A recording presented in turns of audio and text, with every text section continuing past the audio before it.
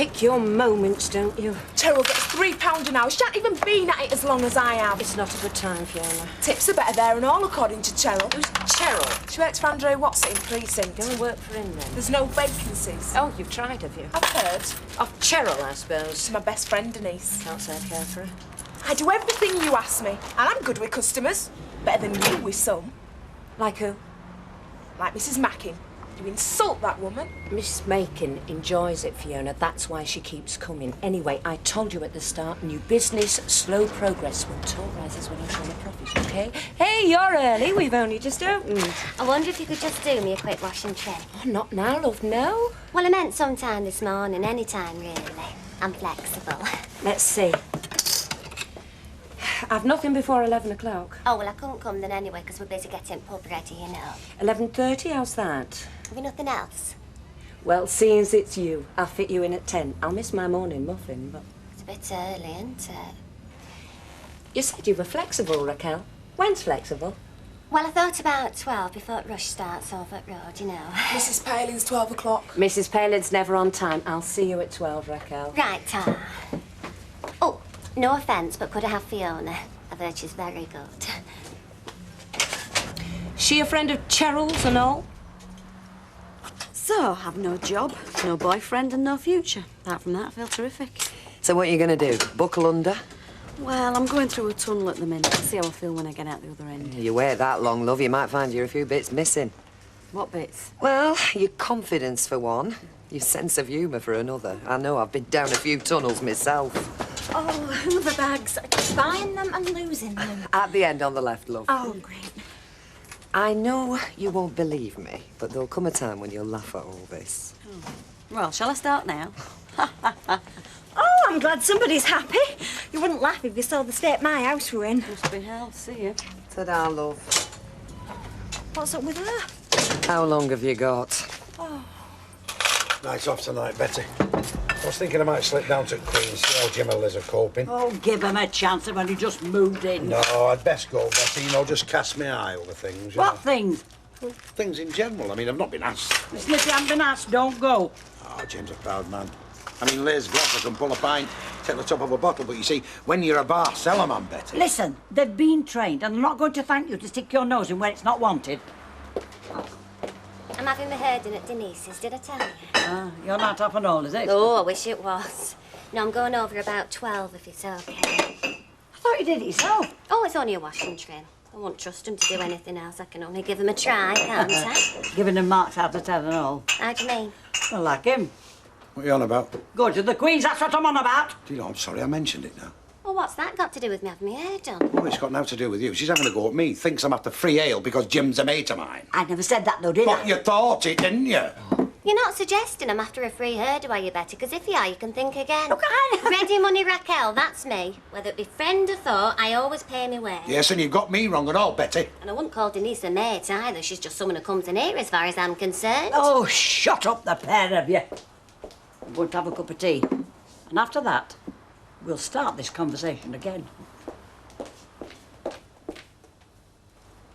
Your boozing partner doesn't seem too happy. Oh, well, I've given her the sit-backs to look at. I mean, somebody must need a designer. Well, don't be too charitable. Oh, what? You know, I thought of putting a rent up. What do you think? Well, if I thought you were serious, I'd say it was a good idea. Focus on mind, wouldn't it? Yeah. I heard about your situation. It's very sad, I'm sorry. Oh, well, Tar. Well, that's the end of the sympathy. Do you want to hear the rest? Only if you're offering me a job. I'm not. I'm offering advice. Well, I'll pass on that if it's all the same to you. The best form of revenge is success. You think about it. Hello. Oh, hello, Mr. Baldwin. Your hands full there. Oh, Angie, I am so glad I've got you. Well, I'm not going anywhere. Well, I didn't mean anything earlier on about, well, you know, Deirdre told me. I did know some of it, of course I did, but, well, I didn't know you'd lost your job as well. Oh, it's all right. I'm a bit inside out myself. Well, I just wanted you to know. Listen, do you want to come upstairs? I'll make you a decent cup of coffee. Yeah, that'd be nice. Don't tell Alma, but that's terrible. Should we go upstairs, David? There's an idea. Go childmind him. Oh, I'm going to take him up for a good depress. I mean, why should they get away with it? Come on, then. Bye, Mrs. Jordan. Enjoy the wedding. I could do with a good wedding myself. Oh, Annie will pop the question soon, I'm sure.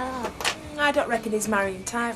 Oh, but you'd say yes if he asked you, wouldn't you, Denise? You're a bit fool not to. The only subjects I allow in here, Raquel, are politics and the weather. Oh, suit yourself.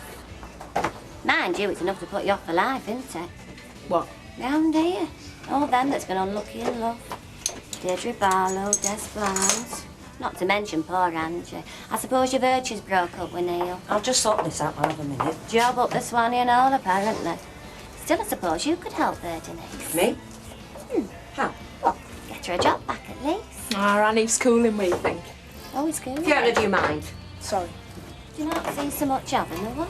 I'm seeing him tonight, as a matter of fact. I can't tell you where, because I don't know yet, but as soon as I find out, I'll let you know. Get the chef to sign your menu. He wants to talk about weather and politics, eh? It's dead boring, is that? Well, I can't say I found the job particularly inspiring. Hanif made all the big decisions anyway. Right, so you won't miss it then. I miss Fridays. Got paid on Fridays. So, get your sewing machine out and set up on your own. Well, it's not as easy as that, is it? My machine's at Curly's and all my contact numbers are at work. Well, do they belong to you, all these numbers? Well, the desk diary belongs to me, I suppose. Trouble is, it's still in the desk that belongs to Hanif. Well, go and get it. How can I? Well, he's hardly likely to send it, is he? I mean, OK, he made all the big decisions when you worked for him, but, well, you don't work for him anymore, so make a few decisions of your own. No, I can't work here anyway. There's too much furniture. Oh, Angie, you can always move it. Your mummy's trying to provoke me. Can you hear? You can draw better than I can as well. Oh, give us the address. I'll go and get this flipping book myself. No. I might be unloved and unemployed, but I'm no coward. I don't think.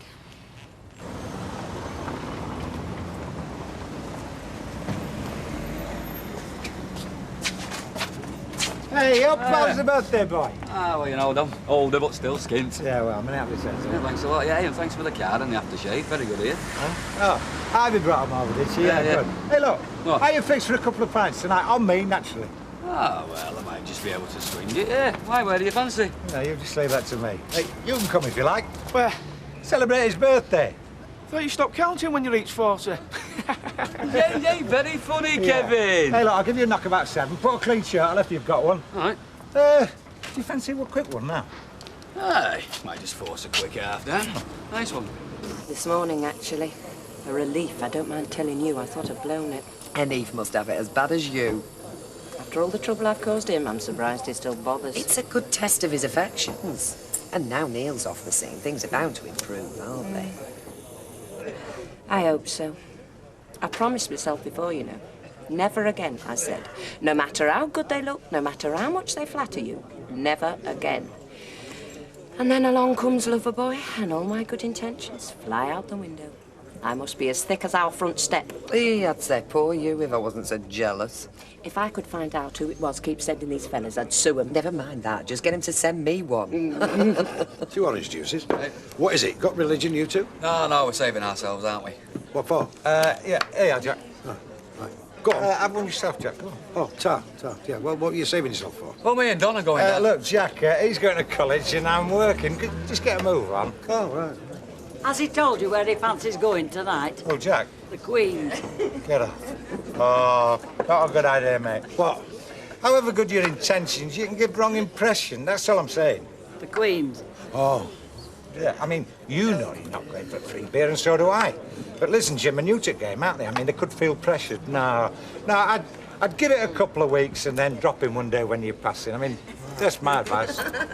Well, I don't want folk thinking bad of me, Betty, do I? well, they won't love if you don't give them cause. Oh, Raquel. Oh, it's lovely. It's not bad, is it, considering? Oh, hang on a minute, Betsy. Denise! Denise! Annie's rang whilst I was there. He can't see you tonight. He's got some business on, apparently, that's fella's there. Done a good job, ain't she, Fiona?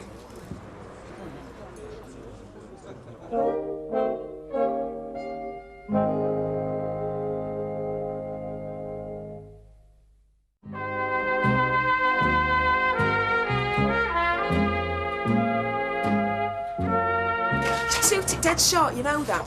Not Sinead O'Connor short, just take it Fiona, at the back. a word. Excuse me a minute. What? I will not have you discussing my personal life with customers. What do you mean? Goldilocks over there took great delight in telling me Annie had cancelled. Then she must have listened in, Denise. I didn't tell her honest. Now half Weatherfield know I've been stood up. Did he say what the business was? No, just business. Bring him back and ask him. No chance. I'm busy too, aren't I? Right. Where are we up to?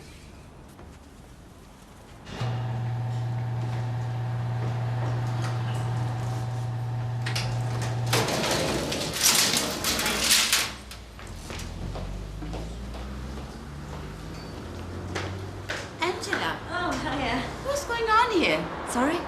My son's office phone is ringing out. His mobile is switched off. He's still at lunch, isn't he? Honey, probably.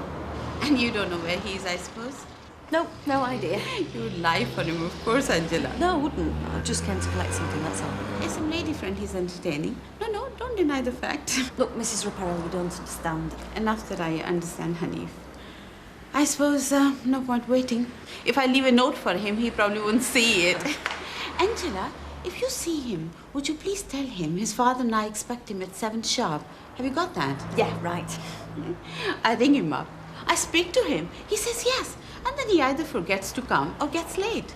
Food wasted. His father's in fearful temper. Oh, terrible, I know. Tell him no excuses this time, okay? Oh, no.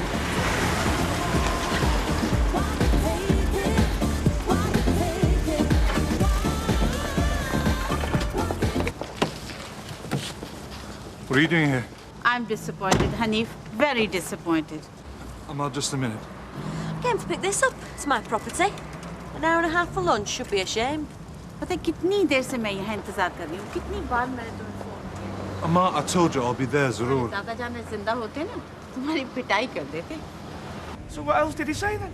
Well, I've told you, his name's Broughton and his little lad's called Jonathan. Not sure if I want to take on anymore, though, Kevin. So did you tell him that or what?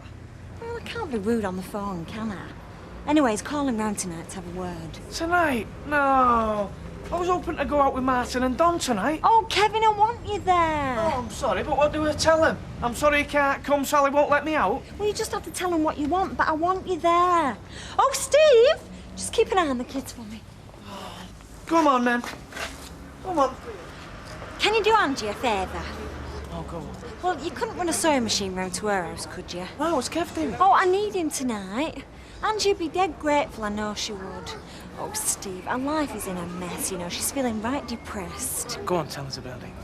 Well, the lad she's been going out with has finished with her, and the fella that she works for... No, Sal, just tell me about the sewing machine. Oh, well... What, do you want a refill, Emily? No, I must go, much as I'd like to stay. I left Mr. Sugden rewriting the highway code. Oh, the driver training's still going on then, is it? Him hear you say that. It's a refresher course as far as he's concerned. Well, you know what they say, Emily. You can't teach an old dog new tricks. Show me the dog and I'll try. It's bound to be an improvement on Mr. Sugden. Bye, Alma. Bye, Emily. Hello, Emily. Who's the bravest woman in Weatherfield? Emily Bishop. She's teaching Percy Sugden how to drive. Wrong. Ta-da! Oh, you got it. Well done. Hanif didn't catch you then. Well, I ran into him on my way out, but he didn't say much. So all that remains is for you to give me your permission to move a few bits of furniture. Well, it's your flat. I mean, rearrange what you want. Ah, well, not so much rearrange as remove. Odd bits, you know. Well, where to? I thought I'd chat up Steve MacDonald. He can store it for me. What, do you mean at this place? No, I thought the unit, actually. The unit? I know. Mike'll have to know. Of course he will, but I thought we could tell him after. Well, one of us could. No, I take back what I said about you. You are the bravest woman in Weatherfield. Oh, thanks, Alma. Hey, hang on! You haven't told me what Hanif said. I couldn't have timed it better. Mummy was there, wasn't she? Mummy? Hanif's mum. She still talks to him like he's in short pants. Mind you, she's got a right to, I suppose. I mean, it's her mummy that keeps that place going. Yes, but what did Hanif say? I mean, what kind of place is this, Deirdre?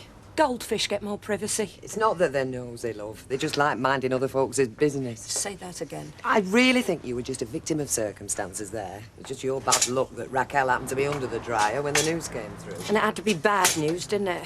Now the world and his dog know I'm having an early night. Put a brave face on. Show 'em you're not bothered. I'm not. Right. I'll see you in the Rovers tonight, then. I'm a bit more bothered than that. Ta-da, love. Right, well, it says boil in a bag for a few minutes. Should be able to manage that. Yeah, give your mum a ring if you get stuck. Mum's too busy organising the troops. I think she's back in the army. Well, give them my love when you see them. So, I will. Right, love. Ta-da. Ah, just a bloke. Angie wants a sewing machine. Who said? Well, she did, I think. What, round to her place? Yeah, I said I'd drop it off. Look, I'll just go and have my tea and then I'll give you an up. No, it's all right. Forget it, Steve. Now then, Curly, what can we do that Better Buys can't do better? I'll have a carton of milk, please. And, a bottle of wine. Red or white? Uh... Oh, come on, Curly, my tea's going cold. Rosé, I think. It's going down. Annabelle, she didn't even see it. I've seen a couple of them before. Well, they're usually no trouble, but you can never tell, can you? Well, we're not stopping long. Oh, here's Jim. He'll sort them out if they get rough. Right, is that better? Coming through a bit better now? Oh, perfect. Why don't you go put your feet up for half an hour while it's quiet? Quiet? If it gets any quieter, we'll need earplugs, so... Oh, bear with it, Jim. It'll get a lot worse, I promise you. Hey, look who's here! You know, I tell you what, I was beginning to think you fellas had lost the address. Ah, no Nice chance, to pal. see you. How you doing? All right, yeah. Rubber start you two again, have they? Yeah, Jim looking very smart there. Liz been getting you ready again, has she? Let's see your lip now. The pair you'll be in the car park. Set them up for the man here. Yeah, all right, but let's get one thing straight. I'm paying, OK? It's this lad's birthday. We set him up for birthdays, Don. Happy birthday, man. Birthday? It's all Liz, but listen, I'm not stopping unless he gets his wallet out, blows the moths off and gets the drinks in. Come on, Don. Jim. Oh, well, I suppose the customer's always right, isn't they? I'm offended, Don Brennan. Yeah, all right, and we're thirsty. Pull us a couple of pints. Come on, look, come on. Here, hold on a minute. Leave it out. It's not even. Not just it. Bring the right, gentlemen. Bring the right. Okay. Settle down or you'll be out, all right? Let's just have a nice evening, okay? Settle it. Just a bit of high spirits. Just need a wee bit of a talking to settle him down, you know? What did you say? Oh, well, he always says, shut your mouth or I'll smash your face in. I didn't actually, Martin. I told him you'd do that, so I did. Nice one. Right, I think that's all the details, Mr. Broughton. No special foods or medications or anything. It's a bit strange, is this, because, well, the only kids I've ever minded have been my next-door neighbour's kids. I'm sure you're very capable, Mrs. Webster. I'd be happy knowing he was with you. So old Jonathan, then, eh? Hey, champ. It's 3. Hey. Yeah. Hey. Granny looks after you when Daddy's not at home, doesn't she? Hmm? Yeah. My mother. She can't manage him permanently. It's too much for her, I think. Well, what made you ring me? Did you try anybody else, or...? I didn't know. To be honest, I chose you because it fits in with my travelling. I've come this way to work, you see. What'd you do? Kevin. It's all right. Civil service. Very boring. You'd be helping me out of a hole, Mrs. Webster. Right, well, we'll give it a try then, if that's all right with you, Kevin. You're in charge, so. Can I bring him tomorrow, then? About 8:30? Yeah, why not? Smashing. Great. Go on then, Jonathan. Past your bedtime. Hey, you're going to be meeting some new friends tomorrow, aren't you? Yeah, Rosie's going to be chuffed, isn't she, eh? Surrounded by fellas. Thanks again. Oh, do I pay you anything on account? It's all new to me, this. Oh, no, the end of the week, that'll do. How? Check or...? Cash, if that's all right with you. Cash? Yeah. Fine, yeah. Great. Come on. Thanks again, Mrs. Webster. It's Sally. And this is Kevin. Right, I'm Joe. See you tomorrow, Joe. And leave his boxing gloves at home first, eh? Let him settle in first. I'll remember that. Good night, and thanks again. Thanks, Joe. Thank you. See you now. Bye. Good night. Seems a nice enough bloke, doesn't he? Yeah, I wonder where his wife is. Yeah, that surprised me with you, that, you know. I thought you would have asked. You must be slipping up in your old age. Just getting more patient. But I'll find out. I never said well done for what you did earlier. What's that? Shut the rowdies up. Not that we get that kind of trouble in here normally. Well, why don't you mention it to the brewery? Perhaps they'll look at me in a different light. You'll be lucky. Hey, what am I saying? You are lucky, aren't you? I'm in your first pub when you get this place. Wilmore must fancy you something rotten, Jim MacDonald. I don't think. So Sally's taking on another one, you said? Well, apparently, yeah. That's why Kev couldn't come today. Hey, you fell on your feet here, Les. I mean, it's a nice. smashing place. Oh, I don't believe it. Oh, Jack! oh wow. Jack. Hello, you mate. Nice to see you. So what are you two doing here? We're just passing through. We're just aren't off, we, actually, eh? Jack. Yeah. Yeah. Jack, well, listen, what do you have? Oh, good on you, Jim, lad. I'll have a double scotch. A double scotch. Right you are. Why didn't you tell me you two were coming in here, then? You've just proved why, Jack. What? What? One sewing machine, as requested. Oh. I saw Steve McDonald earlier on. Yeah, he told me. Starting to put me home, what do you think? He told you? Ready when you are, Angie. All right, Curly. I'll be with you in a minute, Steve. Right. What's he doing here? Helping? Helping you do what? Tip rubbish, move bits elsewhere. Thanks for bringing this, Curly. Steve, that stool can go as well. Hang on, Steve, I'll give you a hand. You've got a bottle of wine in your pocket, did you know?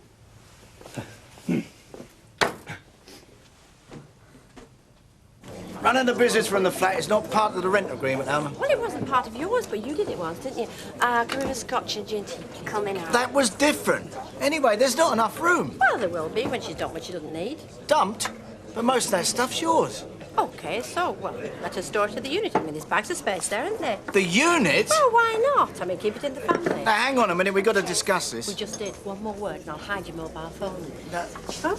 It'll soon be that prolonged holiday of yours. What do you intend doing with yourself? Well, I fancy another walking tour. What about you? Motoring in the Cotswolds? Mr. Sugden at the wheel and me navigating. No, thank you. He's mellowed, you know, Emily. You've done that for him, at least. Oh, I don't think so. It's like being part of some comic play. The audience are in fits of laughter, but I'm too close to see the funny side. Well, old Percy's got his good points, I'm sure. What? Oh, sorry, Ken. I thought for a minute you were going to mention one of them. Oh. So, how are you now? Improved, thanks to you. Well, I told you, people have got better things to do than nosy into your affairs. Hey, what's all this I hear about you doing Raquel's hair? Oh, Fiona did it, actually, my assistant. Ah, well, all credit to the teacher anyway. It looks smashing. Thanks, Alma. Yeah, you see, if you'd gone out with Annie tonight, you'd have missed out on that compliment. Annie? Do us a favour, eh? Don't mention Honey. Well, at least you know where he is. Do I?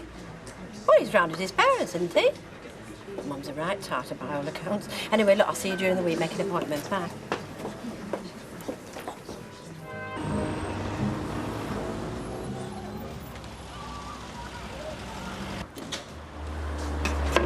Hey, you don't get any prizes, you know. What? For being first in. Kettle hasn't even boiled yet.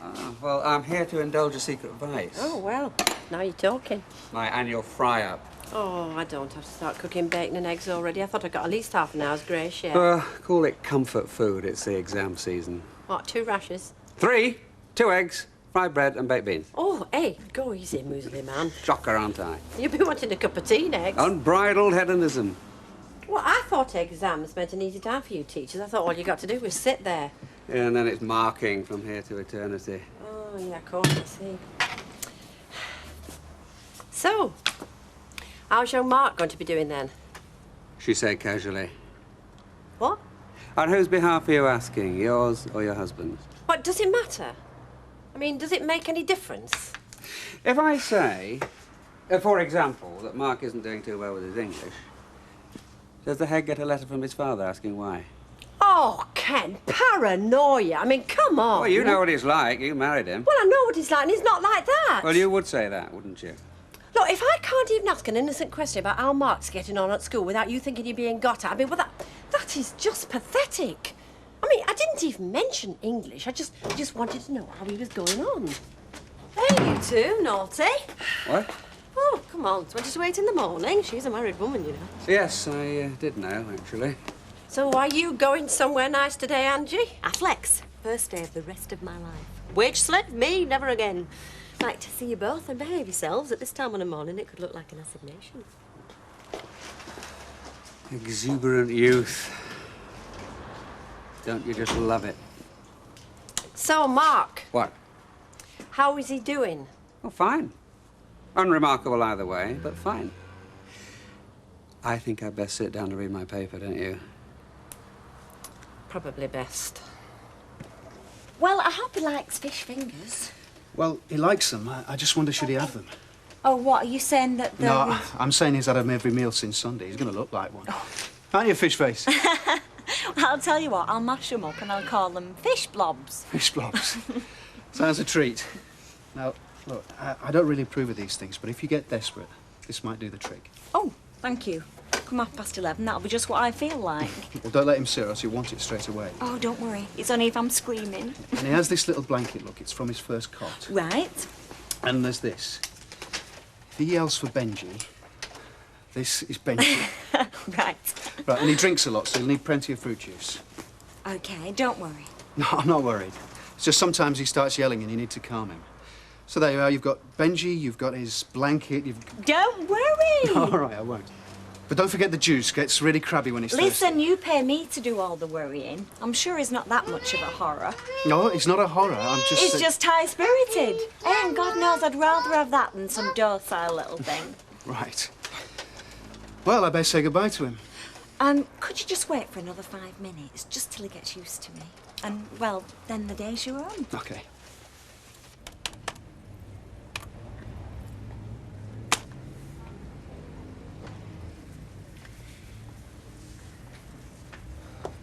Clean towels seem to be out of them. Weather should be in the cupboard by the backwash sink. Why don't you look? I did. You did yesterday, they're there now. How are you getting on? Well, I could wash her hair when I found a towel. What you been doing up till now? Talking. I shouldn't ask, should I? You all right? No? Why? You seem snappy. I feel snappy and you've a customer waiting. Sorry. And listen, I'll be out for half an hour this afternoon. Seen Hanif? Seeing the bank manager. Cap in hand, if you must know, so be warned. I'm looking for ways to economise. Well, don't skimp on towels. Precious few as it is.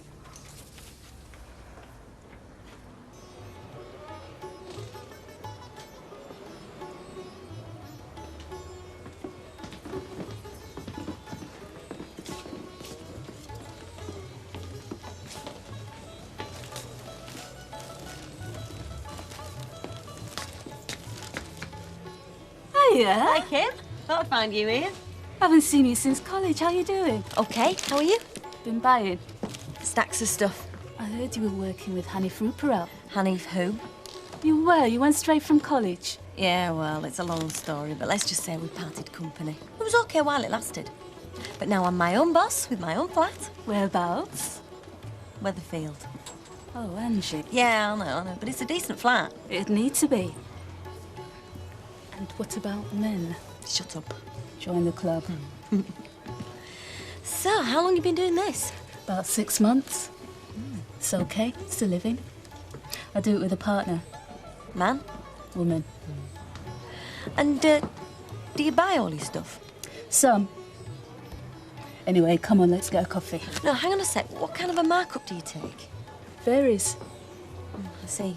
Why? Setting up in competition? No. Good. You'd be wasted doing this. You ought to be making stuff. Well, it's funny you should say that. Can I show you something? Oh, look what you've done now. It's really naughty. Look, all crisps all over the floor, and it's not very funny. And somebody is going to be in trouble very soon. So you got your feet up again, eh? Don't. What a morning. Yeah, well, think of the money, eh? Yeah, but is it worth it, though? Oh, he's a nice little boy, Kevin, but oh, he's a handful. He's thumped Rosie, he's kicked David, he's really unsettled. Did they kick him back? Do you mind? The pacifists might too. And anyway, this is where the theory falls down. If I don't come in between them, they end up as punch bags. Stop that! Oh, why didn't you phone his dad up? Tell him you've had enough. Oh, no, poor bloke. I've got to give him a bit more of a chance than this, haven't I? You don't have to do it just because of the money, you know. I'm not. Promise. Kevin, I've said. Right. Yeah, I think I'll go to the pub. Oh, thanks a bunch. Well, there's nothing I can do here, is there? I just fancy a pint. Yes, you can talk to me. What about? Anything. After a morning of, oh, Rosie, that's a lovely little horse. And David, what a beautiful painting. Is it a monster? And Jonathan, stop that! Just to hear an adult voice. Just can't think of anything to say. Well, talk to me about exhaust pipes or sprockets or differentials. Sally, this is my break. This is when I don't want to talk about differentials. Well, anything then. As long Like as it's what? adult. Like what? Well, OK, talk to me about sex. Eh? Talk to me about sex. What? Now? Well, why not? It's adult. OK. Tell you what. I'll nip next door, get us a couple of cans and we can have a natter. Anybody seen Steve McDonald? No, I've not been in. No, he's not. Well, why don't you get a taxi? Suit yourself. Don't try for a job as a receptionist, Raquel. Who was that then? You know, airy chest drinks pints. Oh, Angie. Nah, that's the one. What did she want? She wanted Steve McDonald to pick her up from town. What do you think? This is a car hire firm. Well, I could go for her. She didn't ask for you. No, but... Curly, your hot pot just ordered. Well, it doesn't matter. I'll still pay for it. She'd have wanted you, Curly. She'd have asked for you. But she doesn't know I'm in, does she? Oh, just sup your pint, will you? I'm so sorry. I'll be right with you. Just excuse me for a moment. I'm sorry. I've been ages, haven't I? I've just had to send 2 customers away because I didn't want to start them and have them sat with wet air if you weren't coming back. No, you did right, and I'm sorry. I've been stuck in that bank like a lemon. My appointment was for 12, and I finally got to see her at past. I feel like sending her a bill for my wasted time. She turned you down. She did. It's my payday. It's not quite that bad, Fiona. Oh, good. Not yet. Right.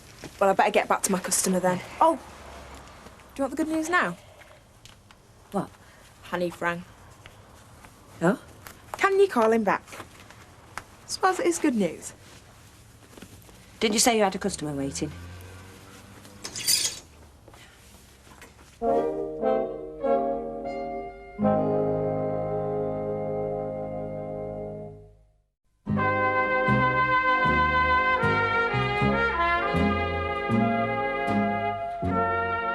Come on then, monster, let's have you. Work a long day, don't you? Yeah, I finished half 5. Some days there's more traffic than others. So how's he been? Well, Dreadful, has he? yeah, you could put it like that. Sorry. He just seems a little bit unsettled. It's probably till he gets used to us. No, it's not just you, it's him at the moment. Well, it's both of us. Missing his mother. Why? Where is she? Kevin. It's okay. She left us 3 weeks ago tonight. Oh, I am sorry. Yeah, it was a bit of a shock. I mean, I can't say things had ever been that easy between the two of us, but I didn't expect that. So what did she do? Just walk out on you? More or less. Oh, I mean, things have been pretty bad for months, but actually, I thought things had started to get a bit better. And on the Thursday, she seemed fine, happy for once. Seemed like we were talking again. Then Friday, I came home from work. The house had been stripped of the stuff, and she just handed me Jonathan and went. Thursday had been an act. Calculated. What's that phrase? Lulled me into a false sense of security. Do you know where she is now? She's with a bloke called Tony, policeman. I suppose that's more exciting than a civil servant. Did she not see Jonathan? No. Doesn't she want to? Never been very maternal. Yeah, my mum's been seeing to him till then, but... Well, she's getting on and he's a handful, as you know. Well, he's active, I will say that. I'll understand if you don't want him. No. It's only been a day. We've got to get used to each other yet, haven't we? Can see how it goes to the end of next week, can't we? Yeah, well, it'll be my decision, Kev. Yeah, I'm just sort of saying you don't want to take on more than you can handle. Right, well, that's yeah, all. well, I'll make the decision, not you. We'll give it a try, Joe, and let's hope it all works out, eh? Great. Okay, then. Yeah, just set off to start. Thanks a lot. Thanks, bye. See you, He go. started good. He started overeating. But, yeah. Game got restarted, all right. Gordon might come in tonight. Oh, heck. Lock up your daughters. He's taking me to a cricket match next week. He's coming in to tell me 1 or 2 things about the rules. Rather you than me. I think I might get the hang of it. He says it's much less complicated than football. Never could get the hang of football. It's straightforward, isn't it? Football. Is it, Dick? I mean, the purpose of football is to score goals, right? I think so. Well, it's daft. You see, you've got 2 teams on the field and they're both kicking in opposite directions. Well?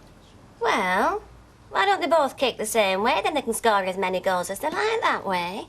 You know, Raquel, you're somewhat close to a genius. I'm not.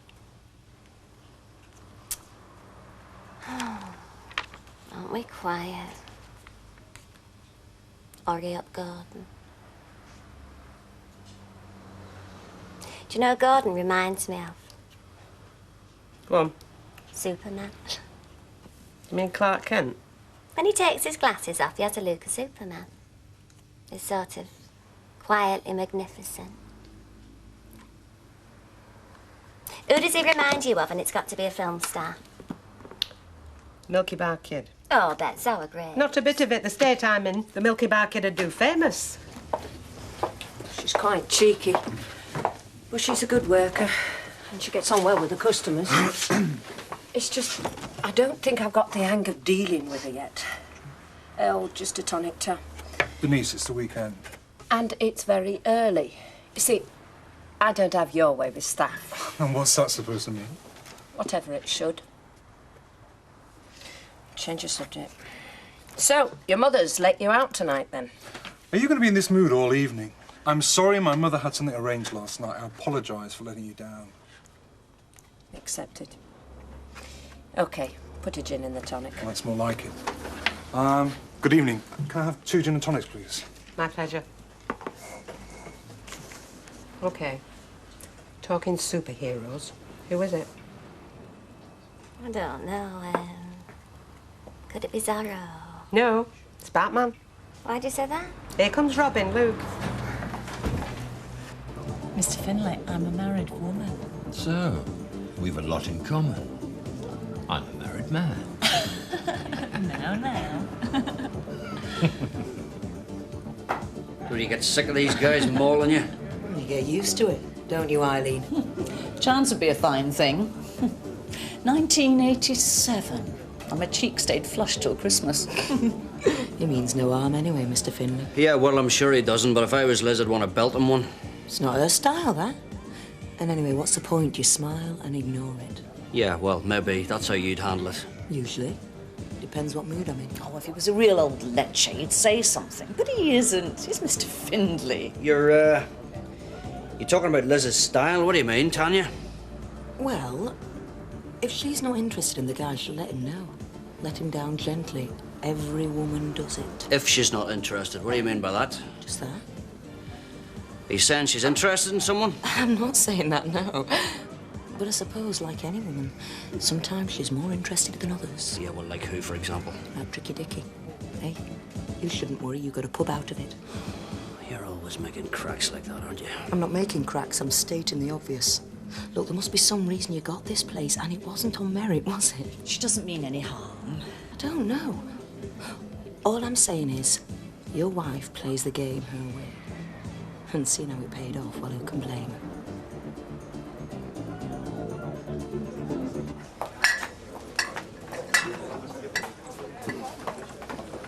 Collect some glasses in, Raquel. Yeah, just a minute. So, if I'm the batsman, then that fella's at square leg, is that right? That's right. So where's Curly? Mid-on. Of course. And Angie Freeman, she's at deep fine, yeah? Well, relatively short deep fine, actually. But it depends on how big we imagine the playing area. Do you know, this is dead easy going. I'm getting the hang of this. Yeah, well, I told you you would. And those people over there, they're at mid-wicket, yeah? Simple. Ah, but where would they all be if you were left-handed? Angie Freeman's in slips, them are in covers, Curly's at mid-off. You know, this is so much simpler than football. Raquel, I said glasses. Just a sec. silly pint. You, madam, if you don't go and fetch some glasses in now, you can go and fetch your cards. Could I just say, in Raquel's defence, she shouldn't have said that. Too right, she shouldn't. She should have said short, square leg. Go on, out. What? Out. You monopolise my staff all night, then you make personal remarks. Get gone. Oh, no, really, I was just... Out. That wasn't insults, that was cricket talk. What do you think I am, Ken? Daft? I know it was cricket talk. He's monopolised it all night. She's not done a stroke. I've got to put my foot down now. The next time he comes in, we'll have a cricket field in here, and all my customers will have gone to Deep Extra Rosamond Street. It's money I owed Neil from when we carved up the house. I needed it more than he did at the time because he had work and I didn't. This fish. Beautiful. Thanks. It's a lovely evening. Just what I needed. Me too. Wish I didn't have to work Saturdays. Yeah. So, how much is it? 3,000. I'll swear he didn't expect me to write him a cheque. It was just his latest manoeuvre. Whatever did I see in him? So what happens now? I post-dated the cheque, so I've still time to get funds in before he presents it. At the moment, it'll bounce. I tried for a bank loan today, but as usual, they're only there when you don't need them. I'll have to scratch around a bit. I've about 1,500 in the building society, and if I don't pay my council tax, don't pay my phone bill, cash in my savings certificates, I just about get there. Why don't you let it bounce? Because then he'd be straight back, wheedling, manipulating. That's almost what he wants, an excuse. To what? Talk. Be with me. Okay, let me get this right. If I lend you the money, then I'll keep your ex away from you. If I don't, he won't. That could be construed as blackmail, Denise. I said nothing about you lending me the money. Well, you didn't say it, but that's what we've talked about since we sat down. Because it's on my mind, it's worrying me. And because I'm a man with a quid or two? No. Yes. No. I don't mind. What? I don't mind you asking. I'm not saying I'm going to cough up, but I don't mind you asking. Who do you think you are, Hanif? Hanif, who else? You're a patronising, condescending pig. I never asked you for a penny. You've been saying I'm tense all night. Well, that's why I'm tense. I'm worried. I wanted to discuss it. And if you can't tell the difference between discussing and begging, you can eat your damn meal alone.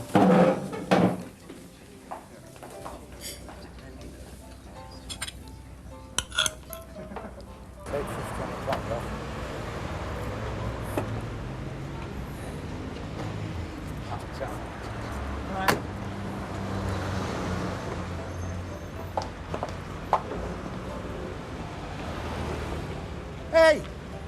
You want to live?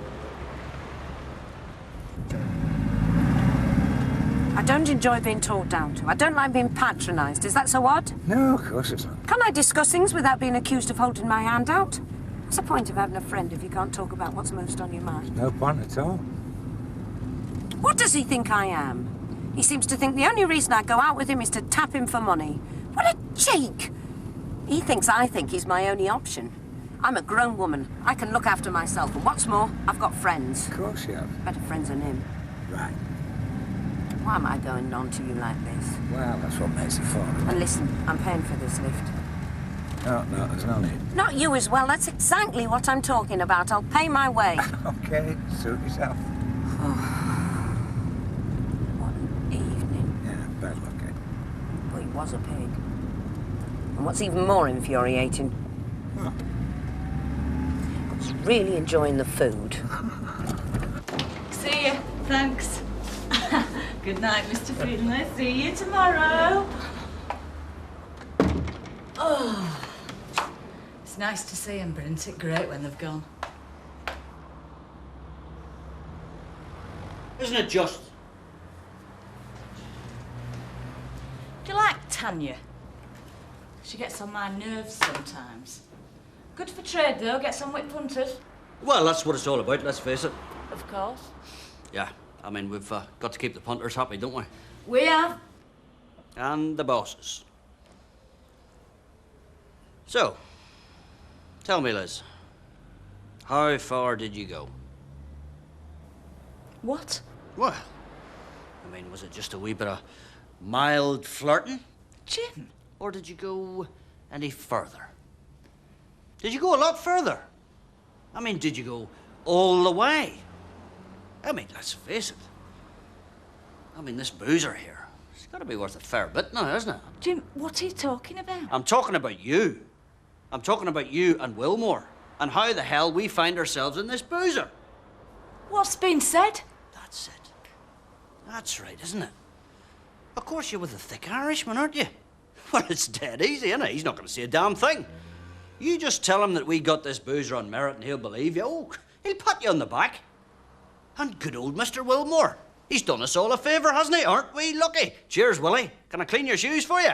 Take that stupid tone out of your voice and talk to me properly. Well, you see, I've heard all about your style, Lovey. Who from? I've heard all about the way you operate. I said who from? Tell me this.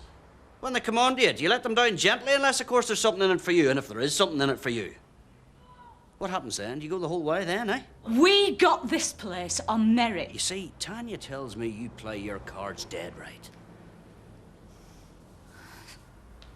And you believe her. You fool. You stupid fool. Well, maybe it's time the stupid fool said something. I'm telling you. You get rid of Wilmore, and you tell him he never touches you again. He's never touched me before. Oh, well, very good. You can still tell him. What? You tell him, Liz, to keep out of here. Now, you tell him or I tell him. And believe you me, I won't let him down gently.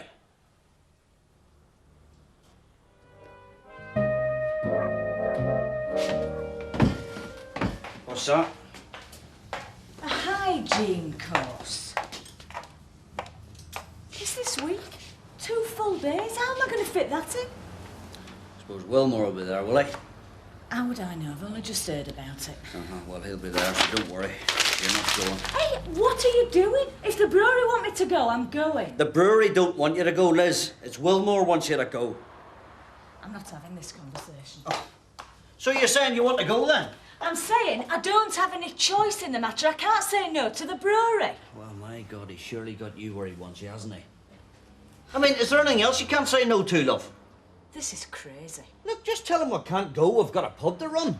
No, Jim, we haven't got a pub to run. I have got a pub to run. And if I decide I'm going on this course, then I'll go. All right, fine. You have a pub to run, have you? You have a pub to run. Well, don't mind me. I'm just going to sit down and watch you run it. Well, please go on, love. Run the pub. Only, do you mind telling me something? I mean, whenever it's time for you to go on this here course, I mean, who's going to run it then? Are you going to get the regulars? Or perhaps you'll just decide to have the course in here. Either way, it doesn't matter. Don't mind me. I'm only asking, you know what I mean? You're the person who runs the place. Sorry I'm late, everyone. I'm having one of those mornings. Have I said the wrong thing? Actually, Tanya, from what I hear, you've been saying quite a few wrong things. Have I? Never mind. You can put them right now. Would you mind telling my husband exactly what you know about me and Mr. Wilmore? I don't know anything about you and Mr. Wilmore. Thank you. Well, I mean, obviously he likes you, or he wouldn't have given you this place. You mean he obviously thinks I'm a good manager? However you want to put it. Happy now? Right, that lager promotion. Will you fetch 2 crates up from cellar? No. Okay. Tanya, you do it.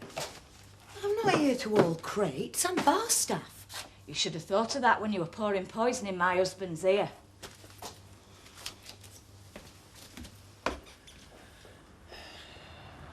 Look, this is stupid. But what's more important, eh? I mean, our marriage or a management hygiene course? I'm not sure, Jim. I'll have to think about it. Yeah, good, these.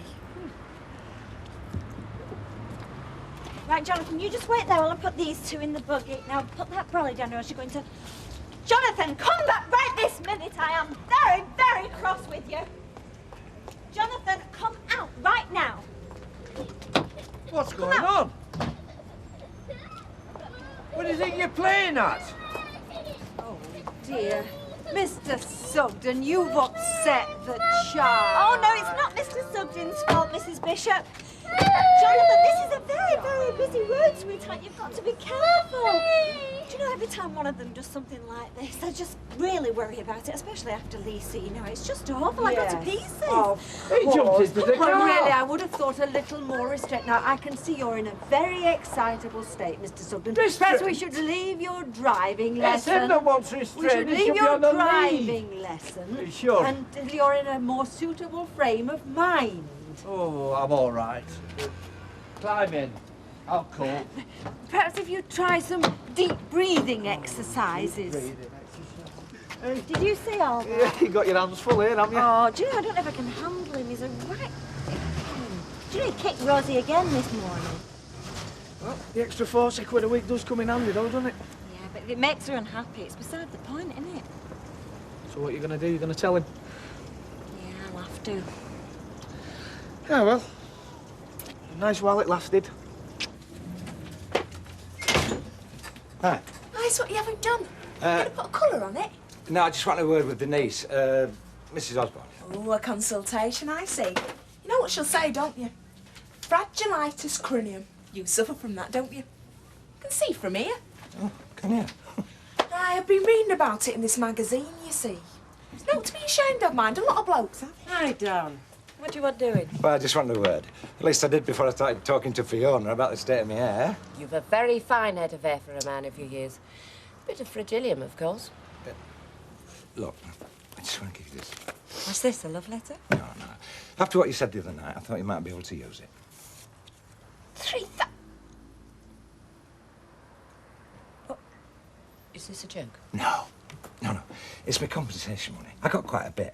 I've been looking for somewhere to put it so it's not just sitting in bank. Well, I don't know about this, Don. Borrowing from a neighbour. What if anything went wrong here? Well, just think about it. I'd like a proper chat about it, really. How about if I bought you a drink at the Rovers this dinner time? That'd be nice. I like that. So that's a date, then? See you later. So what did she say, then? What? She said fragilitis, didn't she? I knew she would.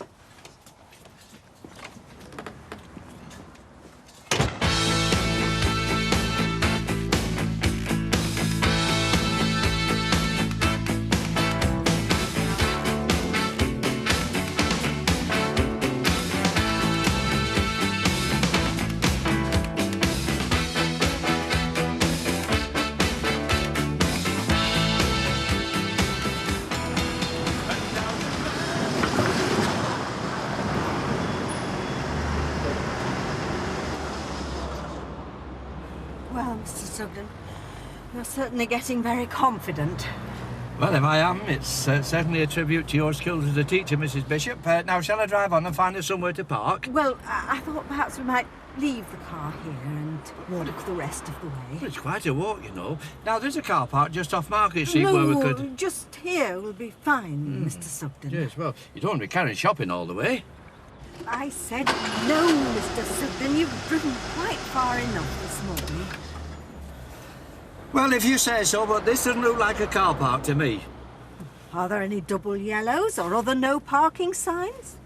No. Are we causing an obstruction or obscuring anyone's line of vision? No, not so far as I can see, no. Is there anything that would suggest that this is not an appropriate place to park? Not really. It's just a feeling. Well, I would suggest you forget your feelings for a while, Mr. Sugden, and concentrate instead on your highway code. There's a sign over there. Do you want me to go and read it? No. I want you to get out of the car and we will walk the rest of the way. If you say so, Mrs. Bishop. If you say so. Well, Sally reckons he kicked Rosa this morning, so that's it. Well, I know you're going to miss the money, but I can't say we're that sorry to see him go. I mean, Sarah Louise thinks he's brilliant, so she'll be kicking next, won't she? Hey, who knows, she could turn out to be the first great female footballer. Oh, you won't want that, would you? I mean, football's for people that haven't got the brains to appreciate cricket. What do you mean? You've only got to think about it, haven't you? It's based on kicking. A donkey could do it if you pointed it in the right direction. Gentlemen don't kick. Gentlemen play cricket. It's civilised. You won't find a football match stopping for tea now, would you? No. 240, please. I've always thought money's like muck. It's no use unless you spread it around. I can see this working if you'll let me pay you back in weekly instalments and we'll work out some kind of interest deal. I'll have to get myself a little book, what, like a telling man. I'm worried you'll end up doing what Neil did and wanting the whole lot back in one go. It'll close me down, you know. It won't happen. I've got more than I need. If you were to pay me 30 quid a week, it'd only take 2 years and a bit. OK? It's a deal. And you can have a month's grace, eh? Don't pay me out for a month. Give yourself a bit of a breathing space. Well, I won't pretend I wouldn't be grateful for that. Oh, you're planning on getting something special done with your hair then, are you, Dan? There's nothing wrong with my hair, the way it is. No, of course there isn't. I think you've got very interesting hair. There's a bit of flagellitis, but you can live with that. What can I get you? But all right. But will someone tell me what flagellitis is when it's at home? It's only split ends. You've nothing to worry about. Yes, and he wouldn't have those if he used that conditioner that I bought him, would he, Denise? Well, it depends on the conditioner, really. You've a touch of it yourself there, Ivy, I noticed. Yes, I do know. Never mind, I'll clip the ends off you when I see you later. You're not having an hairdo today, are you? Well, I was a matter of fact. Why, you're not going again, are you? We could compare colour charts together. Well, there's no need. I mean, it looks fine the way it is. Eh? That's very nice of you to say that, Dawn. Hey, what do you think you're doing? You should be nurturing your investment, not smothering it in its infancy. Investment? What's done investing? No, it's just Denise's joke. Look, what can I get you, love? Well, I'll have an orange juice, Don. Thanks very much. Can I get you some, Denise? No, thanks, Don. I better move on. I'll see you later, Ivy. OK. You're very friendly today, aren't you? What's going on? Friendly? What are you talking about, friendly? Friendly to who? Well, to me. Buying me drinks, paying me compliments. I mean, you haven't done that since... Well, oh, go on. I can say I'm embarrassing you. But it is nice, though, John. Just for a change.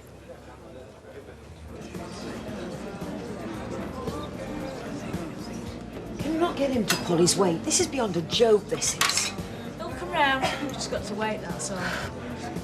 Hey, it looks like you won't have to wait too long. Having a break? Looks like it's well earned. Pretty busy here today. Yes, well, it's always pretty busy at lunchtimes, you know. Good, good. Now, it's about this hygiene course. All right. Just a couple of things I need to run through with you. I don't mind driving back in the least. I'll drive all day if you like. No, really. There's only so much a person can take in one day. It would be best if you took a rest and let your brain absorb what it's already learned. But you can only learn by doing. That's always been my motto. The more you do, the better I'll be. Perhaps if you look at the road signs as we drive along and familiarise yourself with their meanings. What's happened? What's going on? We've been wheel clamped. But why? By whom? What for? Well, I told you I had a feeling about this place, if you recall. How am I going to get it off? I believe you have to pay for somebody to come and remove it. That notice will tell us more over there. I'll go and read it. You stay there.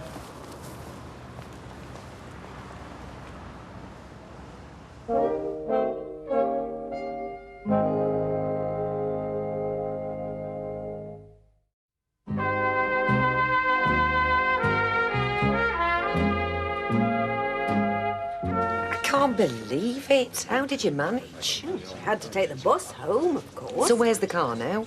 Well, it's still there. According to the notice, it will stay there until we've paid them £40 for declamping. So there was a notice then? Tiny thing, the size of a postage stamp. You see, I'm sure the local government regulations stipulate that parking signs should be prominently displayed. You know, I'd never be in this situation if it weren't for Mr. Sugden's driving. I would never normally have parked there, but I simply could not face the idea of driving another yard with him at the wheel. It was probably worth the £40 just to get out the car. Well, Mrs. Bishop blamed herself, you know. No. Oh, she had the right to do so. I told her I had misgivings about parking there from the word go, but she wouldn't listen. Oh, I see. She wouldn't. No, she thinks too highly of people, you see. it would never cross her mind that there are people out there that want you to park in the wrong places. And are there?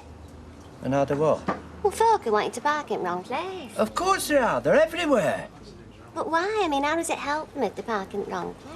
Well, they collect the fines for themselves and put it in their pocket. That's the game, you see. They have a little notice that nobody can read and then they keep clamping you.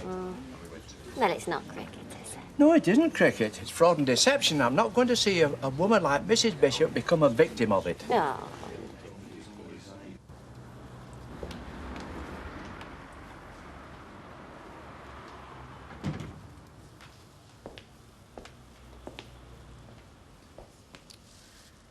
I just want to say that I've never heard a word against your wife. I'm sorry if I let my mouth run away with me. I'm just like that sometimes. I wish I wasn't, but I am.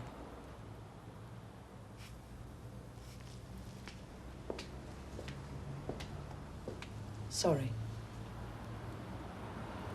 It's all right. It's not all your fault. You didn't make him stupid. He was born that way.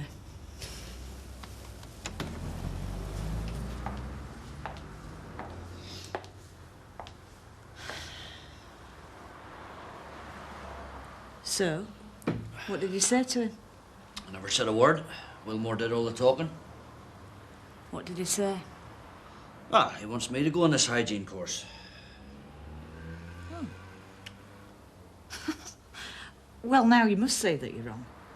I mean, he'd hardly be after your body, would he? Oh, well, that's true. Well, everything's all right then. Yeah, well, everything's all right for him, innit, eh? Send me off in some wee course and then he goes sniffing around you, eh? Very nice. I see. Is that all you can say about this, Liz? I see. For the moment, yeah. I see. Right, hello. So let me have a look here. You're having the ends trimmed and a set? Yeah. I believe Don was in earlier on. Yes. Didn't he mention it? No. Well, he didn't have anything done in the end. I think Fiona scared him off. It's funny, you know, because that barber on Chapman Street usually cuts his hair for him. He's got one of them gadgets. I know, yeah. Lawnmowers, they're called, aren't they? He don't look as bad as that, does he? No, he looks good. Yes, he is. He's a good man, Denise. He's had a lot of terrible things happen to him and he's come through them all. Now, all he wants to do is get on with his life. So, has he made any plans? Is he going to carry on with his taxi? Well, he's got a bit of compensation. He could set himself up in a business if he was so inclined. I tried to get him to buy that corner shop. I could just see us in a place like that. Wouldn't that be lovely, working together with your husband? Yeah, I thought so. But Don didn't? Oh, no, he weren't like that. It's just he's very careful. I keep telling him, I say, money is like muck. It's no good unless you spread it round. But he don't like the idea of it being tied up, you know. He wants to keep it where he can get at it. You know what I mean? Yes, I think I do know. Have you done a painting then? What's it of? Is this a house? What's this? Is this me? It's me. Oh, it's you. Oh, that's great. It's brilliant, isn't it? Have you been a good boy? That's you. Oh. Well, he's been a bit excited, you know. Something's wrong. Well, it's not that he's naughty, he's just a little bit lively, and, well, with the other kids, it's a... And you have a duty to them as well as to him, yeah? Yes. I'm really sorry, but it's not worked out. There is a woman on Inkerman Street. She's got kids. They're a little bit bigger. He might really get on with them. Her name's Carol, isn't it? Well, she threw him out after one day. I thought you said that your mother had been looking after him. Well, I thought if you knew he'd been chucked out of one place, you'd think he was difficult. I mean, I know he's difficult, but it's not his fault. Oh, no, that's not what I'm saying. Listen, there's a woman called Terry. She's really nice. It doesn't matter. I mean, if you can't do it, then... I don't know. I can't carry on like this. I mean, if he's getting chucked out of places, he's going to end up thinking of himself as a bad kid. Oh, well, yes, yeah, I can see that. Anyway, none of the others are like you. What do you mean? Well, they just see their jobs as keeping the kids safe and out of trouble. They don't do the things you do, like the painting and the dressing up and all that. You stretch them. That's what Jonathan needs, don't you? Someone to take his mind off what's going on at home. Well, look, Let me keep him just one more week, and if I can get through to him, things will be a lot easier, won't they? Yeah. He's a smashing kid underneath, you know. But just a week, because it really wouldn't be fair on the other kids if it's not working out, you know. Yeah, I'm sure you can do it, Sally.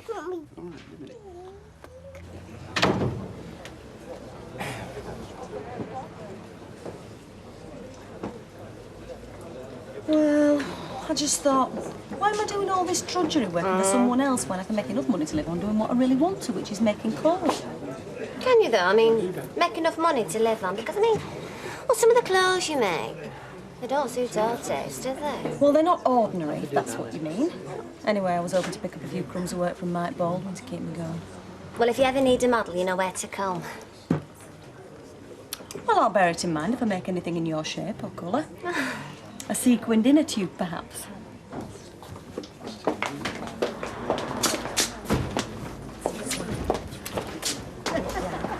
Don.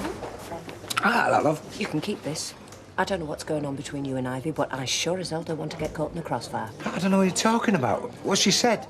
She hasn't said anything. She didn't need to. You nearly died when you found out I was seeing her this afternoon. She doesn't know anything about this, does she? No, but... Well, I don't know what you thought the deal was going to be on this, but it's off. I never thought... I've had enough trouble with fellas of late. Thanks, but no thanks.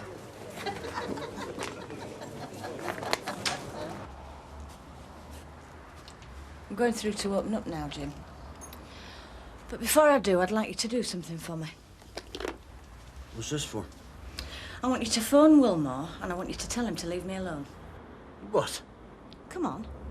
I'm your wife. You think I need protecting? Protect me. Yeah, but you said there was nothing going on. Never mind what I said.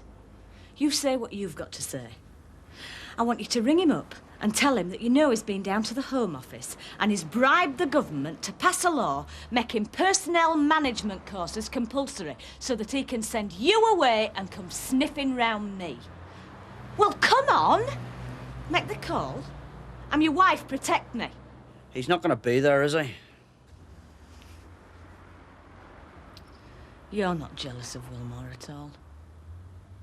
You're jealous of me. What's that supposed to mean? It means you want to believe this about me and Wilmore, so you can get out of here. You believe I were caught rubbing baby oil over the man in the moon if it meant you could get out of here. And why do I want to get out of here? Because you can't take it. You can't take it that I did this. I got us this job. I'm the one with my name over the door. Look, that is just stupid.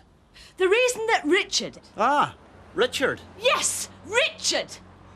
The reason he's sending you and not me on this course is because I don't need it. I'm good at this.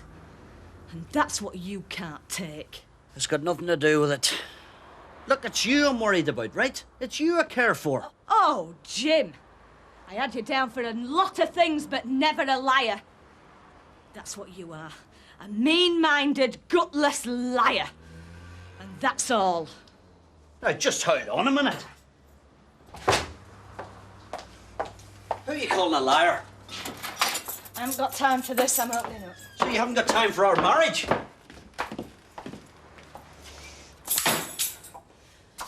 And when has our marriage had time for me? Well, what's that supposed to mean?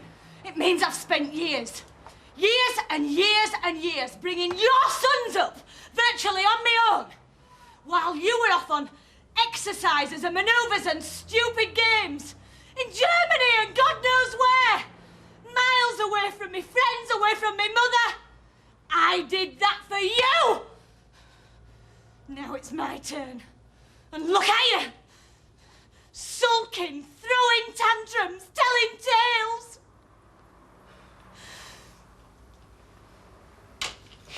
I wanted us to be together in this, Liz. You and I, a host and a hostess. I didn't think I was going to end up collecting glass. I thought we were in this together as well, but you don't know what together is. All you know is you, the great I am. I want this to work just as much as you do. No, you don't. No, you don't want this to work at all. You want it to go down the pan, along with everything else you've ever touched. You're only happy when things are falling to pieces so you can act like it's you against the universe. Oh, why, that's why I shut down the bike shop, because it was such a raging success. Thought it might go to our heads. I am good at this. And that's what you can't stand. I am good at this, and you've never been any good at anything. What?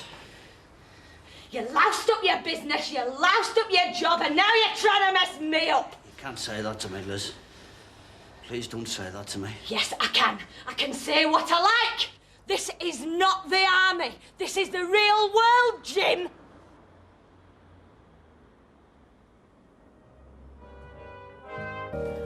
We have to do something about that window in the bedroom. Won't close properly. I think the frame's gone. Jim, did you hear what I said about the bedroom window? Never mind about that. We have to mind. We live here. We don't have to. I thought we'd finished with all that. It's not going to be finished, not while you still live here in this place. You still owe a favour to Wilmore. Jim, how many more times? I don't give a toss about Wilmore. Well, maybe not, but I know what he wants to give you. No, there's no maybe about it, not on my side. There's nothing going on between me and Richard Wilmore.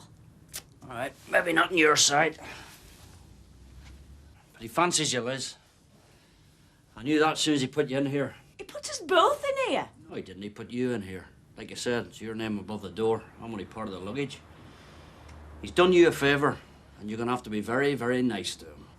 I have to be civil to him, friendly, that's all. And I'm not the sort of man who takes favours off another man who fancies his chances with my wife. I want out of here. You're talking stupid. Now, I'm telling you straight, Jim, and you better listen. We're not leaving here. We're not packing it in. We're not telling Wilmore he can stuff his pub. Have you got that? This place is us. You and me, our future. I'm not going to throw that away. Doesn't it matter what I want? Yeah, of course it matters when you're talking sense. Right now, you're just talking rubbish. Come on, Jim. Buck up. Look, it's time you were away to the college. Oh, yeah. Me lessons in hygiene. Sorry, I forgot. I know you think it's a waste of time, but you have to do these courses same as I did. At least go through the motions, eh? Yeah, so Wilmore can pat me on the back and tell me what a good lad I've been. Right, come here, big fella. Be good and now. See ya. How's Gail? Oh, not too clever, Sal. It's definitely the flu. So, anyway, she's in bed, which means Alma won't be able to manage in the calf, so it looks like it's down to me to open, doesn't it? I thought you were swatting for your exams. Well, I was. No, what we're going to do, we're going to see if we can get Phyllis to help out later on. So at least I can get some revising done, eh? Right, I'll see you now. See you, big fella. Later. Bye.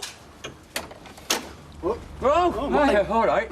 Oh, look, it's the Kung Fu expert. He's been teaching my lad unarmed combat, you know. Well, he's a bit of a handful, I'm afraid. Yeah, well, aren't they all at that age, eh? See you now, then. See ya. See ya. See you, Sal. Morning. Bye. I hope he's not disrupting things too much. Oh, no, he'll settle in a bit. It's all a bit new to him. Yeah, well, he misses his mum. I do my best to make it up to him, but it's not the same, is it, eh? What can I tell him that makes it any better, eh? Hey, I'll see you later, and you be good for Sally, eh? Yeah. See ya. Bye. Have you had your breakfast? Morning, Fiona. Oh, it's you. I think there are things that need saying. Save it. I said everything I had to say last night. You got all the wrong end of the stick last night. You obviously got it in your head that I've got some sort of shady motive for lending you money. I wonder how I could possibly have got that idea done. It can't possibly be that you were frightened to death of your wife finding out, can it? Now, look, hang on. When husbands want to keep their wives in the dark, there's usually a reason. And you're wasting your time. You think I want to buy something off you, don't you? Well, you're dead wrong. Am I? Yes, you are. And I'm sorry you turned out to have such a low opinion of me. Because I thought we had a simple, straightforward friendship. I'm not looking for anything beyond that, Denise. Do you mean that?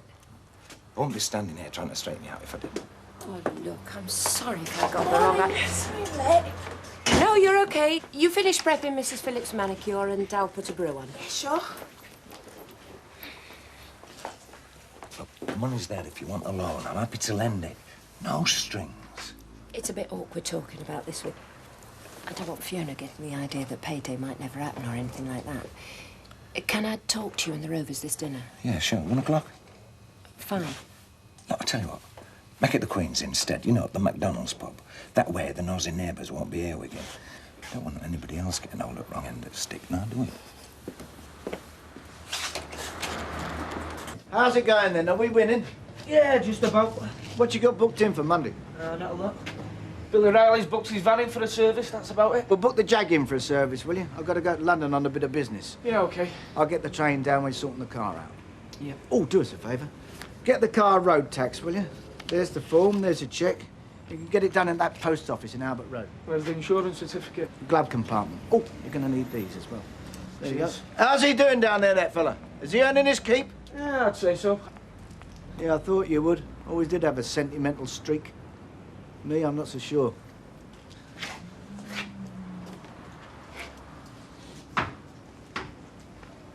One of these days, I'm going to take that bloke's cocky smirk and shove it around the back of his ear-hole. Yeah? Well, give us a couple of days' notice, eh, so we can sell a few tickets. Many people round here pay good money to watch you do that. Hey, and I will one of these days. Yeah, look, you heard what he said. Go and tax his car for him. Why can't he run his own errands like everybody else? Listen, the cheque and the dealings is over there. The insurance certificate's in the glove compartment. I'm a mechanic, not a messenger boy. Yeah, well, look on the bright side. You're doing it in his time, so you're taking his money. I'd like to take him for everything he's got. Yeah, well, join the queue, mate. Join the queue.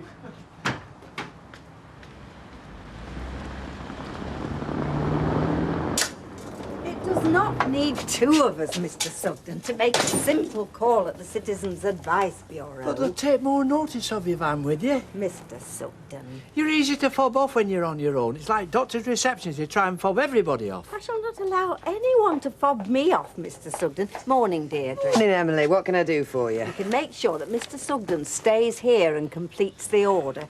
Here's the list. Well, I'll do my best. I just don't want to see you put on, Mrs. Bishop. I don't intend to be put on, Mr. Sugden. Bye. Bye, love. You see, I could help her if she don't want to let me. It worries me when she keeps it all to herself. We don't want her all trouble coming back now, do we? Is this the wheel clamping business? Aye, it is. I'd clamp 'em by heck, I would that. Well, I can assure you she's not keeping it all to herself. She told me all about it last night. In fact, it was me who suggested she went to the Citizens Advice Bureau. They'll tell her what to do. In my experience, they need geeing up and all. Is that rhubarb? I'll have some of that. Yeah, good idea. Make Emily a nice rhubarb pie to come home to. No, I'll surprise her. I'll make a crumble. Make a change. A change is as good as the rest, they say, don't they? I love how your eyes close whenever you kiss me. And when I'm away from you, I love how you miss me. I love the way you always treat me tenderly. But darling, most of all, I love how you love.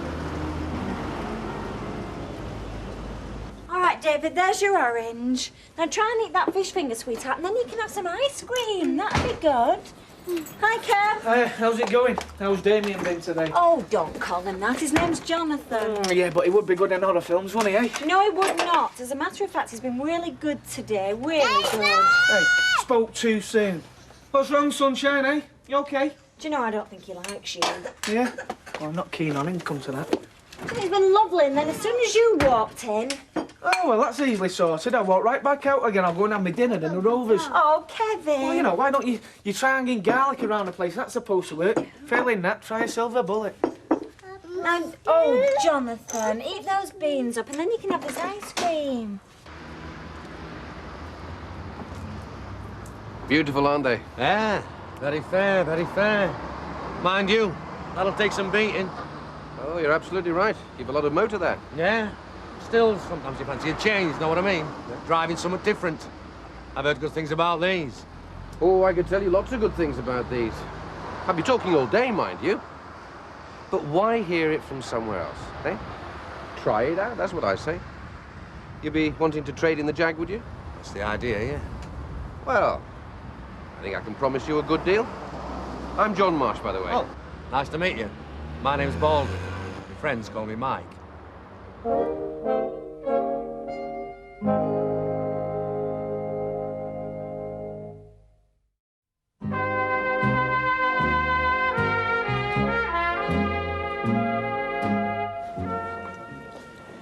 I believe you're going to the expert. That's why I've come to you. So what do you think of my next verdict? Percy, if it's running trouble, you're better off coming to me, Con. Look, I'm talking to the engineer, not the oil rag. Now, these wheel clamps, what's the answer? Well, it'd help if I had a question. Well, I just bet that you fellas in the trade have a simple tool to open them, am I right? Oh, yeah, there is a tool. It's called an hacksaw. Take a while to get through, and by the time you do, you'll be in trouble for something other than parking. Destruction of property. You see, Percy, they've got you whichever way you turn, Con. I don't know what this country's coming to. Hiya, Jim. Hello, Raquel, sweetheart. Jim, what are you doing in here? Come for a decent pint, have you? Well, that's very kind of you, yes, Jacko. I'll take a pint. No, you see, I can't offer you a free pint, you see, because I'm just a humble potman. You see, more than my job's worth. Now, you see, you can, because you've got your own pub, haven't you? No, I don't have a pub. Liz has got a pub. Yeah, and you should be with her and all in opening time, helping out, not stood in here boozing. Dodging the column, eh, Jim? No, I'm not actually. As it goes, I'm a student for the day down the road to the college. Hiya, Gaff. Baldwin's car keys. Took you long enough, didn't it? Hell of a queue at the post office. Yeah, you got it taxed then? Yeah, discs on the windscreen. Suppose you want a pint? Ah, go on. Hey, Kev, while I think of it, can I have my wages early next week?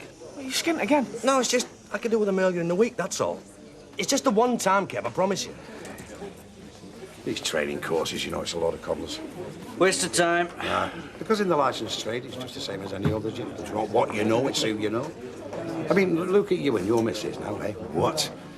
Nice and cosy, one of the best pubs in town. You must be well in at the breweries. I have to say, Don, it still bothers me. You're wanting to keep this lonely secret from Ivy. Oh, no, it's not just Ivy. I'd sooner nobody knew about it. As far as I'm concerned, it's nobody else's business. Ivy isn't nobody. She's your wife. Yeah, I'm going to have to explain this, but I'd like it if you kept it to yourself. What? Me and Ivy. The thing is that it's not what you'd call a normal marriage. Not anymore. I left her last year, that was, and I only went back to her house because she was drinking herself stupid. Oh. It seemed like the only way to stop her, and I didn't want her on my conscience, but there's no marriage. It's separate bedrooms, separate lives. Now, what Ivy gets out of this, well, she's one on her own, is Ivy, and this way she can keep her head up in front of neighbours, but you'll understand why I want you to keep it to yourself. I will. Did you leave her for somebody else? I left her because I couldn't stand being anywhere near her. Hell, Don. I thought my life was complicated. Look, I'm not looking for anybody else, if that's what you're worrying about. I mean, the loan, it's just a loan. It's no concern of Ivy's or anybody else. Well, I'm staggered, Don. I thought you and Ivy, Darby and Joan and all that. Well, we've only been married a few years, you know. Yeah, second time for both of us. When I look back, I wondered why the hell we bothered. Loneliness, I suppose. But I'll tell you this. I've never felt so lonely in my whole life as I do when I'm sat in a room with Ivy. Well, you've cheered me up, Don. I thought it was only me had such a disastrous love life. Oh, give over. You could get anybody you wanted, you. I walked out on my first husband. I don't know, it just dawned on me one day that I wasn't in love with him. That seemed important at the time. Well, it always does, doesn't it? You feel you have to love somebody, whoever it is, else life hasn't much point. So you do stupid things. Aye, you do. He was a good man. Well, I say was. He still is. I left him for Neil. You know Neil, don't you? Yeah. And that was a disaster. All my friends said I was mad. And they were right, I suppose. I don't know why I'm telling you all this, Don. I'm sorry. Oh, give it. That's what friends are for, isn't it? Now, look. Do you want this cheque or not?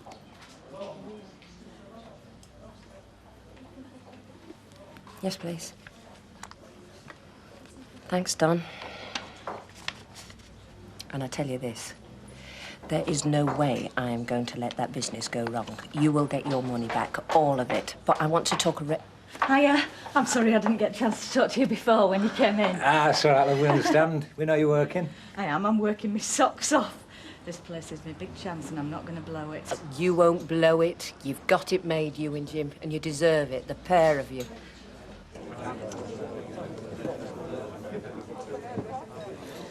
What on your mind, Jim? Yeah. Listen, Kev. Suppose somebody fancied Sally, what would you do? Not a lot I could do, is there? She's a fanciable woman. I mean, so's your missus. Why, what's the problem? Some punter in the Queen's chatting her up, is it? I knew, thought that was part and parcel of the pub trade myself. No, it's not like that. Oh, what? You got my car taxed all right, see? Yeah. Well, where's the keys? In your pocket. Oh, well, don't sit around here all day, will you? A large Scottish wine, please, Recco. All right, then. Suppose it was him. Suppose it was your boss. What would you do then? Baldwin, she'd laugh at him. She can't stick him. All right, well, never mind that, but just suppose. Oh, you're that- doing a hell of a lot of supposing, aren't you, Jim? Bear with me.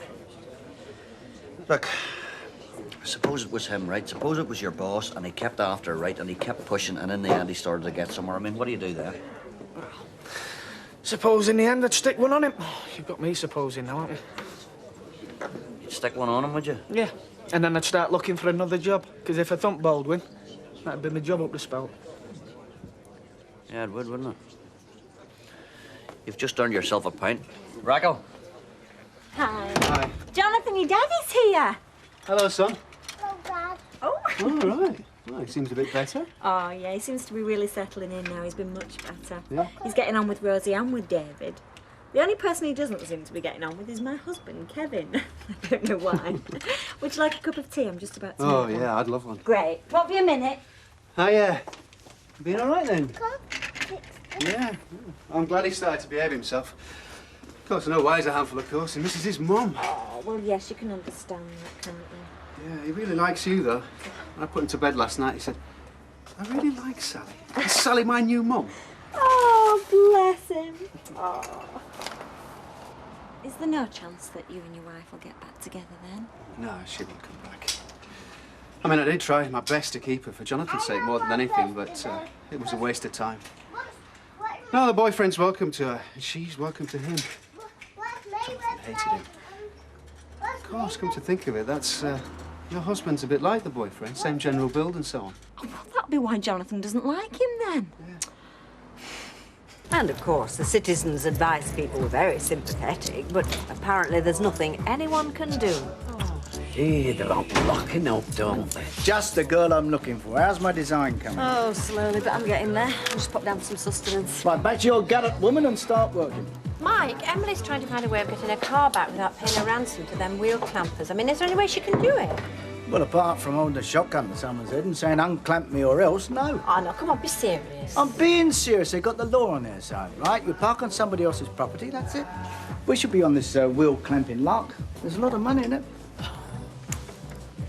All right, then, Sally, we'll see you tomorrow, then, All right, see you tomorrow. You can give Sally a kiss, then. Can I get a kiss? Oh, yeah, there you go. Hello there. All right, you going? Yeah. See ya. Bye. Bye. Oh. I now know why Jonathan isn't very keen on you. Because you look like his mum's fancy man. Yeah. Oh! It's not you, is it, Kevin? You've not got two homes going, have you? Oh, my wages, you must be joking, eh? Hey, speaking of fancy men, Jim McDonald was in the Rovers at lunchtime, muttering on about what I'd do if someone was messing around with a wife. What, Liz? That's the way it sounded. I mean, she's a good-looking woman. Could fancy her myself if I wasn't tied up with Jonathan's mother. There you go, Mr. Finlay. Ah, medicine. My word, I'm ready for this. Tough day? I bet it's a real interesting job, solicitor's clerk. Interesting, my dear. Far from it. No, I would say a tragic job. Each day I have to face the ugly side of human behavior. And that's just the solicitors. You've got a visitor. Oh, hi. I was just passing. Thought I'd pop in and see how things were going. Can I get you a drink? No, thanks. No, I'm in the car. Is Jim not on tonight? No, he's away on his hygiene course. I'm expecting him back about 8 o'clock. Right. Well, are there any problems? No, I don't. Oh, yeah, there is just one thing. One of the windows in the flat, it won't close properly, so it's not very secure. I think the frame's gone. Right. Well, seeing as I'm here, might as well take a look at it. can manage, can't you, Tanya? Come through. Right. Did you see that? He can't do enough for her. Oh, I wish I had a beautiful friendship like that. Comes to the match on Sunday, I hope. Well, I don't know, really, Gordon. I'm beginning to think life's too short for cricket, really. Oh, I thought you liked it. Oh, I do. But I'd like it better if you could sit and watch it with me. Well, I can't do that, can I? Not if I'm playing. Well, I don't know, do I? I mean, you're the expert on rules.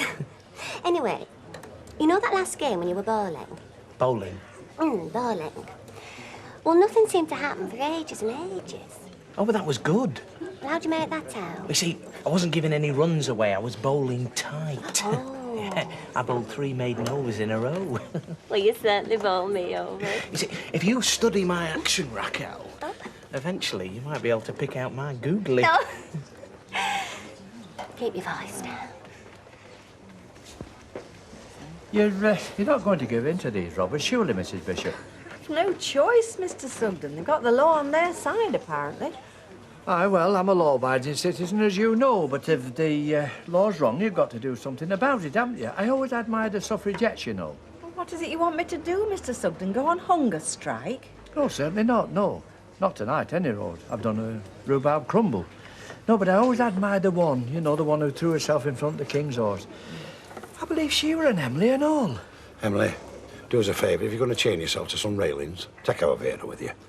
I've no intention of doing any of these things that Mr. Sugden mentions. Sometimes one must accept defeat and suffer it in silence. Hello, Jim. Tanya? I don't think you were expected back so soon, were you? I thought your course went on till 8, Lisa? Yeah, well, it got a wee bit tedious, didn't it? Well, it's been anything but tedious around here, hasn't it? Mr. Wilmore's with us again. Liz took him upstairs. Like I say, I don't think she expected you back quite so soon. Naughty, Tanya. Very naughty. Certainly needs fixing. Yes. Oh, Jim, I was just showing Mr. Wilmore the bedroom window. Oh, aye. What else did he want you to show me? Jim. Now, you listen to me. You might own the brewery and you might own this boozer, but you don't own my wife. And you don't own me. Jim, what are you doing? I'm giving that man what he deserved, and I'm making a decision for you and me. We're out of here, Liz, right? The pair of us.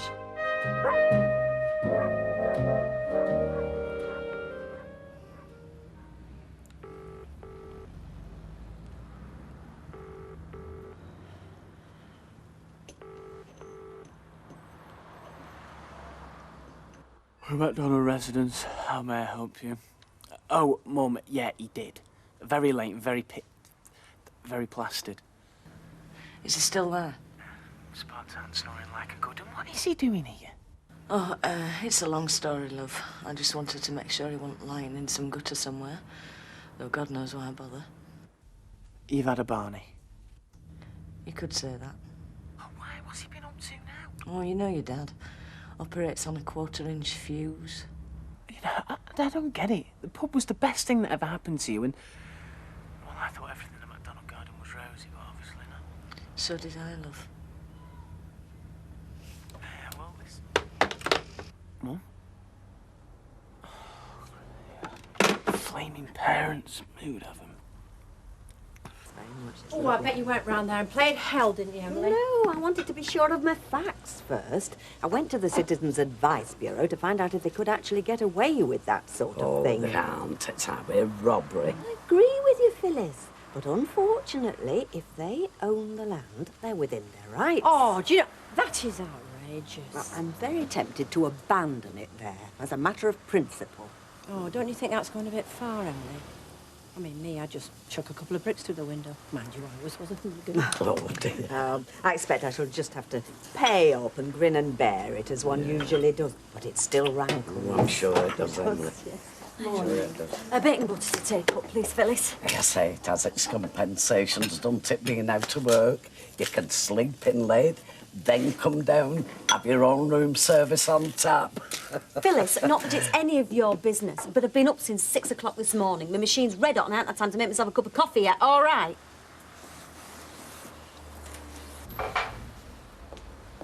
Morning. Good morning, Tanya.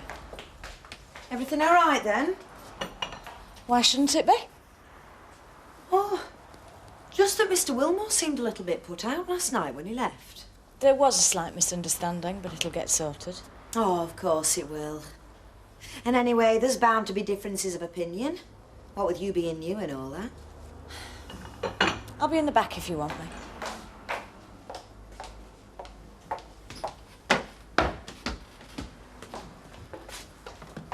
What's all that about? You missed a right ruckus last night. Her old man dotted Wilmore one. What, in here? No, out back. But I could hear Jim yelling, and next thing, Wilmore comes out with a face like thunder. I mean, he'd obviously been thumped, and it wasn't by her. What was it all about? Well, from what I can glean, Jim reckons Wilmore's been sniffing around his missus. He's way off, Beam. The only thing that gets old Bootface excited's a healthy balance sheet. Still, the way things look, I wouldn't count on our new bosses being around a lot longer.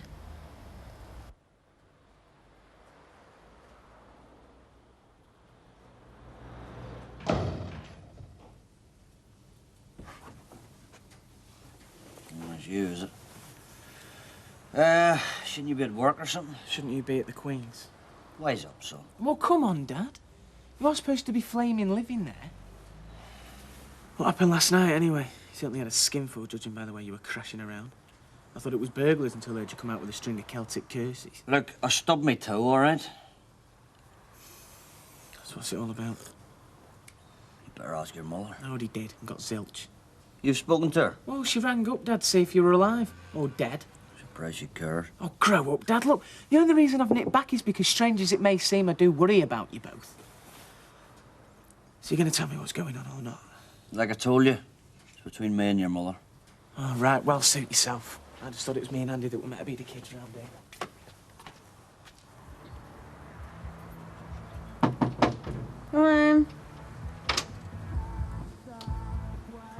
You right, kid? Yeah, why shouldn't I be? No, it's just I thought you'd been a bit manic lately. I'm trying to get this finished by tonight. Yeah, I know you've been at it like the clappers. Could hear the machine going. Oh, I'm sorry if it's disturbing you. Oh, no, it's only me that can hear it. Bat ears, that's what my husband calls me. Well, he certainly knows how to pay a girl a compliment. Yeah, well, he does have his moments. So then, what's all this franticness about? Making money. It has that effect on you when you don't know where your next penny's coming from. Come on, a bright girl like you, get yourself a job tomorrow. If all that you were worrying about was paying the bills. Look, I've got to get this finished, OK? Well, it's certainly different. You hate it? Well, put it this way, in the 70s I used to wear flares, but if I went out into the day, they'd think I was auditioning for Widow Twankey. You always look very stylish. Well, if I do, it's because I dress the me that I am now, not the me that I was 30 years ago. Now, you know what this needs? It needs somebody tall, thin, and definitely under 21. I presume Emily's got her car back. Eh? I said I presume Emily's got her car back. Oh, she hasn't been for it yet. What the heck, no? Oh, she'll be putting off the evil moment, eh? I certainly wouldn't be in any hurry to rush down there with 20 quid in my hot little hand. Pint, please, Jack. 40 more like, and there'll be more every day she leaves this as well. What a racket, eh? It's immoral, that's what it is. That's profitable, though. Hey, I wonder whether there's any spare bits of land going cheap. Joking, Percy. So when is she picking it up? Later today, and I shall go with her and all and give it a thorough inspection. If there's any damage, they'll have me to contend with. I'll see you. Bye. Percy. Large Scotch, please, Jack. Bye, yet you're starting early. I don't see it's any concern of yours. Anyway, what's this? Early dinner hour? No, late tea break. I take it we are allowed them. Vultures, that's what they are, preying on innocent folk. Not his fault, Mr. Sugden. He's only doing his job.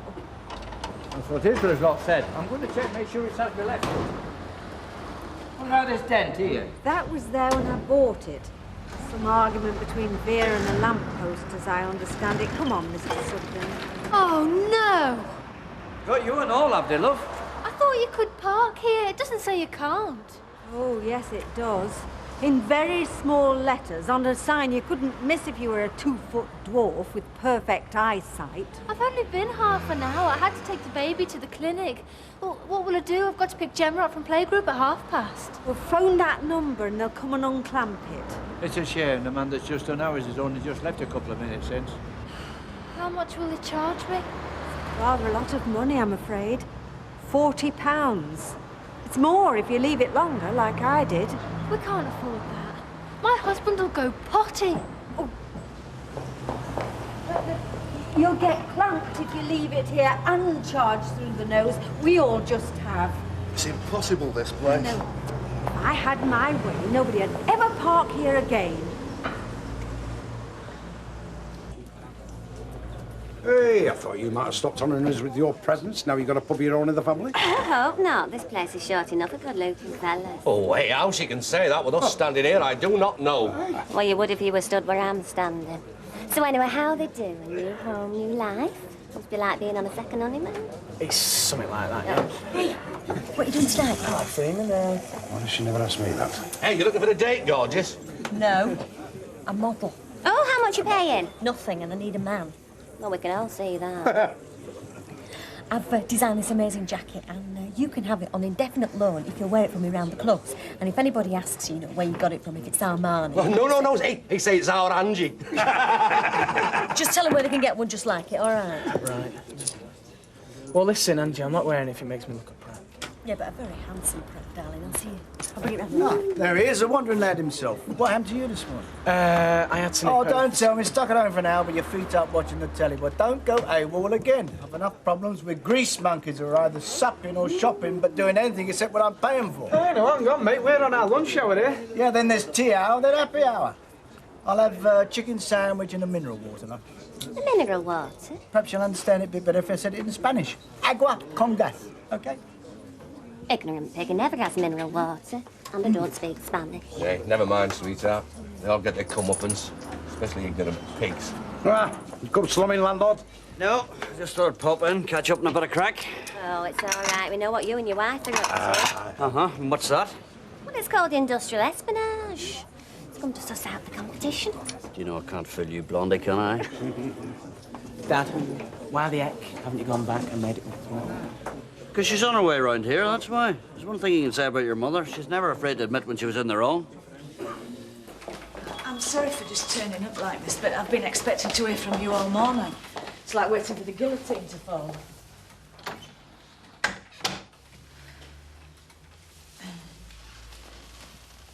Funnily enough, I've been waiting to hear from you. Or rather from your husband. Perhaps he feels he doesn't owe me an apology. I don't know what he thinks. And I don't know what to say to you either. I feel dreadful about what happened and so embarrassed. Indeed. Well, maybe you could tell me where he got this idea that I was abusing my position. Not from me, I promise you. It doesn't take much for Jim to jump to conclusions. Obviously. And clearly, this sort of hot-headed temperament isn't the kind of thing we look for in our employees. So do you want me to move out right away, or shall I wait till you found a replacement? Now you're the one who's jumping to conclusions. Did I say anything about leaving?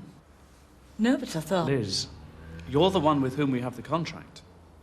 The problem is with your husband, not with you.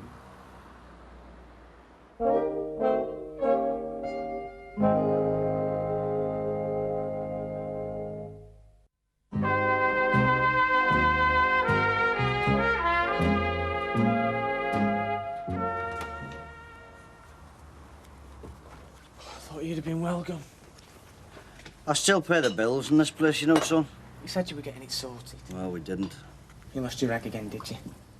Why is it always me who's in the wrong? You know, for your information, Steve, your mother is no saint. I never saw her.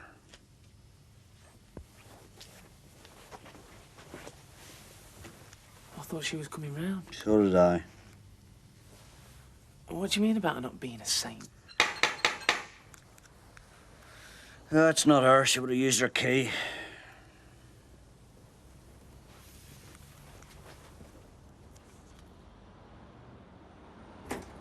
Hi, Angie. Hiya. Right. It is. A Freeman original, and don't go getting beer stains all over it. Right, OK, just leave it there. Well, are you going to try it on? It'll fit. Just leave it there. Right. Well, 80 quid tell them they pay 100 in a shop. I'm getting some business cards printed. I'll let you have them when they're done. Okay, see you.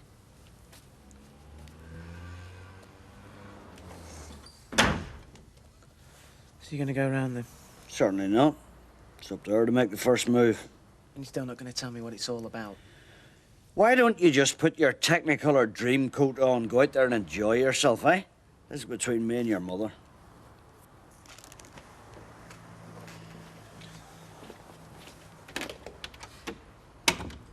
Well, I hope he's behaved himself a bit better today, the little scallywag. Oh, it's not been so bad, have you, sweetheart? At least he ate all his dinner, unlike Madam here, who suddenly decided she didn't like fish fingers. Well, this one went through a phase where the only thing he'd eat was peanut butter. Breakfast, dinner and tea. Do you know, I think they're all the same. I think they've got this underground newsletter which goes around. Tips on tormenting parents. The worst was when he started to bring worms into the house. Yeah. He'd trot in from the garden with a handful of wriggling worms. His mum used to go mad. No wonder she ran off, eh? You'll be all right. You both will. Yeah. Right. End of the week. I'd best settle up with you. Oh, would you mind paying me in cash? Because, well, Gail, the other lady, she does. Yeah? That's, if I've got enough. Would you mind if I owe you a tenner until next week on the, well, that's if you're game to have him again. Oh, yeah, we're getting on with each other now, aren't we? You don't know what a relief that is, Sally. And do you mind if I fetch him round a bit earlier on Monday? Only I've got so much work to catch up on at the office. Oh, sure, no problem. I know you said you worked in the civil service, but what do you do exactly? Well, this is a real conversation killer at parties, is this? Actually, I'm a tax inspector. Jim not back from his course yet, then? He's gone to see our old neighbours. You do right to have a night off from each other. Though don't make a habit of it, like my ex-husband did. If I hadn't been so easygoing, we might still be married. Hi, love. Ah, this must be your good-looking son I've heard so much about. My word. If I was a few years younger, I'd give you a run for your money. Mum, can we talk? Yeah. Love the fancy jacket. It's a girl I know. She makes things to order. Oh, wonder if she'd make me a Sean Connery. Must be another message from his dad. He rung early, but she was out. What do you reckon's going on with them two?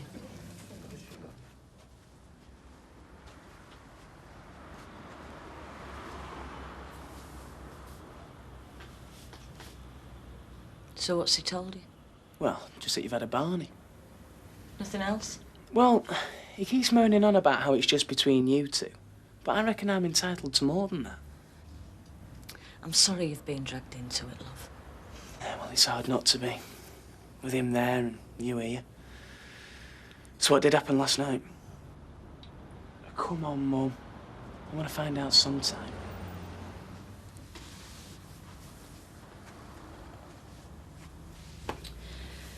He thumped somebody. And he was totally in the wrong. Thump first and ask questions after, yeah, like he usually does. If it had been in the heat of the moment, it wouldn't be so bad. But no, not this time. He did it deliberately, for his own selfish reasons. And that's what I can't forgive.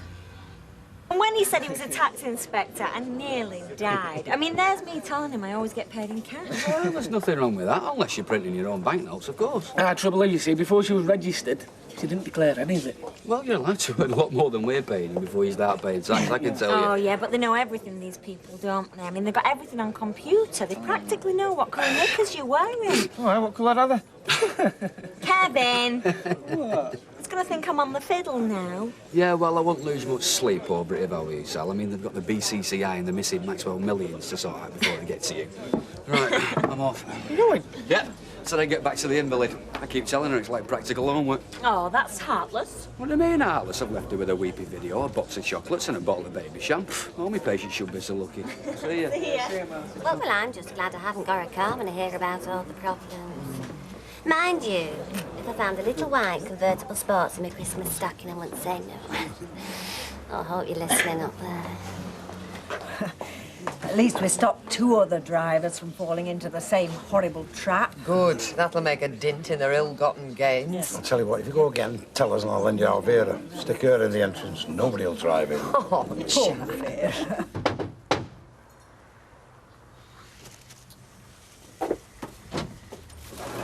What's all this? 1 prawn curry, 1 chicken vindaloo. I didn't know which you prefer. Where's your place? Alma, I don't mean to be rude, but you're my landlady, not my mother. Oh, go on, indulge me. There's nothing on telly. My husband's gone to a charity boxing match. My lover's got housemaid's knee. But which housemaid, I'm not sure. You haven't got a lover. Ah, there you are, you see. That's something else we've got in common. At least you've got a husband. Do you want him? No? Good, we've established that. You do have a corkscrew, do you?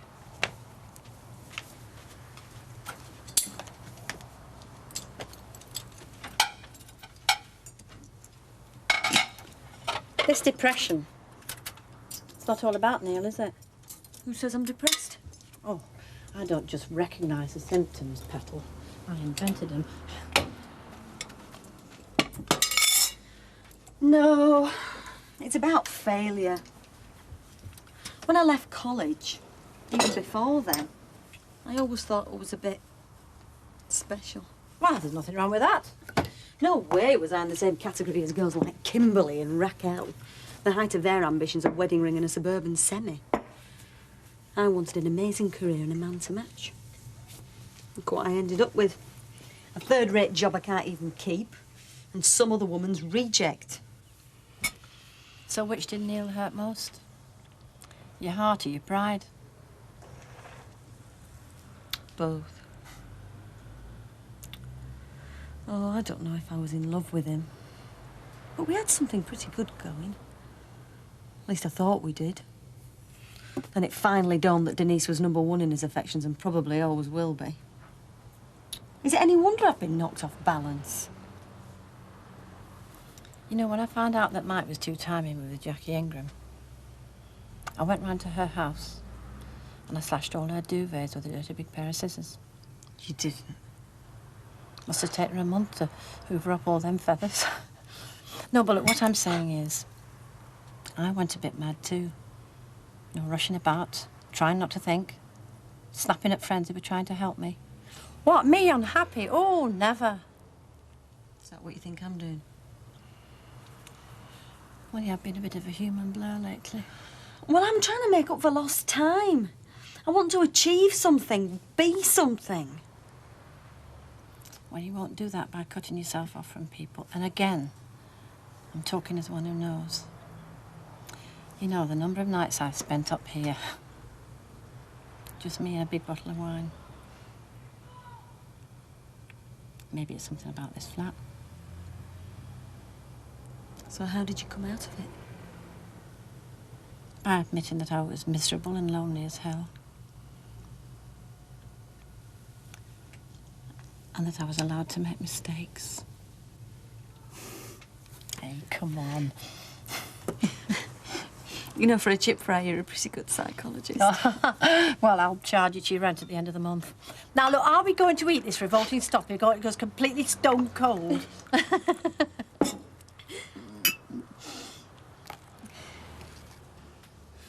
Good night tonight.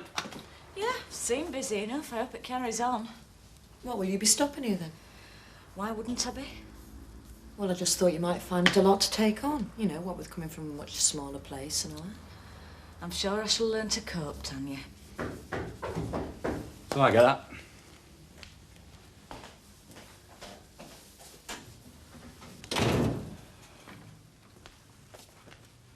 Right, we're just off. Come on, everyone on the left.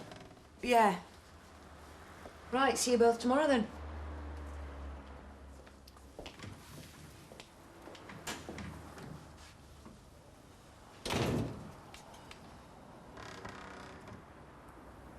I waited in all day for you, love. You didn't really expect me to come round to you. After what you did. Only did what any other husband would have done.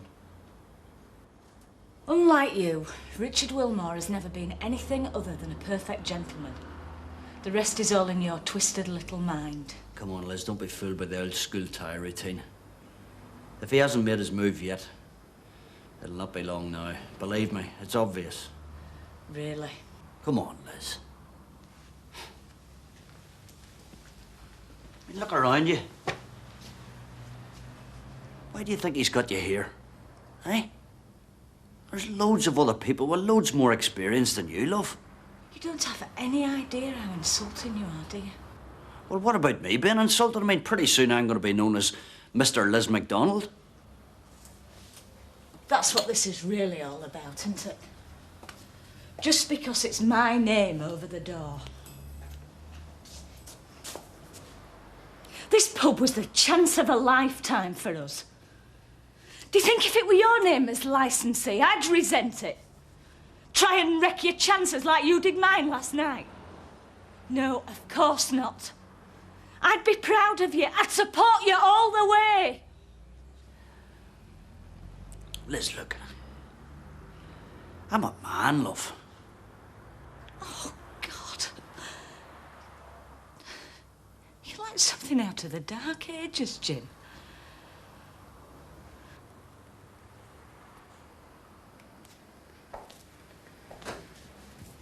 It's been a long day.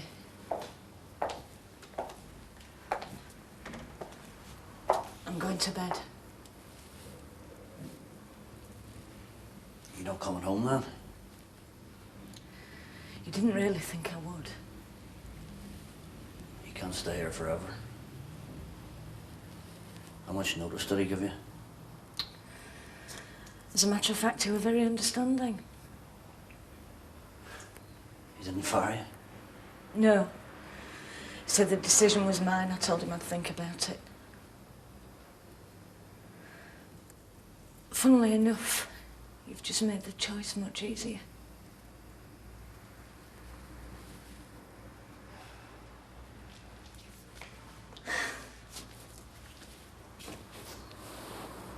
I'm sorry, Jim. I still love you for all your faults. But I'm staying here.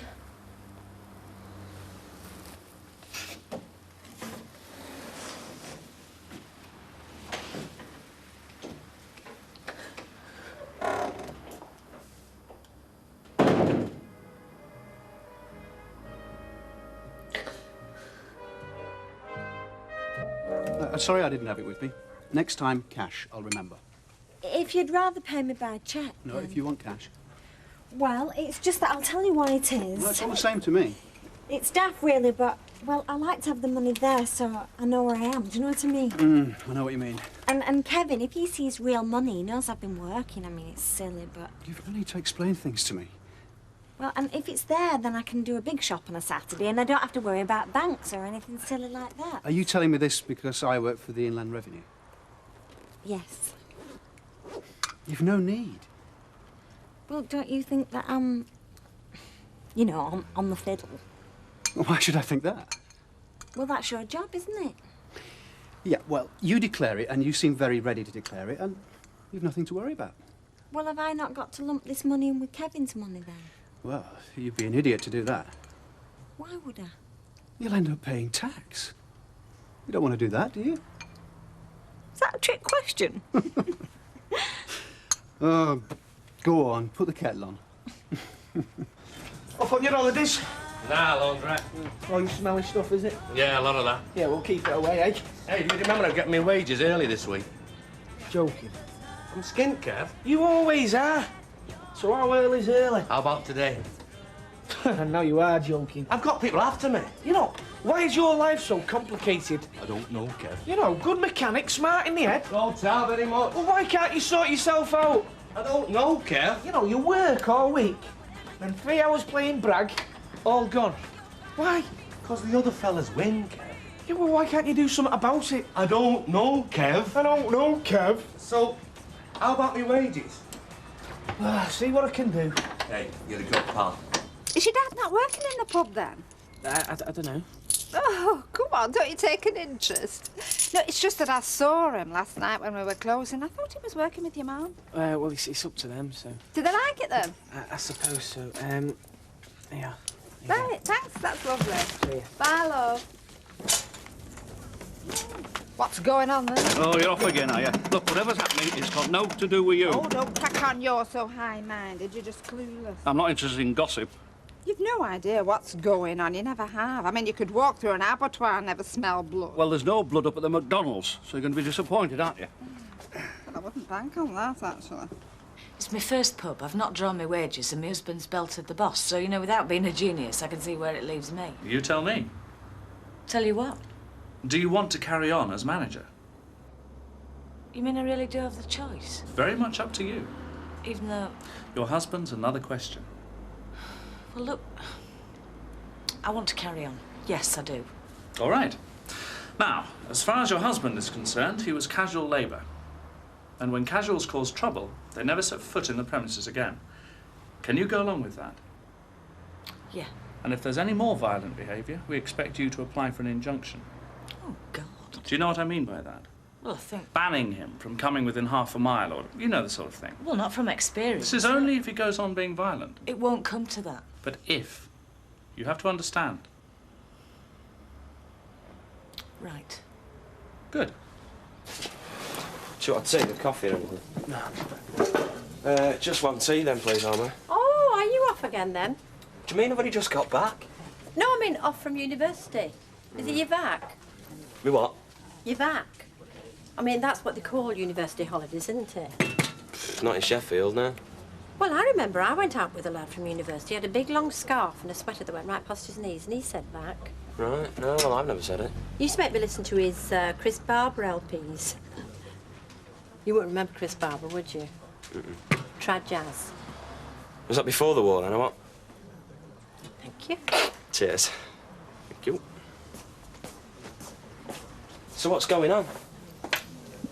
They've had a big bust-up. They've only just started in the pub. Yeah, well, Big Jim's just finished in the pub. What do you mean? I mean, she's stopping in the pub, and he's round the house getting tanked up all the time. So what's happened? He stumped somebody. Oh, you're joking. Who? I don't know. And then he walked out.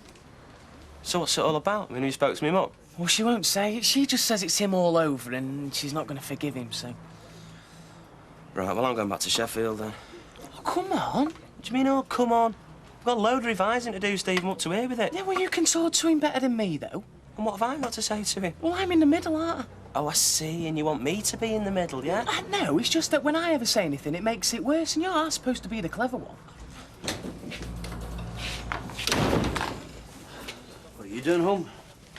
Just got a bit of revising to do, that's all. A bit like me. Find I'm revising my ideas all the time now. Dance your car for half an hour, son. What? Go on.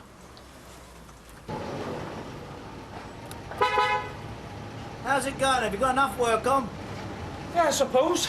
Right, cancel the jag then. Oh, I don't think we're good enough taking it to the main dealers, eh? Joking. I want to get over Leeds this morning. So when do you want it doing? Wednesday. You can have it all day then I'll take it to London on Friday. Why not leave it today and go to Leeds on train? Because I want to go in the car to Leeds. And anyway, why do I have to explain it to you? I'm only saying you'd have it done then. Forget it. I'll take it to the main dealer. I won't have all this pantomime then, will I? Well, you just get a bill a yard long for blowing up your tyres, that's all. Wednesday. Forgot to ask about your wages, didn't I? No, don't worry. It'll do later.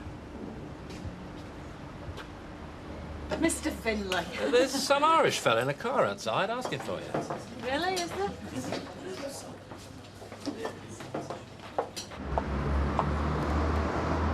You shouldn't be here. You're supposed to be bad. Oh, who says? The brewery.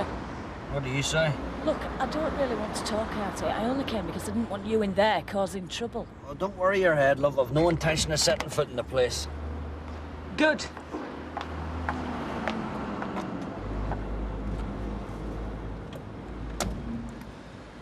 So, how long are the pair of us going to carry on being stupid, then? And what am I supposed to answer to that? All right, look. OK, I'm sorry. I apologise. I lost my temper and I thumped your man, and I apologise. Does that make it all right? It's a start, isn't it? Depends what you're apologising for. Well, I apologise for everything. I lost my temper, OK? No, Jim, that's not the problem. That's not what you did. Of course it's what I did. I lost my temper and I thumped him and I apologise. You can apologise to him for that, not me. But if you come home, I'll apologise to anyone you like, love. Oh, I see. As long as you win the argument, you'll admit to losing your temper. Well, that's very wonderful of you. Look, I don't understand what you're saying now. No, you don't, I know. Look, this has turned into one big mess. Why don't we just go back to the way we were, eh? Come home, love. No, I'm not going back to the way we were. Well, how can you stay here? You think I've no choice, don't you? You think you've belted the boss and that's it. Well, it's not. Look, I belted him because you're the one I want. No, you belted him because you want your way.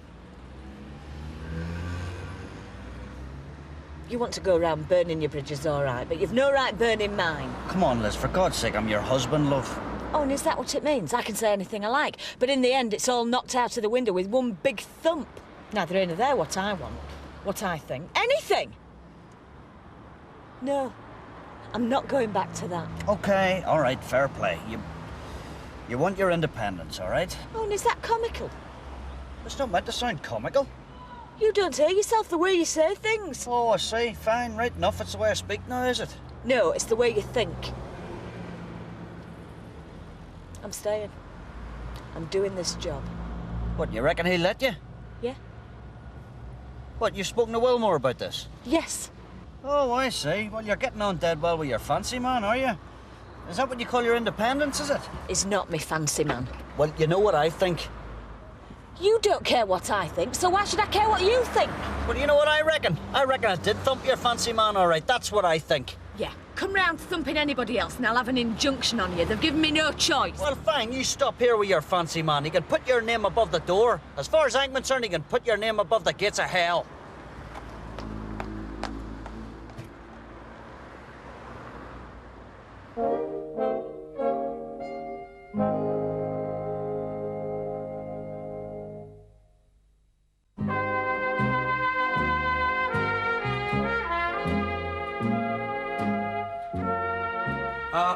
Yeah, Mr. Marsh in your sales department, please, love. It's Mr. Baldwin, tell him. Oh, Mr. Marsh, how's it going? Yeah, the Mercedes 500 SL with the leather and the aircon and all that, yeah. Yeah, and the CD, well, they fitted that, have they? All right, well, it's not too crucial, really, because I could do with it later in the week. Yeah. Yeah, well, perfect for me and all, yeah, sure, yeah. Yeah, well, that is true, yeah. Perfect for the weekend, yeah. Yeah, right. Yeah, it'll be the afternoon, most like. Right. Well, see you then. Nice doing business with you.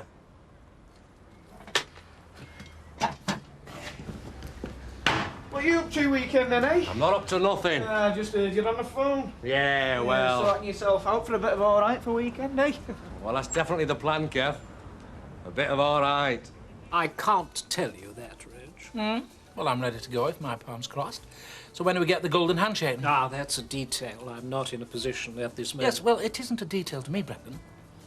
Well, it's slow at giving me a response. Well, a bit shocked, perhaps, upstairs. A man of your caliber reaching for the door. Come. Sorry to interrupt, Mr. Scott, but you did say that you wanted to have a look at cooked meats. Yes, well, we can find another moment, shall we? Oh, right-o. I thought the plan was for you to take the money and off to mulch the roses, Reg. Mr. Watts, thank you. Not a spent force yet, Brennan. Mulching roses. So, what's the plan? Running my own business. What sort of business? A business I happen to know something about. Oh. So it's not the grocery business, then? It's a good job we've known each other a few years, eh, Brandon? No, seriously, Reg, seriously. There's no way you can go into grocery. Not unless you've got a few million tucked away. So what is it? It's grocery. You're not going to buy a shop. Well, I happen to believe there is a niche for the small shop, yeah. Well, you spent the last 20 years snuffing them out. Yes, that's right. And surprisingly enough, Brendan, they're still with us, so there must be a niche. A niche? Oh, yes, yeah. Just about wide enough to cling on by your fingertips. Look, the modern supermarket, as we know better than anybody else, represents the pinnacle of management efficiency. Yes, I'll grant you that. And on the same scale, where would you place your average backstreet shop? And yet there you are, find them surviving. Managed by dodos. I found one. Reg, the best management in the world can't turn your back street into a Klondike. No, look, you buy the business cheap. Right? Ginger it up with a bit of know-how, sell it high and move on. Klondike, no. Classic formula, yes. Oh, yeah. Well, I wouldn't care to put it to the test myself. Well, if you've read the biographies, Brennan, as I have, The Lives of Great Grocers, you'll find they're not slaves to orthodoxy. Oh, small is beautiful, eh, Rich? So, just where is it that you've staked your claim? Very sensitive information at the moment, that, Brennan. Hiya. Hey, what are you doing here? You've not been chucked out. No, I've not been chucked out. I'm glad. So, tell me how everything's going. Come on, Mum. I want to know. And I want to know what's been going on around here, because according to Steve, my dad's walked out. Yeah. Well, what's happened? Talk to him. I've never really been much good at doing that, Mum.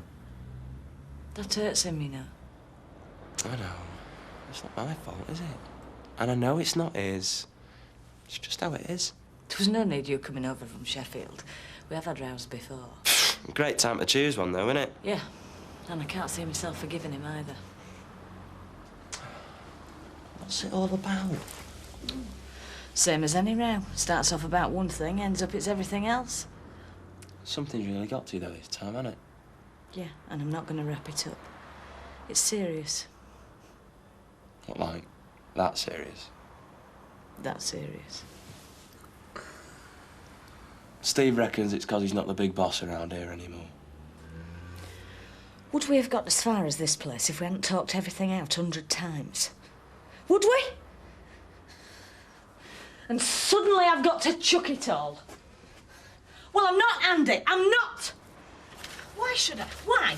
Why should I? Do you understand?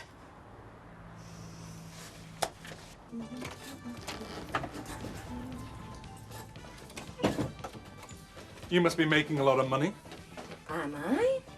Well, you always seem to be busy every time I ring. Well, Fiona will tell you we are very busy. Oh, she does? But who tells Fiona to tell me? If you want your quiff doing, take a look in the diary, see if we can fit you in. But right now, we're closed. If you want to go now, Fiona, love, you can scoot. Oh, I don't mind stopping. I said you can scoot.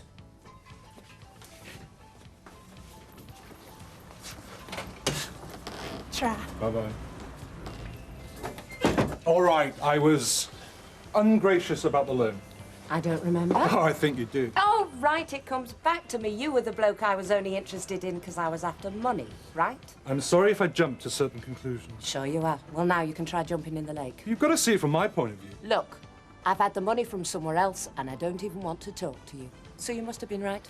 I was only interested in your money. You can go now. Hard bitten, I'm impressed. And I'm closing. Have you really found the money? Yes. From whom? From whom? Where did you go to school? Oxford College? From whom? None of your business. Because if you still need it, I can... I don't. Okay, all right. I've hurt your feelings, I'm sorry. Well, that's all right then. So how about Thursday night we go to a club? I'm not getting through, am I? I am washing my hair every night for the rest of my life, including Thursday. And here's someone that you'll recognise, Raquel. No, sorry. Used to be your boss as well as mine. Well, I certainly remember you, my dear. But then who could forget? Oh, son, I didn't know you for a minute. It's, Mr. Scott. Well, I don't usually have that effect on people. No, it's just me. What can I get you? Oh, just a half of... After Spumante. Right, seeing as it's Bastille Day, give the lads a drink, Betty. It's never Bastille Day. Hey, as if he says so, I'll have a pint. French Revolution. The French had a revolution. Where'd you go to school? Up a tree? July, isn't it? No, that's the other one. That's the American Revolution. What, the Americans had a revolution as well? Gordon Bennett. Hey, if they're buying an all, I'll have a chaser. Yeah, here's a bloke who'll know. 14th of June, Bastille Day in France, isn't it? Well, no, not in France, Mr. Baldwin. No, they celebrate it on the 14th of July. No, that's Orange Day. I don't think they have an Orange Day in France. Well, what's the 14th of June then? I mean, it's got to be something. Day the boss bought a drink. Long live the revolution. Do you know, it's really nice to have the chance, you know, to have a chat about this and that. But you can't expect me to tell tales out of school. Oh, no. Oh, no, no, no, of course not, no, but he is definitely going, isn't he, Reg? Well, I can't say that. Oh, come on, Brendan, he's put in for it, I know that. Well, obviously you do. No, he wants to go. Oh, don't tell me he's staying. Oh, come on. Norman. Now, don't quote me. But I can't feel that your future awaits upon the fate of Mr. Reginald Holdsworth. With all due respect, Brendan, that has been said before. Well, the recession, Norman, the recession. I'll say this to you in confidence. The chalice is very close to your lips. Ah, there's a lady who'll settle an argument for us. Oh, not necessarily. I'm finding it very difficult to settle an argument of my own, Mr. Baldwin, despite the fact that I'm absolutely and perfectly and utterly in the right. You're upset about something. Perceptive of you. What is it? Well, before I go another step or say another word, I'm going to have a drink. And that's from somebody who was brought up very strongly in the teetotal tradition. Whatever you want, order up. Don't worry your head about Reg Holdsworth, whether he takes the redundancy package or not. Have another one, maybe a short. No. It's lodge tonight, and one does meet a lot of magistrates. I've been abused, insulted and threatened in the course of the day, and you know, the law is not on my side. Who was it who said the law is an ass? The law is a ass. Mr. Bumble. Who? In Oliver Twist. He was right, too. But these people are extorting money by distraining goods without any right. That apparently is no offence, but if I stand on the pavement to warn people, that's illegal because it's obstruction. I may need another of these.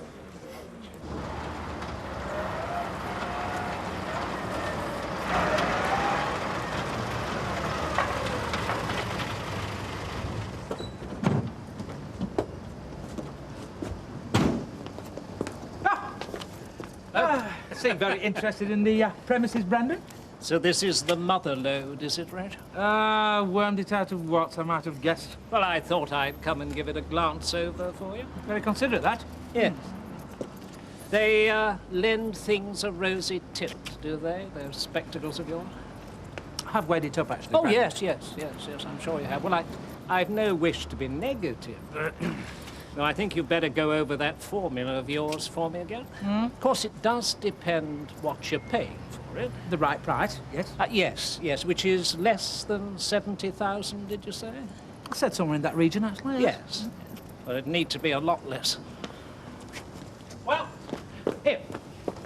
As far as I'm concerned, Reg, what? I think you're out of your tiny mind. Right out of your tiny mind.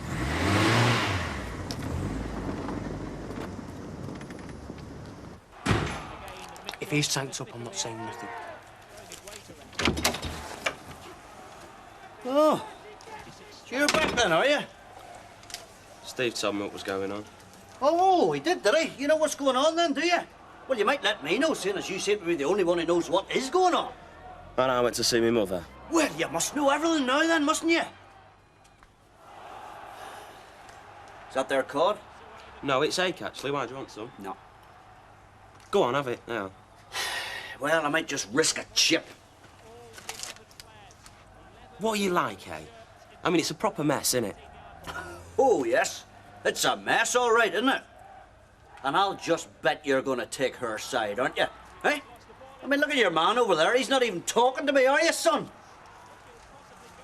Why did you smack the boss, Dad? Didn't your mummy tell you? Well, I couldn't really make it out, to be honest. Oh, I see. She reckons it was so you'd get the sack, both of you. Aye, well, fair play. But why, Dad? Look, I really don't feel like being interrogated just at this moment. Well, I'm only trying to help you. Yeah, well, there's some people you can't help. Look, if you're so smart, why aren't you smart enough to shut up? Come on, Dad, eh? I know. You think it's me, don't you? Eh? I'll bet she just told you that I resent it because she's getting on. Is that right, eh? You don't like it because she got the job and not you. And how was I meant to get the job, sonny boy? I wasn't sleeping with the boss. Right, what I say? I'm going.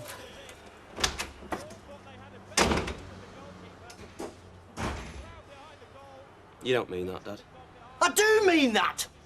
Look, I'm barred from the boozer and she has still got her job. She didn't smack the gaffer, Dad. You did. And he's sitting there with a black eye and a thick lip and she's still got her job. Now, what does that make you think? I don't believe you're saying this. Yeah, well, neither do I. But it happens to be true.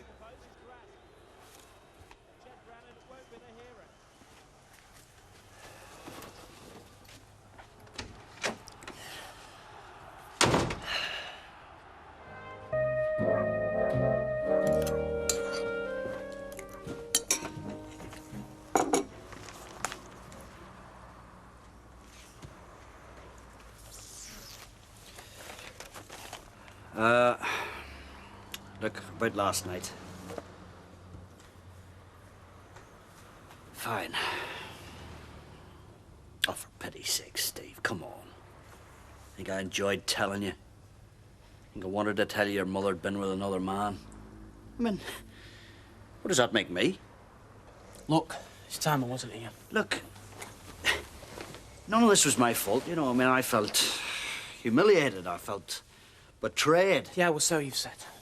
Hang on, son, I'm talking to you. Look, I've got a job to go to. Well, aren't you the lucky one? Well, what more is there to say?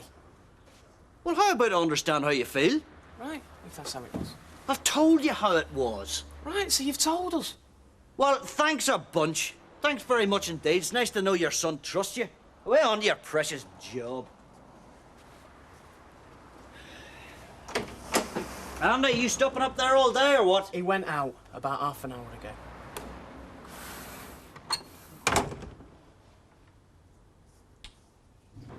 Have you had your breakfast? Yeah. Coffee? No, thanks. So what's up? It's just something my dad said, that's all. I see. Like what? Like how he came to stick one on this fella from the brewery. I've told you. He didn't say you'd been sleeping with him. He said that. Well? Well, what? Well, is it true? One mate's fine. Right, Ta, I'll love you and leave you. Oh, so this is where you're hiding yourself, is it? Hiding myself? Alf, how long have I been here? Oh, a couple of minutes, maybe. Exactly. I don't care how long you've been here. You're paid to work in that garage. Don't stand around here chatting. You brought your car in, I take it? Take it wrong. I thought you wanted it servicing. You're supposed to be off to London tomorrow. I am, and I still want it looked at, but I need it today, all right? So you're bringing it in later? That's the general idea. I hope it won't interfere with your social life too much. Nah, no problem. See you. Bye, see you, Doc. Oh, you're a bit hard on him, weren't you, Mike? He was only buying coffee. Yeah, my time. Oh, why not? A drink it in your time. It doesn't do any harm to let him know his boss now and then. Give him an inch there, take a mile. Life's hard enough without carrying passengers. You don't need to tell me that. Packet of my cigars, please. Oh. No, I reckon you got the right idea. Get out while you got the chance. Leave the rat race to those that have got no choice. Well, I won't be sorry to see the back of this place, that's for sure. No, so I've been led to believe. When's that happened? What? When you jacking all this in? Oh, I'm not sure yet. It's still in the hands of the solicitors. But what we do know is that every day is another day nearer to the time when we can start living our own lives instead of this place running it for us. It's the honest truth, Andy, I swear it is. So how would my dad come up with something like that? Because it suited him. It's what he wanted to believe. In his tiny mind, it justified what he did. It still doesn't make sense. Not to me, it doesn't. The way he's become so bitter and twisted. He wanted this place as much as you did, Mum. It was a dream come true for him. Not when he realised it wasn't his. Well, not when he realised it was my name over the door. But you're both in it together. Were. Not anymore, we're not. Your dad's pig-headed macho pride's blown that one out, hasn't it? He just couldn't bear to see me achieving anything, not in my own right. It wasn't Wilmore your dad was lashing out at, it was me! I still can't believe you're putting this place before him. After all you two have been through together. Andy, for the first time in my life, I'm going somewhere. I've got a career. It's something I've never had before because I've always been too busy looking after you and your brother and your dad. But now I've got the chance to do something for me. Don't you think I've got a right? And if your dad can't stomach that, well, I'm sorry, but that's his problem. Of course, I'm not saying you're not doing the right thing, Mrs. Bishop. I can't see what your problem is, Mr. Sugden. You're all in favour of our protest yesterday. Oh, yes, well, I think we made our feelings clearly felt in the matter. Exactly. We're not going to weaken now, Mr. Sugden. I've no intention of giving up until there are prominent notices in that car park, making it quite clear what'll happen to anyone using it. Well, that and can in be the understood. meantime, every unsuspecting motorist we stop from being fleeced by those robbers is another blow for justice and another nail in the coffin of those wheel clampers. Right, I think we're ready. Right, OK, then. Betty's late this morning, isn't she? Do you think she'll be all right? Oh, it's probably a bus. All right, they've got Commercial Road up again, haven't they? Do you know, they've had that road up so many times, I'm surprised they don't put a zip on it. I don't know why they bother filling it in. Somebody will only come along a week later, dig it all up again. I mean, what is the point? Well, it's a position, isn't it? Eh? On the field. What field? The cricket field. I mean, you said what's the point? I'm telling you, it's a position on a cricket field, like, when the bowler sets his field, he might have a point. He'd have to, wouldn't he? Why else would he do it? No! Point, it's the name of the fielder. Your Gordon's taught you this, I take it. Yeah. Oh, do you know, he's ever so patient with me. Because I'm not the quickest learner in the world. No. No, and there's so much to take in. But I think I'm getting the hang of it. Well, I know I am, because, I mean, a couple of months ago, it was all a complete mystery to me. Well, it always has been to me. And as far as I'm concerned, it always will be. Now, I don't know about you, but I'm parched. Oh, well, I'll go and put the kettle on. No, leave it to me. I'll see to it.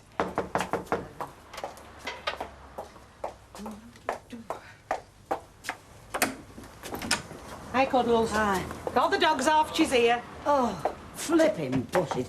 25 minutes I've stood there waiting. Even quicker to walk. I'll go and see to that kettle.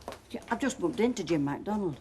Oh? Well, he bumped into me more likely. I mean, he nearly flattened me.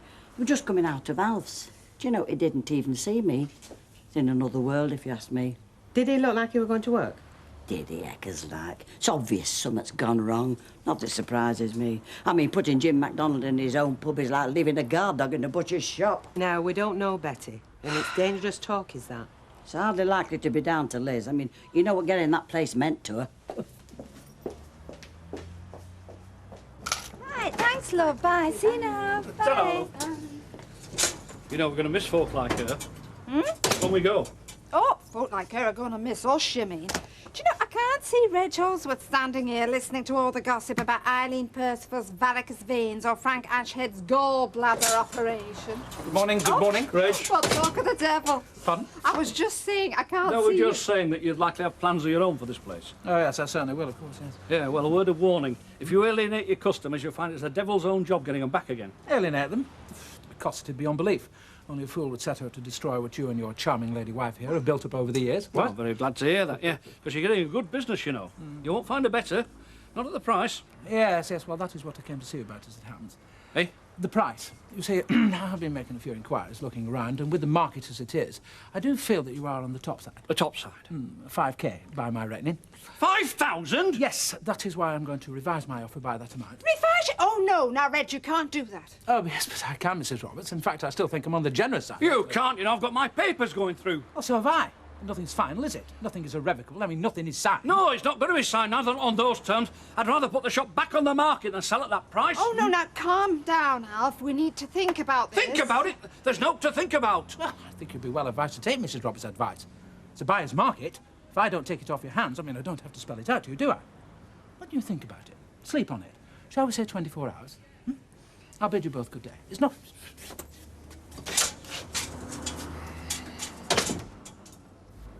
And there's no truth in it? Come on, Bet. Me and Wilma. All right. Keep your hair on. Stranger things have happened. I believe you. All right. Hey, thanks for coming. It means a lot. Just to have somebody to talk to put my side of things without having my head bitten off. Give over. We're mates, aren't we? I'd have been round a sight sooner if I'd known. So where do you go from here? Me? I don't go anywhere. Newton and Ridley have got no complaints about me. I meant you and Jim. Where is there to go? So, you're prepared to put 20 years of marriage on the line for this place? Is that it? It's not what I want, Bet, believe me. But if that thick-headed husband of mine thinks he's going to drive me out, then he couldn't be more wrong. Well, it's your life. But just remember one thing, yeah? You may be queen of the castle now, but Newton and Ridley can turf you out of here any time they like. Then what would you be left with? And what would I be left with if I packed this place in and went back to Jim? Hello. White wine and soda, please, Ricardo. Yeah, I'll get that. No, you're all right. No, I insist. Well, I'm not going to get into a fight about this. No, you grab a table like I do with some company. I'll bring it over. You're most welcome. What you going to have, love? Just an orange juice, please. And an orange juice, please. Oh, I didn't know you were expecting company. Like I say, you're welcome to join us. No, you carry on. Right, there you go. So it's 2:13, Don. Did say you were paying, didn't you? Yeah, that's right. Cheers, Don. Cheers. So, no more phone calls after I left, I take it? No. And you can take that look off your face, young lady. I didn't mean who you're thinking. If you remember, I spent half the morning chasing up that order we're waiting for, and they promised to get back to us. They didn't. Great. Would have been quicker to have picked it up myself. It's not a bad-looking fella, you know. Eh? Honey. I had noticed. Shouldn't think he's short of company. How did we get onto this subject? I'm only saying. Just hope you know what you're doing. I thought I'd find you two in here. We are entitled to our dinner hour. I never said you weren't. Yeah, I left the car across the road. Right, we'll get cracking on that after lunch. Right, I'll pick it up about 5. I take it you'll have enough time to do what you have to. No problem. There'll be plenty of time.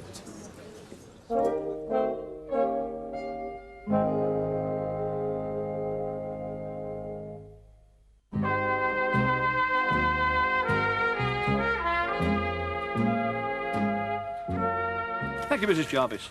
Here, let me. There you go. Thank you. You see ya. Now, come on, get this down here before it gets cold. I've thrown more tea away this morning. Well, that's not my fault, is it? We've hardly drawn breath since we opened. Oh, you don't have to tell me. I thought I'd drink this, then go for my lunch. Oh, listen, you couldn't wait until Deirdre comes back, could you? I've got the wholesaler due, and the way we are... Oh, go on. But I want an extra half hour to compensate. Well, you take that anyway. It's a pity Reg Holdsworth's not here to see how busy we are. That were a bombshell he dropped on us, wasn't it? More like a damp squib, if he thinks I'm falling for that. Oh, Alf, come on. If you're really serious about selling this place, I don't think we've got any choice. I mean, we've hardly been inundated with offers, have Look, we? he gave us 24 hours, didn't he? Well, what difference does that make? Well, it's obvious. Well, not to me, it's not. It's a try-on. A try-on? Seemed dead serious to me. Well, he would do, wouldn't he? He's a businessman. Well, so am I, and I've no intention that the likes of Reg Holdsworth put one over on me. I know he wants this shop. He's not going to get it for a penny less than the agreed price.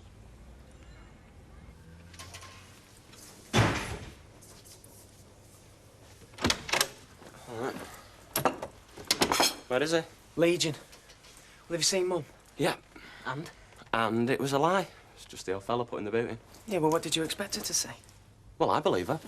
Well, it's not what my dad reckons, though, is it? So he's lying. Yeah, well, come on, Andy. Why would he come up with something like that? I mean, it makes him look a right crate egg, doesn't it? Hey, can't even hang on to his own missus. There must have been something in it. There's not, Steve, I'm telling you. He couldn't bear to see me mum making anything of her life. Sticking one on this fella from the brewery was the only way of getting her out. Getting them both out. Yeah, I know that. It's just... Only he wouldn't admit it, and that's why he did it. Then he had to put the blame on her. You know what he's like, Steve. Look, I've been there and I've spoken to her. Believe me, all this is down to him, nobody else. Not that geezer from the brewery or me mum. It's that pig-headed father we've got. If anybody's going to have to eat the dirt, Steve, it's got to be him. Your beans are getting cold. An affair with Wilmore? That's what I thought and all. But it didn't seem such a long shot to Jim. So I thumped him? That's right. What, if there's nothing in it? There wasn't. So where do they go from here? I mean, he's barred from the Queen's and she's no intentions of giving it up. Well, that, Betty, is the $64,000 question. Anyway, I don't think blabbing it over this bar's going to help. So if anybody asks, we know now. Oh, I'll say nothing at all. He's bound to get out sooner or later, though. Fine, just so long as it don't come from here, all right? All right. What if she puts her foot in it? Leave her to me. Such a gentleman's game as cricket. I hardly ever spit. Not like footballers. Not interrupting anything important, I hope. No, Raquel's just telling me I've missed my way. I should have been a cricket umpire. A cricket umpire, you? I didn't know you were into cricket. I'm not. Well, I thought you liked Luke the part in that white coat of his. I can just see you stood there summer's afternoon. I can't. Oh, I don't know, Alf. Tray around your neck, a few embalm cakes, ice creams, you could make a bob or two. Have a word. It was only a joke. I mean, I wasn't really trying to get Mr. Roberts to be an umpire. I mean, for a start, he knows nothing about the game. Not like you, eh? Oh, no, right. This isn't about Alf Roberts. It's the McDonald's. Right. Here you are, Mr. Bishop. Oh, a moment, Mr. Sugden. No, not here. You'll be clamped if you do. OK, thank you. Thank you, Mr. Sugden. Do you know, I never thought this was going to be so satisfying. When I think how much money that wheel clamping company must have lost today. Looks like we have a visitor, Mr. Sugden. I'm right with you, Mrs. Bishop.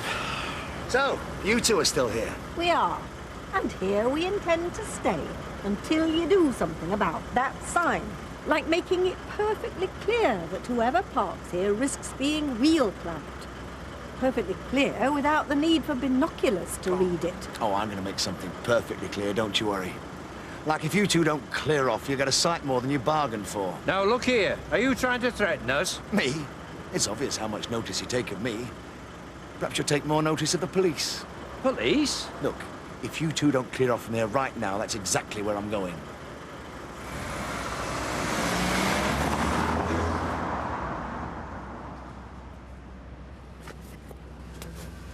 Look, Mrs. Bishop, shouldn't we think about this? I mean, we don't want to get in trouble with the police, do we?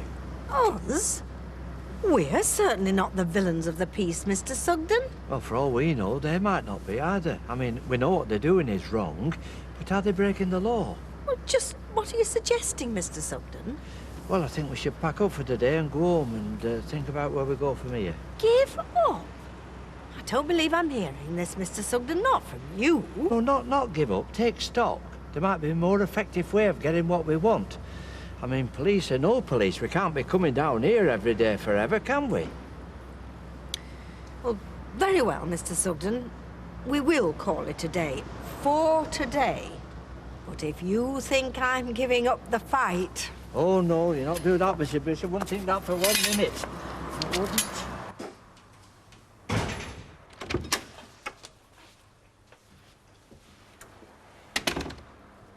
Where'd you get to this morning, then? Went to see me mum. Get her side of the story, I suppose, eh? Right, yeah. I bet she admitted she was in the wrong, eh? And I was dead right all along. Well, no. Like hell she did. I had to hear it from her, Dad. Yeah. You didn't believe me, did you? I'll just bet you believed her, though, didn't you? Well, I don't think it was exactly how you told it, no. So what'd you come back for, eh? Why didn't you stay with your precious mother? She's the one the sun shines out of right now, isn't she? Is that what you want? Well, that's a laugh, isn't it, eh? Since when's it mattered what I want?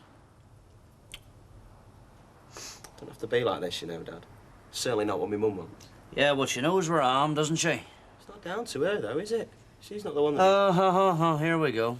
I was the one who had the fling with the boss, and I was the one who used me charms to get my own way. Is that it, eh? She did not have a fling with the boss, Dad, I promise you. Well, she's done a good job on you then, hasn't she, eh? Look, I don't think either of you want this. You're wasting your breath, Andy. Come on, Dad, you don't know, do you, eh? None of us do. No, I don't. I never wanted it, but it happened and I'm stuck with it. And none of this is my fault, you know, it's your mother's fault. Because she's determined to have her own way, no matter what the cost. Well, if you think I've got time to speak to a woman like that, you're mistaken, sonny boy. You're very much mistaken. Right, Thank you. One for yourself, my dear? Oh, thanks, Mr. Holdsworth. Well, it's just £3. Right. There we go.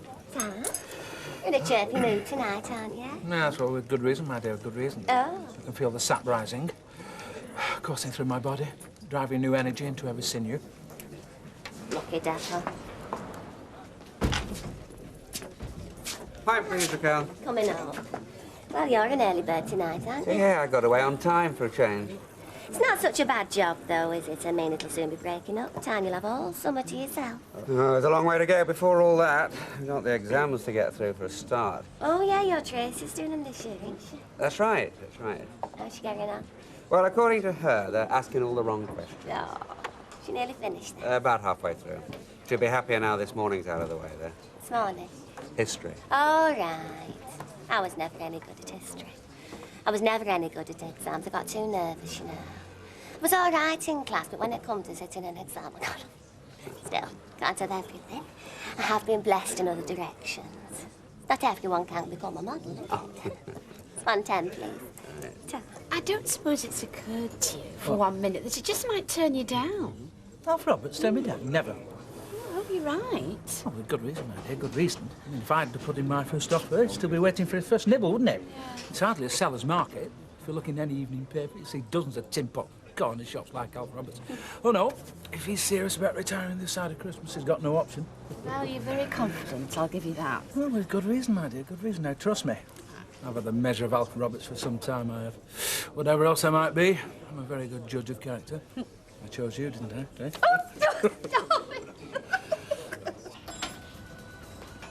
Well? Definitely weeping. Oh, great. So how come you've only just noticed it? Well, it wasn't. I swear it. It must have happened when I had out on test drive. Yeah, well, there's no chance we're going to get it fixed today, is there? Well, he'll just have to leave it with us then, won't he? He's supposed to be going to London, innit? So? He'll just have to get the train. You'll just have to tell him. You can tell him yourself. Hey? It is finished, I take it? Doug's just found a problem. Problem? But what sort of problem? I've just had it out on test. You're losing brake fluid. Doesn't sound like the end of the world. Well, it wouldn't be, no. Not if we could get the part, which we can't, at least not till tomorrow morning. What, do you mean I can't have it back until then? Well, you can, yeah, but I couldn't guarantee where you'd end up. Yeah, Doug's right, Mike. It's far too chance to drive. I'm sorry. I know you wanted it for tomorrow, but there's no way we can have it ready before, what, 10, half past? Well, that's a fat lot of good. I've got an appointment in London at 11. How come it's take you all flaming afternoon to find out the brakes are leaking? Look, it wasn't, I swear it. It must have happened when I had it out on test. I was just telling Kev.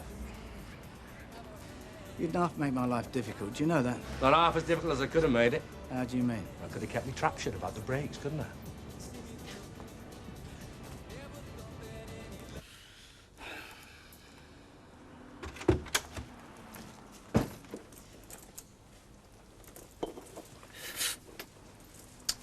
Thought you were staying here till Sunday.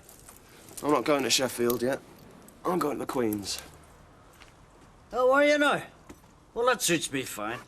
'Cause the last thing I want in my house is one of my sons under my roof thinking I'm a liar. There's just no talking to you, is there? No, there isn't. No, there isn't. There isn't until you open your eyes to the truth. Your mother wants that boozer more than anything, more than me, more than you, and more than Steve, and she's prepared to do anything to get it.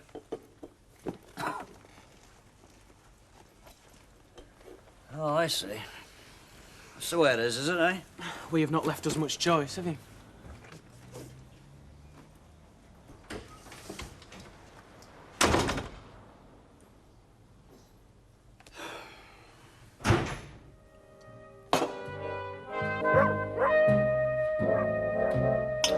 I just didn't want you to have to take sides. Yeah, well, we have.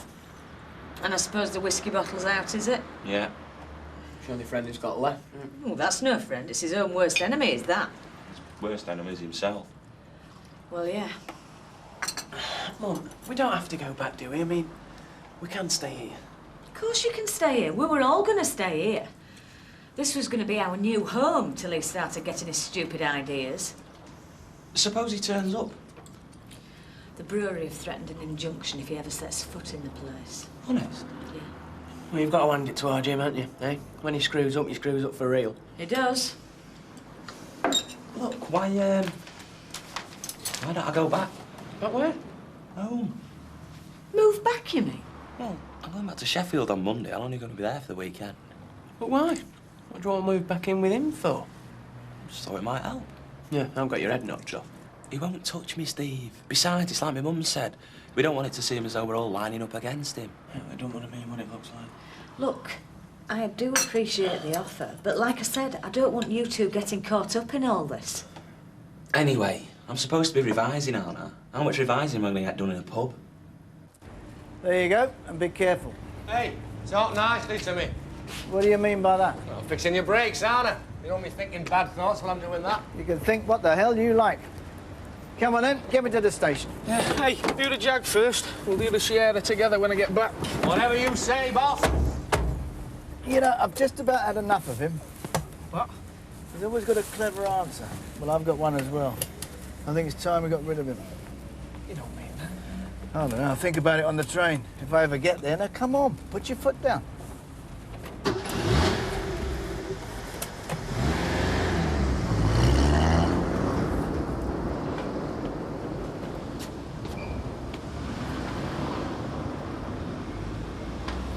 Have a nice day.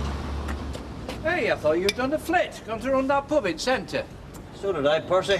Just shows you how wrong you can be, doesn't it? Yeah, on the phone just now. He said, how much do you want? I said, 68,000 and stock at valuation. He said, if that's the case, I'm definitely interested. Can I come round this morning? Wow! Morning, Percy. So I said he'd be very welcome. Oh, I put down red carpet if we had one. 55, not right, is it? It is. Anyway, we'll have to wait and see. Let me know when he gets here, won't Of course. Excuse me, Councillor. Hey? I was wondering, could you have a word with Mrs. Bishop? Because she's getting very worked up about this wheel clamping business.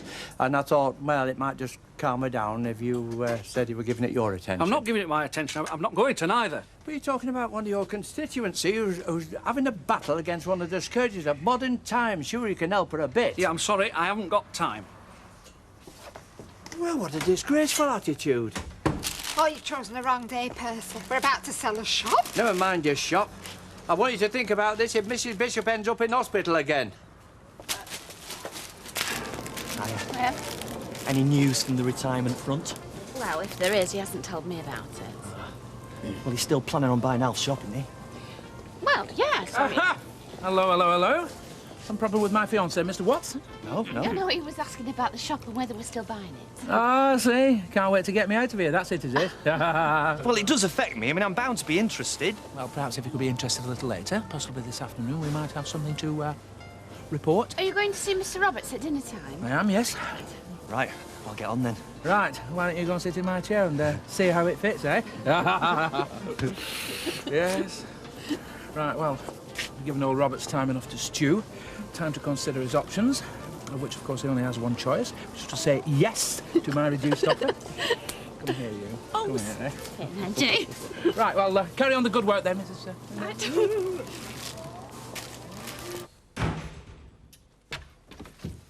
Right. Oh, well. What's this? Have you come with a message? Or have you just come to clear your wardrobes out, eh? No, actually, I've come and moved back in. That's if there's no objection. No, there's no objection. Good. So, how's your mother?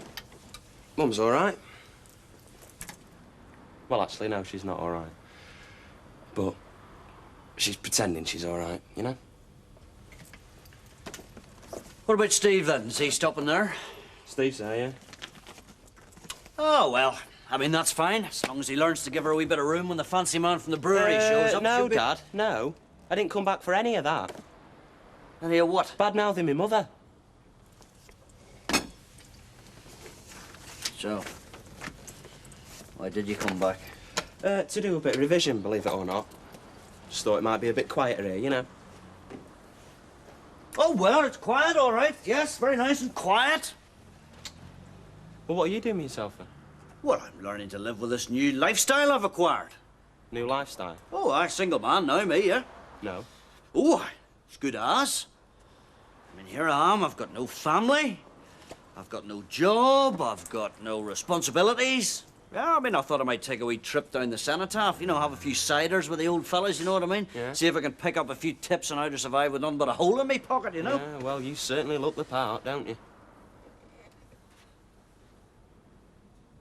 Yeah, well, I haven't had time for a shave. Well, I wouldn't bother. Not if you're planning on dropping out. Is it all right if I establish myself here, or would you rather I went upstairs? No. Stay down here, son.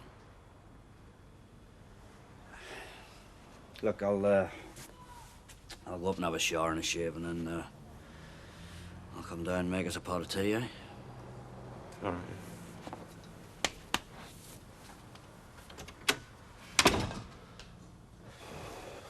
I've been thinking, you know, this wheel clamping business.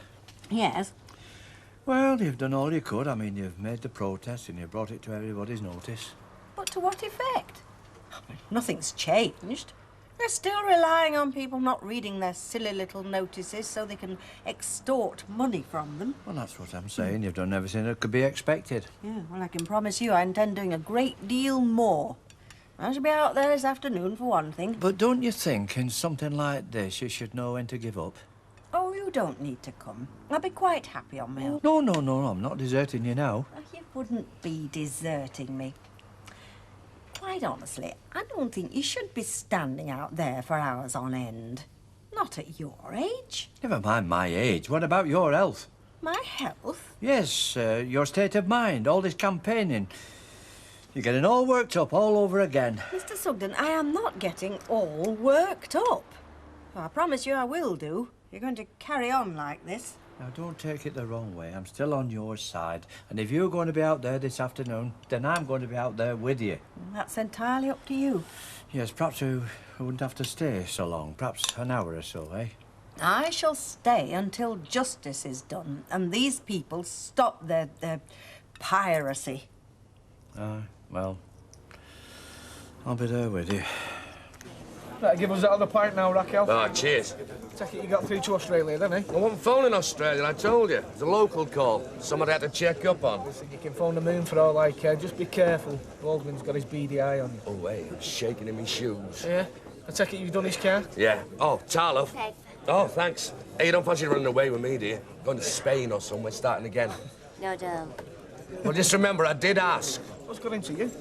Well, now, just summer and all that, innit? Anyway, Baldwin's Jag. All I've got to do now is test it. I'll do that this afternoon. Do you want me to do that? No. Why should I? Well, you know, just in case you want someone to shout at. I don't have to hide behind you, Kev. I can stand up for myself. OK. Look, I did the job. I'll test it, right? All right. Sorry, I spoke. Hello, love. Hi, Don. You all right? That's all right, then, yeah. You're not by yourself, are you? No, I'm with Fiona. Works outing. They are not 255 change. Thanks, Betty. Thank you, dear. Join us if you like. No, I'd only get it away. Gas lines, please. Yeah, another time then. Yeah, definitely. And can I have hot pot? Yeah, of course you can. Your Ivy working today, then? No, stay off, I think. But, well, she's got out of the habit of cooking at dinner time. I mean, we're hardly ever in at the same time. So you think I should ring him? Give him a last chance? It's up to you. Yeah, think I will. Tell him he can take me out again, but it has to be tonight, 7:30, and somewhere very expensive. You'd say that to him? You can listen if you like. What if he's busy tonight? Then I'll know I'm losing my touch. Get confident, aren't you? Whenever I have a boyfriend, I'm always scared he's going to finish with me. Oh, you mustn't be. Help it. You've just got to remember that men have been put on this earth for our pleasure and entertainment. Have they? Oh, yeah. And all right, I'm not saying knock 'em about, abuse 'em, but like you would a dog or a cat, you've got to let them know who's boss. How are we today? I'm very well, thank you, Reg. Do you want to speak to Alf? I think the question is, does he want to speak to me, isn't it? I think he does, as a matter of fact. Alf! Between you and me, Audrey. What? I'm very sorry I had to reduce the offer. It's not something I enjoyed. But, you know, the state of the economy, Treasury finance, and, of course, you never know which way the Bundesbank's going to jump you. No, you don't. Oh, it's you. Yes, I was just passing. I thought I'd call in to see if you had considered my reduced offer. Yeah, well, I'm sorry. You're too late. Too late? Too late for what? Well, while you were considering your offer, somebody else stepped in and the shop is sold. Sold? You mean sold? It can't. I'm just telling you. Well, you should have come back to me, shouldn't you? This is all part of the negotiating process, this. Well, what's this other person offered to you? Is it the 68,000? Well, I'll give you 69. You don't... No, shaking hands on it. Well, shaking hands. Shake hands with me. No, come on, 70,000. Give me your hand. Come on. Dear. We are revealing ourselves and our true colours, aren't we, Reg? What are you doing here, Brendan? What do you think I'm doing here? Mr. Scott's the gentleman who's bought the shop. No, he can't. Oh, yes, I can. Yes. Now that I've taken the Better Buyers redundancy package. You? But I'll always be grateful to you, Reg, for letting me know that this place was on the market. No hard feelings, I trust.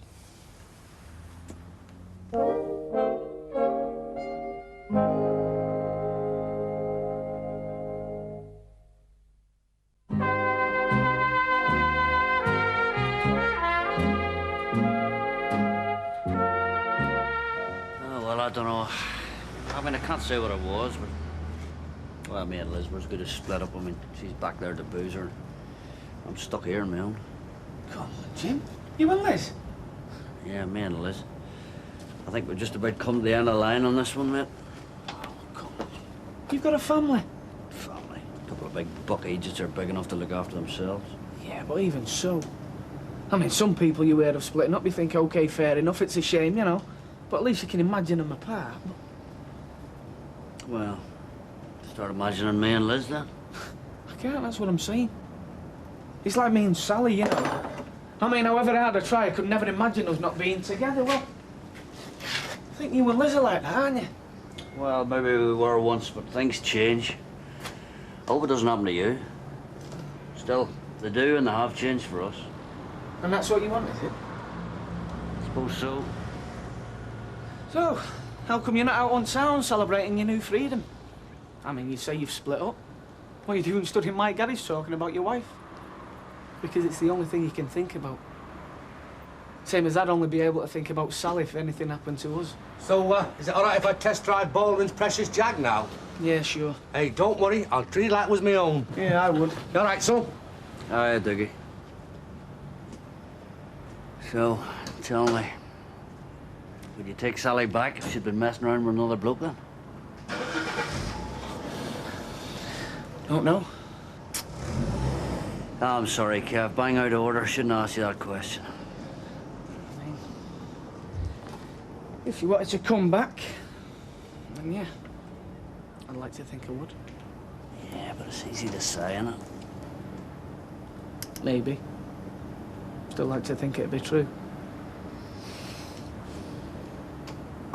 He'd gone behind my back, offered 68,000 and got the old fool to say yes before I even got there. You should have snapped it up when you had the chance. Yeah, well, I was negotiating. Everybody negotiates, don't they? I didn't know Scott was going to go leaping in there. I know that, but... Stabbed in the back, me, you know. Betrayed by a colleague. Oh, yeah, well, there's a lesson there, isn't there? Trust nobody. Certainly not in this company. God, lummy. You'd be safer off in a pack of wolves, I tell you. Hey, everything go all right? No, we haven't got the shot. No, we haven't. But do you know who has? Do you know what slimy toad has stepped in there and grabbed not only the shop, but the only redundancy option available to senior executives? No. Brendan Scott. Brendan Scott? Yes, Brendan the snake, the toad, the rat, Scott, that's who. Oh, no. That means not only have you lost the shop, it means you won't even be leaving here. Oh. I don't suppose we will. And you don't like that, do you? No, because you want my job. Brendan has got the shop, you want my job. Yes. So what else do I have to lose? The clothes off my back. Anybody fancy a coat around here? How about you The shout? only reason I wanted your job is because I thought you were leaving it. Is that right? Is that right? Well, I'll tell you what, Norman. Why don't you go and get a large knife? Kitchen where I lay. Take a large knife and thrust it right in here, right alongside all the others, eh?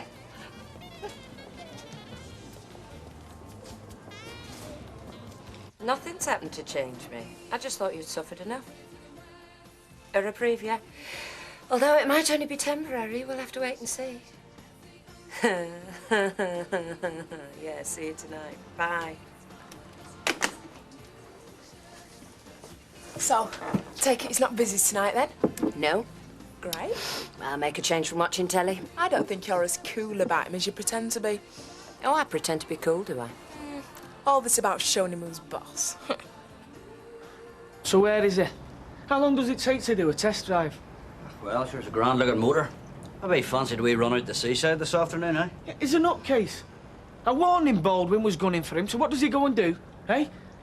Goes for a joyride in Baldwin's car. What time was it when he set off? Well, I don't know. I wasn't paying much attention. Oh, it must have been an hour ago.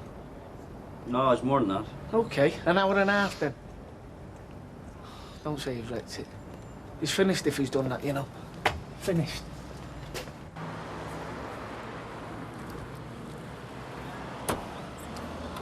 Have a beautiful motor car there. Yeah, not bad. Due for a week or two, eh? Right. Now, if I could just ask you to sign there, Mr. Baldwin. What, just... Just there. Thank you.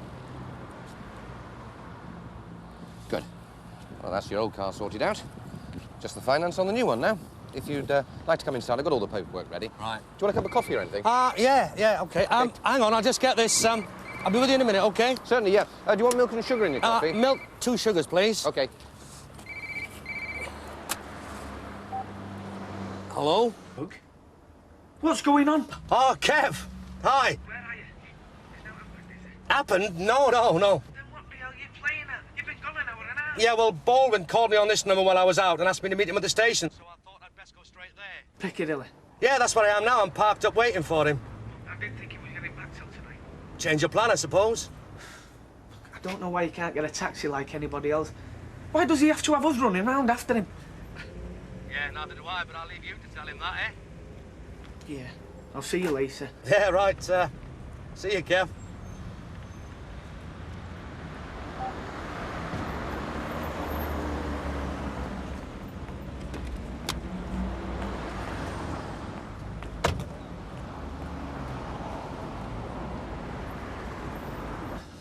Well, there you are now. You see, we were all set to blame the working man that was the boss all along.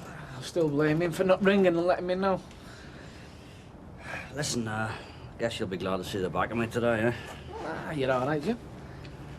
What I said before, Kev, about me and Liz. Appreciate it if you keep it yourself, eh? Of course. Mind you, it'll not be too long before it's obvious, me living on my own and that. She'll be back. Yeah. Look after yourself, mucker, all right? Yeah, and you. Oh, hello, back already? Yes, well, I did promise your husband I'd let... Oh, Mr. Roberts. Well, I've been to see my solicitor, and it's all systems go. Ah, good. Well, I'll give mine a prod and see how quickly we can get it settled. He did raise an eyebrow when I told him about the sitting tenant, but I'm sure there'll be no real problem. No, he's as nice as pie as Ken, isn't he, love? Ken? Oh, yeah. Yeah, he's a school teacher, you know, does a lot of book reading, that sort of thing, you know. Yeah. He's the ideal tenant, really. Excellent, excellent. Right, well, we'll keep in touch. Make sure the handover goes without a hitch. I'll make sure it does. And I'll make sure he makes sure. Well, I do hope we won't get any more tantrums from Mr. Holdsworth. I think sour grapes is the term for what we saw today. Yeah, I'll tell you what, Mr. Scott. One of the reasons I'm glad you're buying it is that I won't have to sell it to him. Yeah, well, I think there's quite a few other folk round here with the same idea. Well, I look forward to meeting them. Bye for now. Bye-bye. Bye, Scott. It's a funny sort of fella, isn't he? Yeah, well, he can have two heads and speak double Dutch as long as he don't go back on his points to buy this place. But do you think folks will... Well, you know, do you think they'll like him? Well, no, not as much as they like me, you know. Give them pause for thought, though, won't it? Why they didn't appreciate me more when I was here. Oh.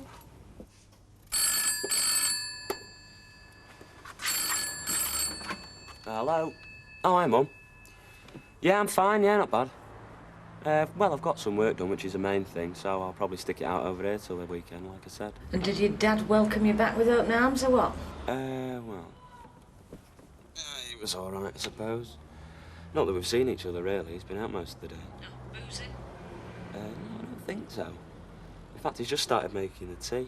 Listen, do you have a word with him? No, we'll only say the same thing we've said 17 times already, and that's not going to help either of us, is it? No, I suppose not. Listen, love, you look after yourself, and look after your dad if you can. All right, then, Mum. No problem. Cheers. I'll see you later, all right? Bye-bye.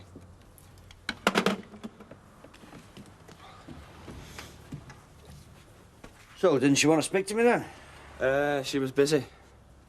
Busy? She has got a pub to run, Dad. Yeah, and customers to see to. Then, of course, there's the man from the brewery. She'll have to make time for him, won't she? So where do you want to go? Anywhere? OK, but I'm only staying here for one drink. I know. Now, remind me why I got the impression that you didn't want to see me again. Because I intended you to. And because I wanted to spend some time with my family. You could spend all the time you like with your family. Have 2 weeks in Blackpool with them. Only next time, tell me beforehand, not afterwards. Evening. Evening. Pint of Raquel, please, love. Anybody ready for another? No, I'm right, thank you. Well, yeah, I'll have a half with you, thanks. Half for Ken. 3 hours we're out there this afternoon. I don't know where it's all going to end. I don't, honestly, unless she has another of her breakdowns. Emily's campaigning against wheel tamping. Good for her. Well, Percy doesn't think it's good for her. No, I don't. No, of course, what you really want is some sort of wheel clamp that you can put on Emily. And what do you mean by that? What? Well, nothing. It was a joke. Well, I don't find that very amusing. Oh, no, well, no, I don't suppose it was, really. So, have you talked to Emily about it? You know, tell her it's all getting a bit out of hand? It's all because of wheel clamping all this has happened, so I don't find that very funny at all. Right, that's 165, please, Don. Right, Sally. Cheers. Out boozing again? Oh, hello. Don, this is Hanny. Hanny, meet Don. It's me. Anyway, we're just off to get something to eat. Oh, well, you find somewhere nice, eh? Oh, I think there's a fair chance of that, shall we? Yeah. Don't worry. Well, that's 3:35 change, Don. See the time she goes for, can't you? Type who goes? Denise likes to be taken out, doesn't she? Wined and dined, somebody else picking up the bill. I don't think that's any of your business, is it? I was only trying to make conversation. Yeah, well, do you mind choosing a different subject? One you might know something about? Kevin? Kevin? Yeah? Mr. Baldwin's here to pick up his car. Sorry to disturb you, well-earned rest. Your car? Yeah, give us the keys, I'll sort it out. Where is it? Over the garage. Oh, I thought Doug would pick you up in it. He's still dreaming. He's always dreaming. No, we took it for a test drive this afternoon. And he phoned up, he said you phoned him up, told him to pick you up at Piccadilly. And I haven't seen him since. I have just come from Piccadilly, and I came in a cab. What? I don't get this. Look, never mind what he said. Where's the car? That's what I'm telling you. I thought you had it. I haven't had it, and I've never had it, so where is it? I mean, has he nicked it or something? No. No, look, well, all I know is he shut the car and he never came back. Gordon Bennett. Look, it's not my fault. Unless there's some other reason he's not come back. What other reason? There is no other reason, is there? Where does he live? Oh, I think he's back with his sister. All right, well, where does she live? What's the phone number? I don't know. I don't even know if she's got one. I'll see if I can get one to cover. I told you this had happened, didn't I? We should have got rid of him, like I said.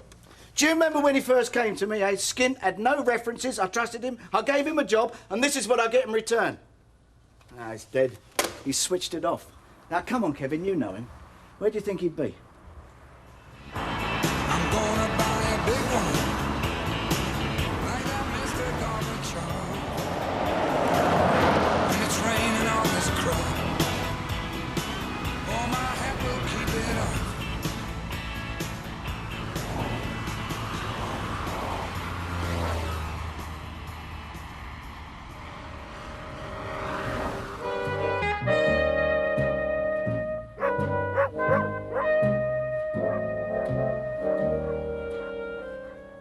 I wouldn't mind betting it's a different colour by now, you know. Different number plates. Even I wouldn't recognise it. Oh, never mind, love. The insurance will cover it. I know, it's the thought of him getting away with it. The thought of that slimy little toad sitting behind the wheel of my car. What, do you think he planned it, or was it just spur of the moment? No, he planned it. Oh? Yeah, me and Kev went to see his sister. He told her a week ago he was thinking of leaving. He even took a bundle of clothes with him when he went to work on Friday. I don't know. You go out your way to help someone, and the minute your back's turned, they rob you blind. Yeah, but you weren't helping him, you were employing him. I was helping him by employing him. Oh, I see. You must have helped a lot of people in your time. Whose side are you on? No, I'm on yours, honestly, I am. You know, I'd even had it serviced. He serviced it. I paid him to service my car so it'd be in tip-top condition for him to go and nick it. Time's your train, then? Not until later. What, said I'd go and see my mum first? Oh, I see. Give her an up-the-minute report on me, huh? No. Still, I suppose I'd be disappointed if she didn't ask. Best thing you can do, son. Get yourself back to university and concentrate on your exams. Forget about this unholy mess your mother and I have created. I mean, you and Steve, yous are grown up now. The point and purpose of our marriage is over, isn't it? Not a bad idea, that. You know, if marriage is self-destruct when the kids get to 18, tell you, a hell of a lot more happy people in this world. Right, well, I'll get going then, all right. Andy, listen, if she does ask how I am, you tell her I'm fit and well and I'm looking for another job, and then God knows what'll happen, because I've got the whole rest of my life to look forward to, you know? Is that what you want me to tell her? Or would you rather I told her the truth? Tell her anything you like. Well, there's one thing you can tell her, though. You tell her she must be cleverer than me. I mean, to get used to on her side after what she's been up to. Of course, it would run out today, wouldn't it, when I've got my last exam? Well, never Never mind. This is a good one, look. There you are. 45p, love. How do you think you've got on? Oh, I don't know.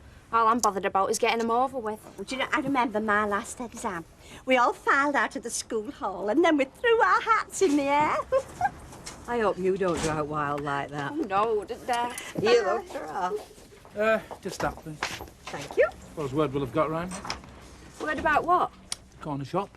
The last-minute offer Councillor Roberts felt he had to take, despite assurances given elsewhere. Oh, he sold it, you mean? To somebody else, not you. No, somebody else. Well, I just think it's a shame that after all these years of serving the community, all he's going to be remembered for is this fine lack to double dealing. What are you talking about? It's his shop. You can sell it to who he likes. Well, I would have thought so. Oh, of course, you are his friend. You'll have to stand up for him. What else can you do? Don't be so daft. Oh, daft, am I? Yeah. I suppose I must be, really, taking the word of such an unprincipled rogue. Yeah.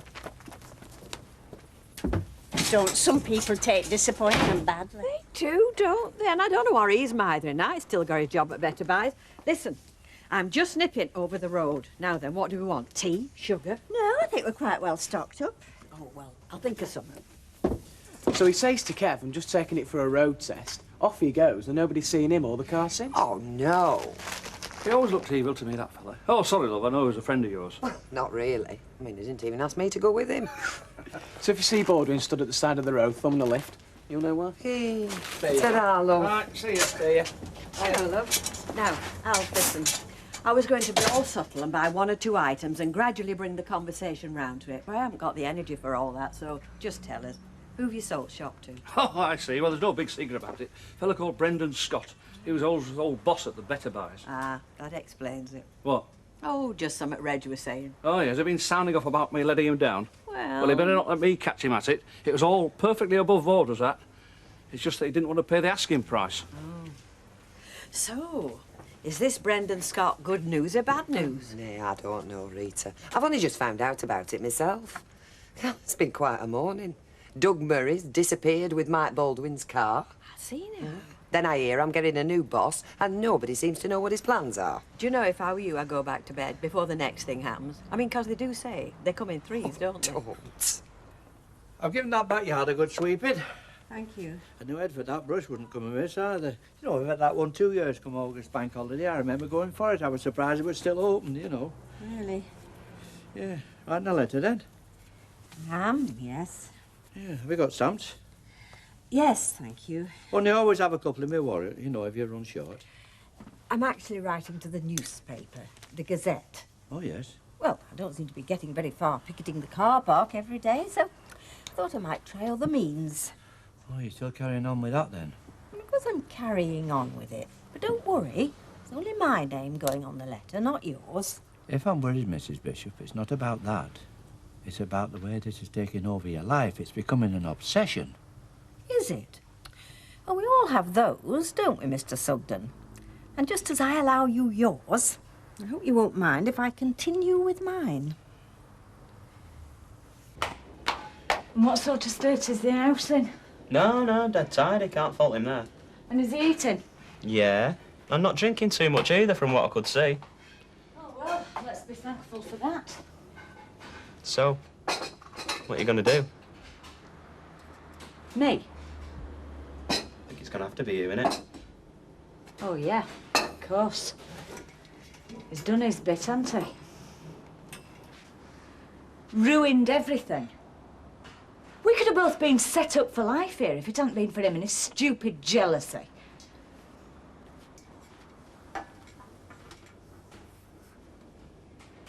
He's not been the easiest man to be married to, you know, Andy.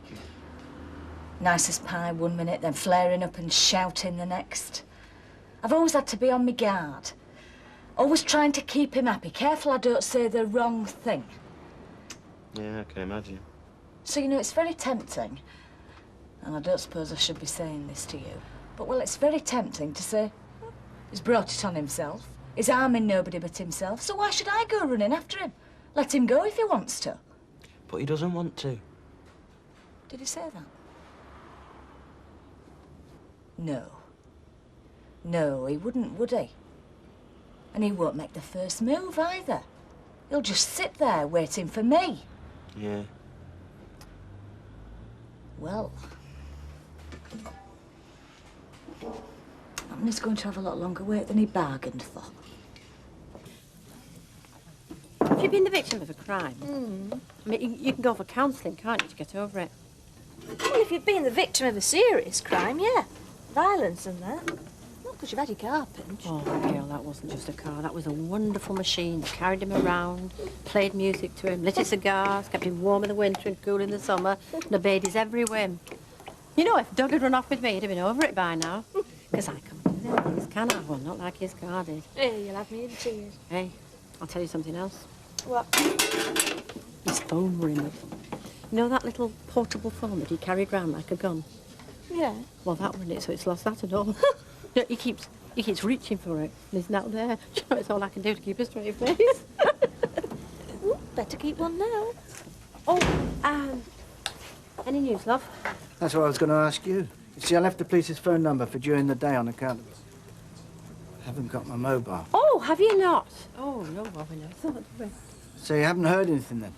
No, you have, have you? No. No, we haven't. Oh, by the way, I hired a car. Last one he had left, as a matter of fact. Oh, what is it? Well, it doesn't matter, does it? It's just a car to get me from A to B. Right, well, then, see you tonight, then. Yes. Oh, and good luck, love. We'll keep our fingers crossed. Shouldn't bother. You see, he's broken-hearted. You're a friend of Mrs. Bishop's? Well, yes, I hope so. Oh, dear. Well, what, was something the matter? No, there's going to be before long the way she's going on. It's this wheel clamping campaign of hers. She never talks about anything else. Well, Emily always puts her heart and soul into things. Actually, that's something I really admire her for. It's not her heart and soul we're talking about. It's mind. It's what's going on up here. No, I think drastic action might be called for. What sort of drastic action? Well, she's not going to give up this campaign till she thinks she's won, is she? No. Then we better let her think she's done it, haven't we? There we are, my love. Lovely, thank you. OK, look. One thing I do hope. What's that? When we retire, we're not going to be coming in here every lunchtime. Well, it won't be as handy, will it? A pint of bitter and gin and tonic. That all. I hear you've sold the shop. Yes, we have. I'm going to be a lady of leisure at last. At last, you've never been anything else. The talk about the shock of retirement, she's been practising for the past 10 years. Percy, I'll be able to put you wise, won't you, Percy? Put me wise about what? Well, how to spend your time. I mean, when you go to the post office, how to get in the shortest queue. Which of the benches at the bowling green get the sunshine all day? Oh, I can tell you all that. I don't think I want to know all that, thank you. Oh, well, you want to know which of the days you can get in the pictures for half price. Mondays and Thursdays? They are Mondays and Thursdays. And how you can ride around on a nice little bus all afternoon for just 5p. Friday afternoon? Oh, Friday get away with you. Look, there's somebody wants serving. 2.57, please, Oh, love. thank you, Betty, love. Thanks, Dave. You're quite right, love. We won't be coming here as much as usual. Gav, come here and take a look at this. Let's stay to that.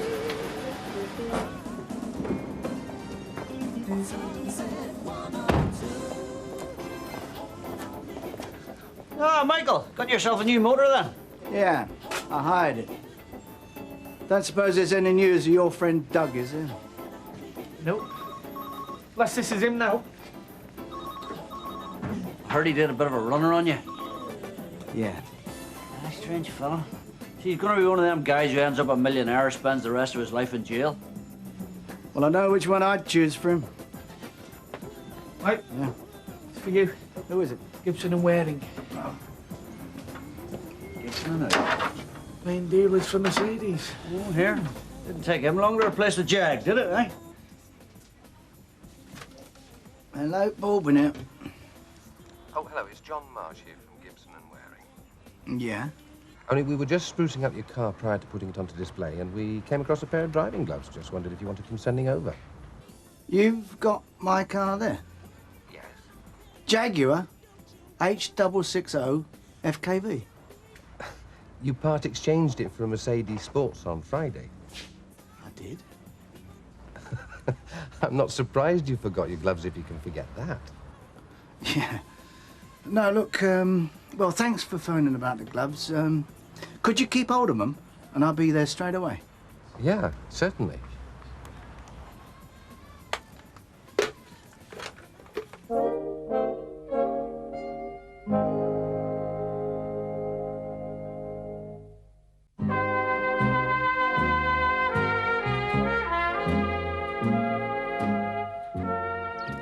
50, 55, 60. There's no need to look like that. It's all right to deceive somebody when it's for their own good. So, not a word. It's our secret, is this.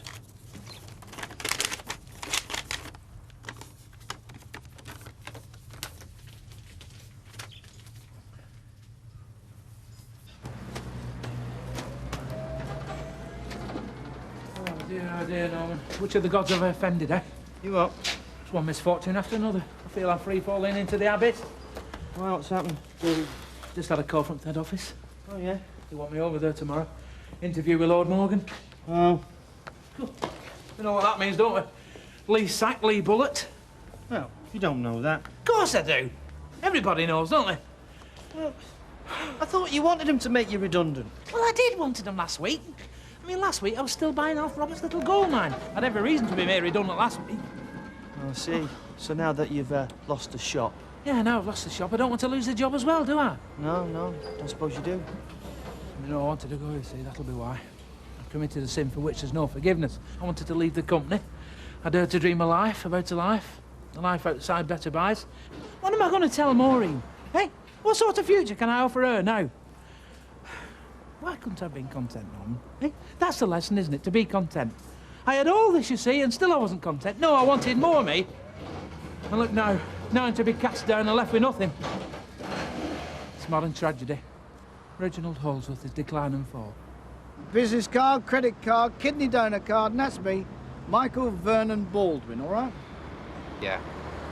Listen, I tell you what, phone up my mechanic, get a description of me, then ask him who you were dealing with on Friday. No, look, I'm convinced. What do you say, chopped him for this? Mercedes Sports? Top of the range.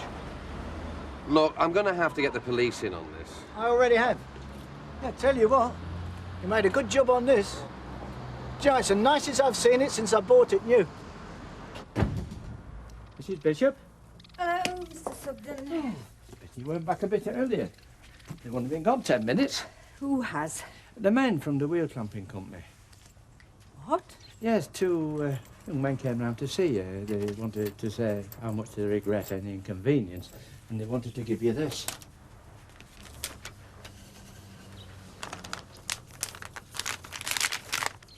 Goodness me! Yes, it's the money you paid them to release your car, and they said they wished it had never happened and they wanted you to have it back. Well, this is very unexpected. Clearly, your campaign's been a success, Mrs. Bishop, and may I be the first one to congratulate you. Now, I hope you feel that you'll be able to rest on your laurels. But how did they know where I lived? Well, I dare say somebody would tell them. I mean, it wouldn't be that difficult. I mean, you're fairly well known in this area. And why didn't they just go to the car park if they knew I was picketing it? Why come here? I probably thought it would be better, you know, more formal coming to see you in your own home. But what do these things matter? The important thing is they've admitted they were wrong and they've made amends. But I wasn't doing this just for myself. No, I know you weren't. So, did they say anything about the signs? Are they going to alter those? Oh, yes, they mentioned the signs. They said they were, you know, going to reconsider their policy. Well, I suppose I should be very pleased, shouldn't I? You should, yes, that's what I'm telling you. You fought the good fight and you won. Yes. Oh, there is just one thing, though. What's that? I've already gone and posted that letter to the newspaper. Oh, that doesn't matter. No, but I don't want the wheel clamping company to think I've written it after they've done all this. Perhaps if I rang the newspaper and asked them not to publish it. Yes, yes. I can tell them why. Yes, of course you can, yes. Well, I'll tell you what, you go and do that, and I'll go and put the kettle on. Right. You met your new landlord yet? I didn't know I had a new landlord. Oh, you will have soon. Me a new boss, you a new landlord. Anybody we know? No. Oh, thank God for that. Had this nightmare to be Baldwin. Oh. He'd buy Alf out just so he could make my life a misery. You're getting paranoid. I know. Ah, Ken, just the man I want to see. Oh, yeah, for what? Some advice about the shopping for one lark. I'm afraid it's not something I'm used to. Ah, right. Well, the first thing you learn is that all these things, packages, tins, etc., they're all designed for two people. Right. And you are only one.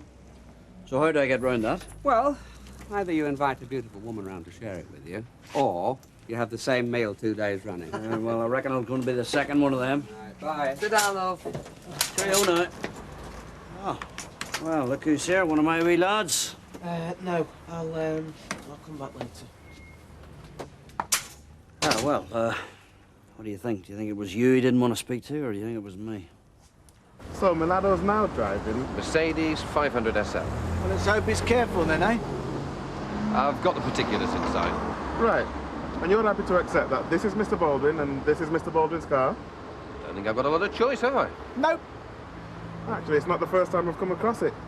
Somebody had made a mess of the door while your young mechanic was driving it. You can't want better confirmation than that, can you? No. Trouble is, it's not just me. Look, you couldn't leave it with us overnight, could you? Oh. I've been in touch with the insurance company. They promised to send someone round first thing and, well, it might simplify things if we could show them the actual car, you know? Well, yeah, all right, go on. Thanks, I appreciate that. So, you want the details of the other car? I can take my phone, though, can't I? It's your phone. Cheers.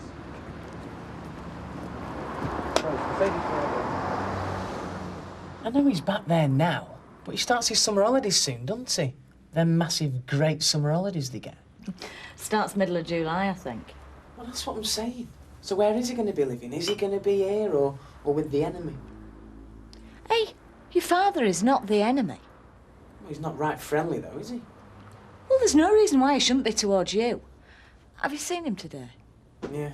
So I'm at the garage this afternoon, talking to Kevin and catching a brew. Oh, and I did bump into him at the shop. And did you talk to him? No. Oh, well, I didn't get the chance. Well, just remember, will you? He is still your dad. Oh, come on. No, listen, I know you're only talking like this because you think it's what I want to hear, but it's not. I don't want you falling out with your dad. Even if... And I don't want you to read anything into this, but even if we were to separate permanently, I want you and Andy to have the same relationship with your dad as you had before. Yeah, but it's not as easy as that, though, is it? No, but I'd like you to try, please. Hi. Oh, lady of leisure, eh? I am now. Finished my exams. Oh, yes, well done. So, I'll be off out tonight. There's a gang of us going for a pizza and a glass of lager to celebrate. Can I come? No. Oh, not even if I tell you what your mate Doug Murray's been up to. What? He's run off with Mike Baldwin's car. Really? Yes, so don't we know some nice people, eh?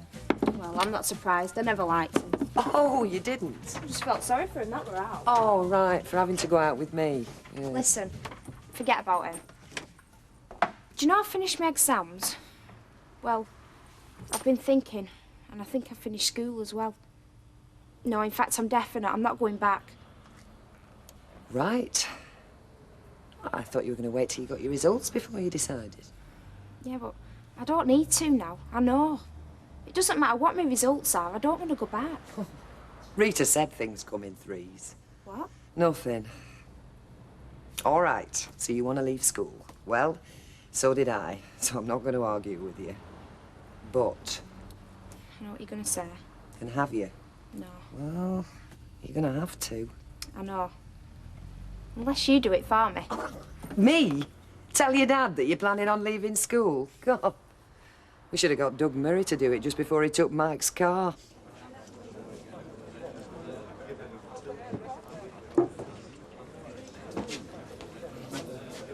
Two pints, please, Jack. Of course, it must be difficult for you. I can understand that. How do you mean? Well, all this having to look sympathetic and stand over here long-faced when all you really want to do is jump up and down and shout hooray. Don't. Of course you do. Come on, be honest, eh? This is the promotion you've been yearning for. Well, we don't know yet, do we? Of course we know. By tomorrow, I'll be out and you'll be in. Well, that's what you've always wanted, isn't it? Admit it. So? Everything I've had these last 10 years, yes. You want the desk. You want the title, you want the power, yes? Yes. Yes. Well, do you know, that's one of the nastiest things I've ever heard, is that? Well, you just said to me then, right? Here I am, facing the end of my career, and all you can think about is how it benefits you. But you said to be honest. Yes. Be honest how much you were going to miss me. Be honest about how much you wanted me to stay. Well, you should have said. I shouldn't have to say. 220, please. Here. And yourself, Jack. Look, all right, we'll miss you, OK? No, it's too late now. Jack, do this again, will you? All right. No, I don't want another one. Of course you do. We're celebrating. It's not every day I get my car back clean as a new pin and not cost me a penny. Hey, listen, you haven't got it back yet. Only because I'm helping the bloke out of the garage by leaving it there. Listen, why did Doug leave it there? Why didn't he just go off in it? Do you know, I've had it explained to me 3 times and I still don't understand. Because he's either clever or greedy. Look at it whichever way you want. Criminal? Oh, yeah, definitely criminal. I mean, not only does he nick my car, but he uses it as a deposit on one twice as expensive. So he's not only fiddling me, he's fiddling the garage and the finance company. Yes, but now you've got your car back. Exactly. That's why we're celebrating. Oh, got this back and all. Hello? You want this paper, Mrs. Bishop? Well, I might just have a look at the crossword. Oh, what can't we doing with that? Anyway, I'll leave it here for you for later when you want it. Oh, I know what I meant to tell you. What? That letter I wrote to the Weatherfield Gazette. Oh, yes. Well, you phoned them about that, didn't you? I did, yes. Didn't tell you what they said. When I explained that I didn't want the letter publishing because the wheel clamping company had apologised and given me the money back. Which they did. Yes, I can vouch for that. Yes, well, the paper said, fine, of course they wouldn't publish it, but could they come and interview me and do an article all about my victorious campaign? Oh, dear. Made it sound like the biggest story they'd had for weeks. Well, you won't want that, will you? Not all that publicity. I don't really mind. After all, publicity was what I was after. No, they're coming tomorrow.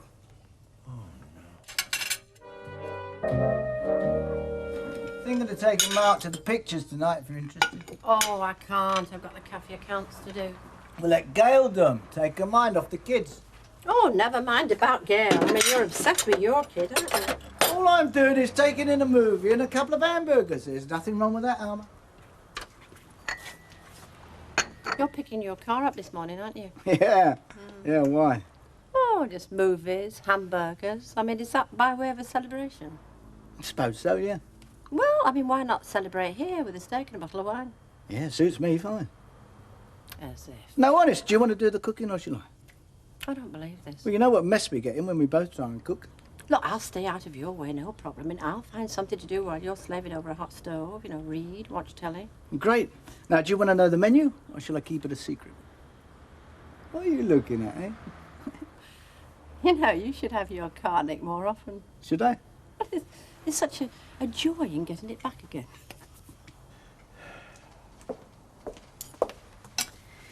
Behaving like a child impresses nobody, Mr. Sugden. Sorry. I thought breakfast was supposed to be the most important meal of the day. I say again, Mrs. Bishop, it's not in your nature to draw attention to yourself. I didn't choose this fight. It chose me. I was the one who got wheel clamped, remember? But you won that and you got reimbursed. Hush money, Mr. Sugden. I won't say that to the Gazette, of course. I'll just present the facts and let the public draw their own conclusions. Well, I'm very disappointed. I always say once you've been magnanimous in victory. Mr. Sugden, I'm confused by your attitude. How's that? Well, when I was demonstrating at that car park, you were advocating all manner of mayhem. Flamethrowers, hand grenades. Now, when all I'm doing is giving an interview, you've suddenly come over all pacifist. I'd rather you weren't doing it, that's all, Mrs. Bishop. I won't mention your name if you don't want me to. Sit in if you like. I'm sure the reporter won't mind. There's only one thing you can do for me, Mrs. Bishop. And you know what that is?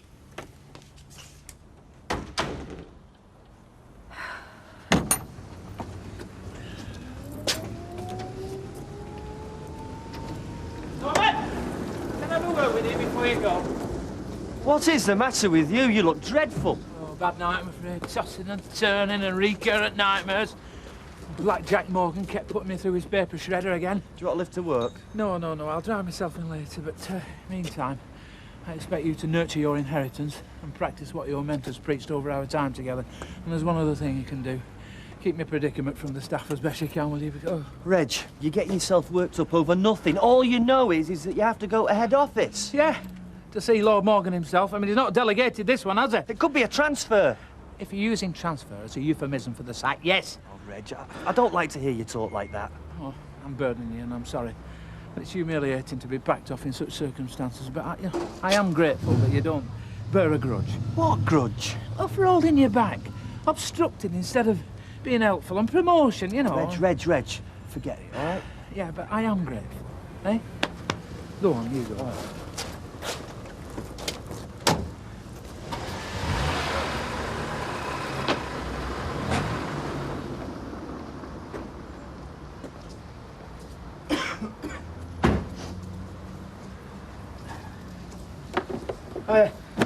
Where's your motor? I'm going to pick it up now.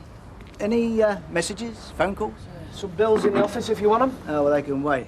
Listen, I've got to go to Bolton and see a fella. If you want me, ring. I'll be fully operational by then. Yeah, well, I need you now, actually. Got to take some brake linings back to Carter's. They sent to you, man. Do they know? Yeah, rung the first thing this morning.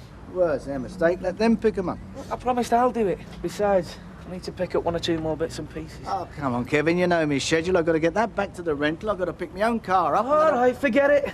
I'll do it myself when I lock up for dinner. Lock up for dinner? You can't lock up. Look, I'm on my own here in case you hadn't noticed. Kevin, be kind to me, will you? Life hasn't been too clever lately. Oh, yeah. No jam jar for the weekend, eh? Forgot.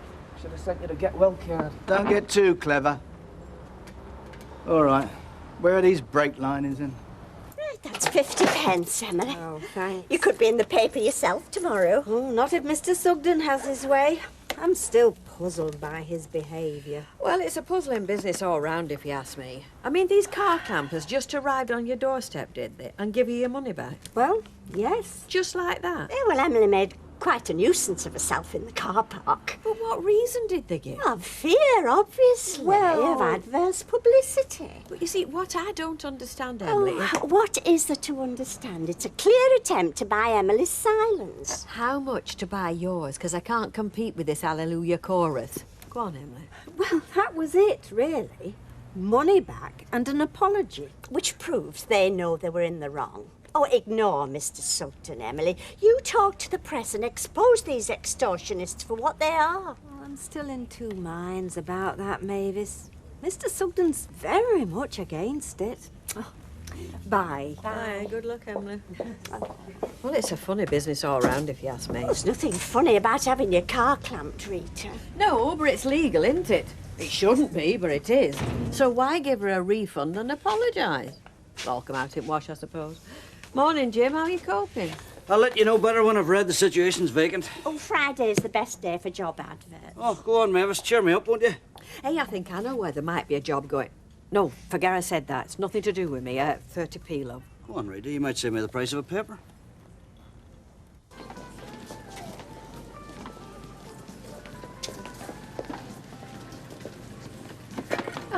So you got here then? Yeah. Thought I'd take one last look at the Empire before the loneliness of exile. Whatever they do to you, Reggie, you'll never be lonely because you'll always have me, and remember that. Yeah. Transfer of power's actually begun already. Even the internal mail was addressed to Mr. Watts this morning. King is dead, long live the king. Stay close to the king. I mean, Mr. Watts. I've recommended you for under-manager. Under-manager? Well, Mr. Watts didn't seem adverse to the idea. Well, I don't think I'm ready for that, Reggie. Why not? You've got all of the qualifications. You're punctual, you're efficient. And your name's Holdsworth, or it soon will be. And on second thoughts, you better forget about that. It's tainted, isn't it? Do you really think you're in a fit state to go to Leeds? No choice, Maureen. Lord Morgan will have his bond.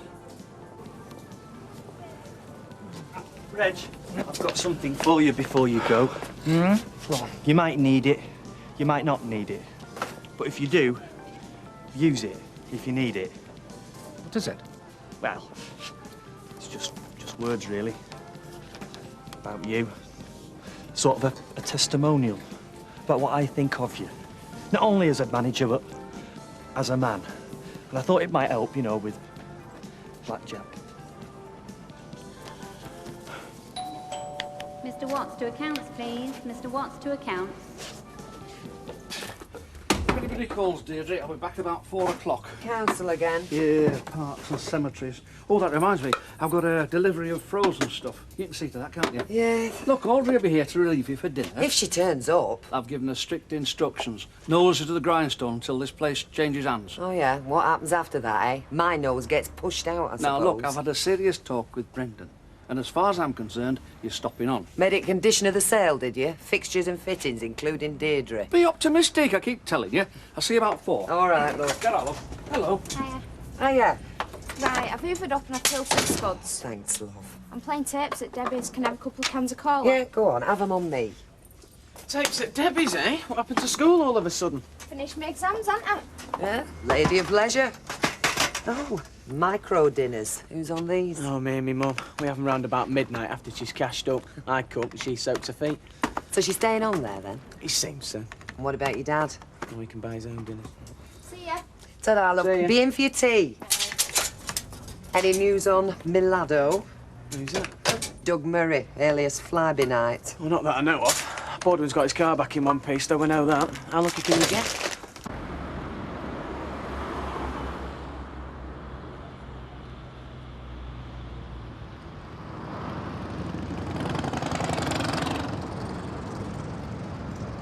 Expected you earlier. Yeah, so did I. Have you got me keys, then? Well, someone else is expecting you as well, actually. Mr. Baldwin, rang your missus. She said you'd turn up here eventually. But you thought I'd taken route, didn't you? Can't say you've been good for business. What's going on, then? Anomalies, Mr. Baldwin. My gaffer's not happy. Good cup of tea, that. Ta. Call again when you pass it. Not happy about what?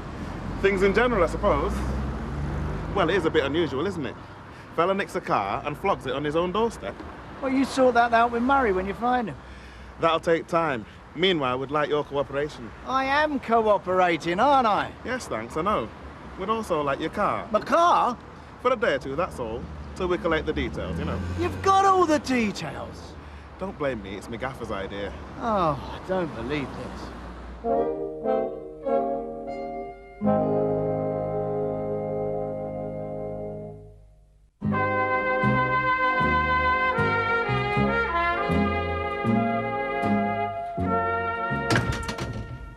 It's not fair, Mr. Hinchcliffe. I'm cancelling the interview for personal reasons. I respect that, Mrs. Bishop. But what about your public duty? Mr. Sugden, this is Mr. Hinchcliffe. Mr. Sugden's my lodger. Nick Hinchcliffe, Weatherfield Gazette. I wasn't eavesdropping, Mrs. Bishop. I happened over here. I'm not doing it, Mr. Sugden. Seems I've wasted Mr. Hinchcliffe's time. Hey, I'm not giving up yet.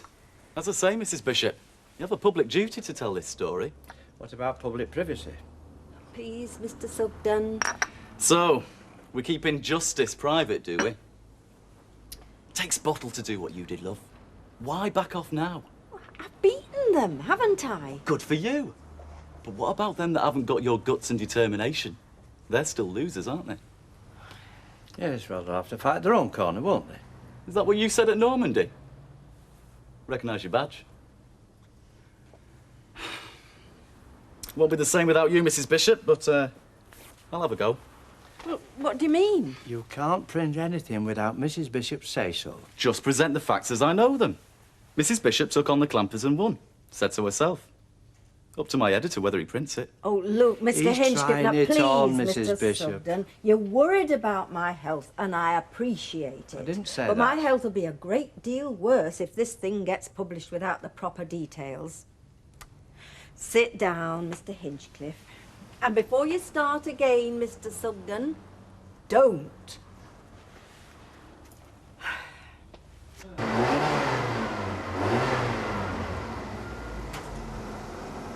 You never guessed the morning of it. Well, what are you doing here? Just tightening a few bolts, waiting for the phone to ring. It's yours, is it? No, I've no idea whose it is anyway. I thought you were meant to be on Bolton. Oh, did you? Where's Kevin? He's just gone to the boozer for his lunch. He asked me to babysit the shop. Oh, I don't know. You turn your back for 5 minutes. Michael, don't worry. It's not a permanent arrangement. You can say that again. I do the hiring and firing round here. Yes, you do, because that's what you're good at. You're the boss. Tell me this. You were the one who hired that fellow who went away with your motor, weren't you? Don't get too clever. Clever? It's a shame you weren't a wee bit more clever when you hired him, wasn't it? What's this, a lecture from one of the world's successes? And anyway, it's got nothing to do with you. Well, don't worry. I'm on my way. There's one oily rag, right? And I think if you look around, you'll find all the spanners accounted for as well, okay? Hey, just a minute. Shove it! Don't fall out with your dad, son. That's all I'm saying. I'm not taking sides, Jack. I'm just keeping an eye on my mum, that's all. It's naught to do with you, any road. Betty, sons and dads should be mates. Like you and your Terry, you mean? Yeah, well, that's why I'm sticking my neb in if only you're flaming listen. I don't want the same to happen to him and Jim. Where you going? Gents. I'm sorry I overstuck my neb in. Oh, you're all right, Betty. I'm a flaming idiot, aren't I? I'll tell you what, though. Not as big an idiot as that Jim MacDonald. He only got his own pub and blew it. I didn't stitch you up then. Didn't embarrass you. Oh, did you, Rick? Jim's a good mechanic. In fact, I told him I'd mention it to Baldwin when I see him. Well, at least I got you standing while you had your dinner. Yes, thank you, Rita. I owe you one. See you. Yeah, see you now, Rita. Here, I've just locked up. Got your own way in the end, didn't you? What are you doing here? And don't say I should be in Bolton. Well, it's what you said, innit? I also said I was getting my car back, didn't I? Well, I didn't. Parked at the police station. Police station? Oh, yeah, it's been a good day up to now. The icing on the cake was that mad Irishman you moved into my garage. Look, he stood in for me. Jim's a sound man. Sound? You tried talking to him? Good news, eh, Mr. Baldwin? What? Brum. Your motor. You got it back, didn't you? This is a setup, isn't it? Someone somewhere's filming all this, isn't it? Has Tracy said any more about her exams? Ah, not much. She's glad they're over, I know that. Oh, didn't she mention the politics and government paper? Somebody got a nosebleed, didn't they? What? One of the girls, a nose started bleeding midway through, according to Tracy. Oh, yeah. No, I was wondering more about the questions. Hello, Ken. Hello. Any messages, love? Oh, yes, Brendan Scott rang. He said he'll see you sometime tomorrow. Sorry, Ken. Well, I thought you might have discussed it with you. I mean, it was your field, wasn't it, politics and government? Well, only local politics. Anyway, you know Tracy. I'm going to make an appointment to see her nowadays. Oh, so we've no idea how well or badly she's done. Oh, I thought the examiners decided that. So what did he say, Brendan Scott? I've just told you. Well, he's not backing out, is he? I mean, sales still going through. Well, he's hardly likely to tell me, is he? He's a very dodgy customer, you know. His eyes are too close together. You know, sort of bloke you can't fathom. Oh, is he? Right. No, what I'm after is Tracy's... Hang on a minute, Alf. What are you telling me now? Why? Well, this morning it was a case of, don't worry, Deirdre, I've had a very serious word with Brendan about you. Now all of a sudden... Deirdre, talk to Tracy for me, see if you can get some idea, OK? I will, Ken, yes. Bye. See you, Ken. I mean, if you can't fathom dodgy Brendan, what chance have I got? Come on, Alf. Do I start looking for work or don't I? Do you want to pay another month on your card? What? For your lodger in the window. Lodger in the window? Oh, the card! Ah, welcome to the game, Curly. No, you can cancel that, Rita. Events have taken a rather unusual turn. I see. Are you hoping Angie will move back in, are you? Oh, no. The door is always open. The events I'm referring to are at work. You got the penthouse suite at Better Buys. Now, promotion, actually. I mean, who's going to need a lodger with the pay rise I'm going to be getting? Good for you. So what am I going to be calling you? Well, manager, hopefully. I'm just waiting, you know, for the rubber stamp from head office. Oh, your own store. Well, where will this be? Well, it's early days yet, you know. How does Reg feel about losing you? Bad, I should imagine. At this moment in time, very bad. Oh. Hey, hello, love. What can I do for you? The matches. Reg's pilot light's just gone out. Oh, Norman, have you heard anything? No, have you? No, nothing. You don't suppose he's on the moors somewhere, do you, wandering about? Who?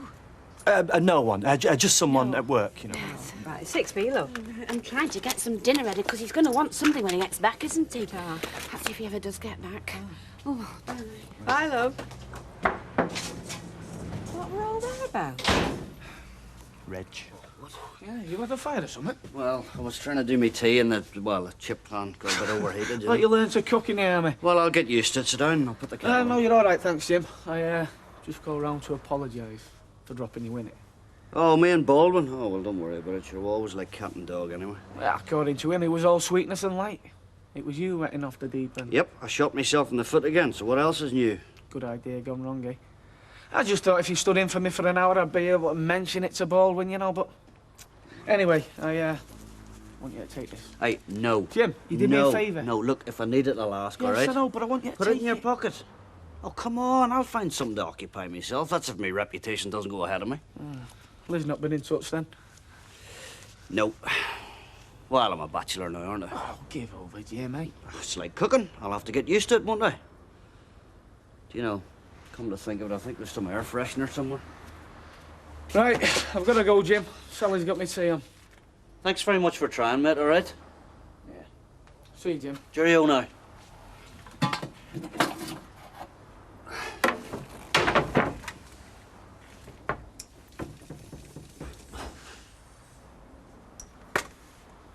What did I do? I mean, Jim needed a job, so I just pointed him in the direction of Kevin Webster. Mistake. I don't think Mr. Baldwin's too fond of Jim MacDonald. Oh, so Kevin said this afternoon. You just have a talent for saying the wrong thing sometimes. Told you I was just trying to help. Some people can't be helped. That man can't even work with his own wife. I wonder if Liz will stick it out. Well, we don't know, do we? I mean, we haven't got the whole story. Oh, wait, talking of stories, Emily, did you do that interview or what? Oh, please, that's caused enough trouble. Don't be so touchy, Emily. Rita was only asking. Not being touchy, as you put it. Just reticent on that particular subject. Suppose because Mr. Sugden talked you out of Time it. I was going, I think. For your information, Mavis, the full story will be in tomorrow's Gazette. So you'll be the first to know, won't you? You know that talent I have for saying the wrong thing? I think you've got it as well. No, what I'm saying is, if Alvira ever wanted to come back, you'd take her on, wouldn't you? Oh, that's been nearer the time, Jack. I think Jack's looking forward to getting young Tom into school. That's what I mean, it's years off yet. No, well, I mean, you're the boss, you can do anything, can't you? Well, I don't think you can lower the school attendance age. No, I mean nurseries, where workers can drop the kids off before they start a shift, you know. Yes, love it, yes. The creche will be your first major policy decision. Oh, we're not that desperate for staff, Ken. Certainly not desperate enough to ask Vera back. Greetings all. What better way to celebrate than in the company of one's friends? Rita, Mrs. Wilton, would you be joining me in a glass or something? Oh, we'd love. Thank you. Thank you very much. We'll be back then. I thought he ran his way out. Out where? Oh, shut up, listen. It's good news. Oh, you should have been there. You should have been there. Because he put his hand on my shoulder like this, you see. What, Lord Morgan? Yes, Lord Morgan. And he said to me, Reg, hey, you know he's been calling me Roy for years. All of a sudden it's Reg now, right? He said, Reg, I want you to take over from Brendan Scott because I need an area manager that I can trust. Area manager? Yes.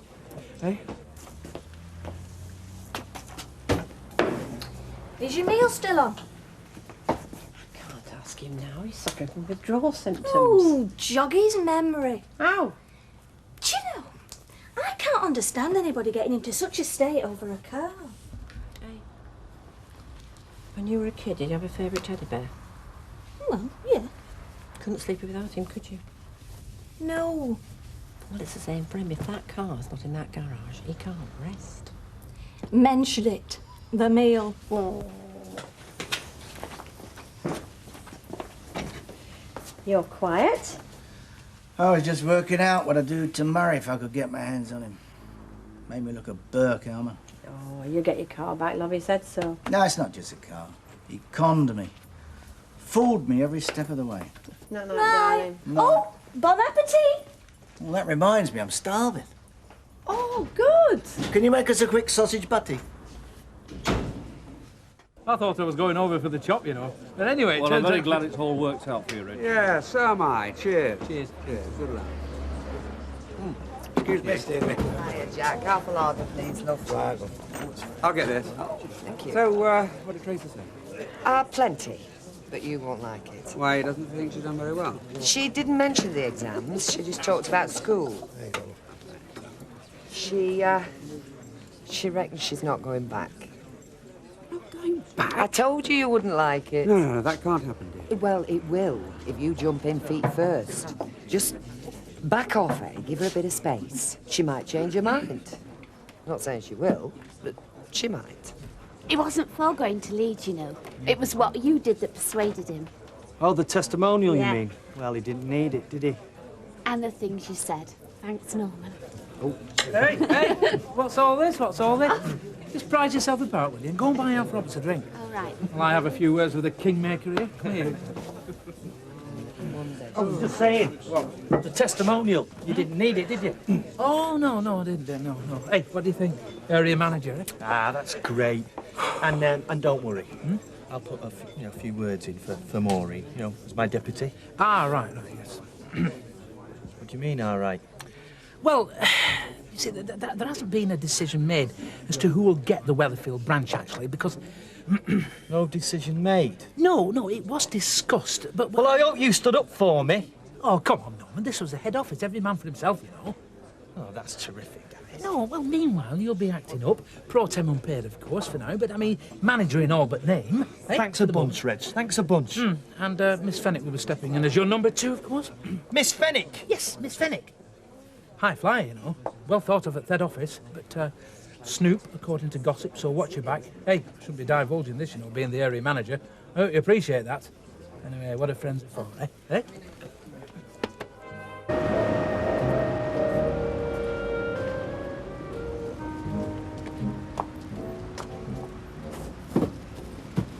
What's all this? I left you in bed. I know, and thanks a lot. I thought you'd be glad of a lie-in, officially being a school leaver. Oh, do you know, that starts my ears ringing, school leaver. Well, I was warned often enough. They grow up quick. It's me I'm thinking about.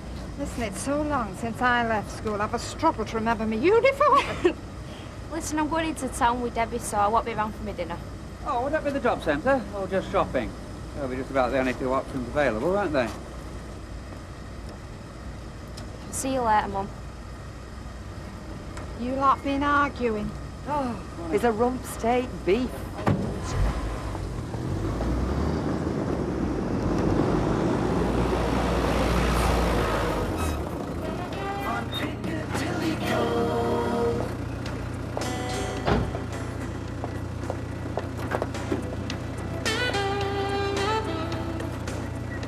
Where do you think you'll be?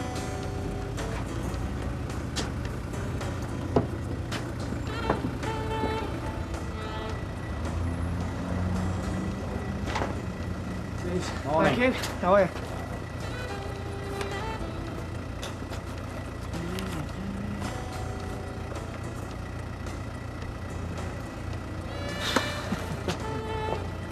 Yeah, love. Thanks very much.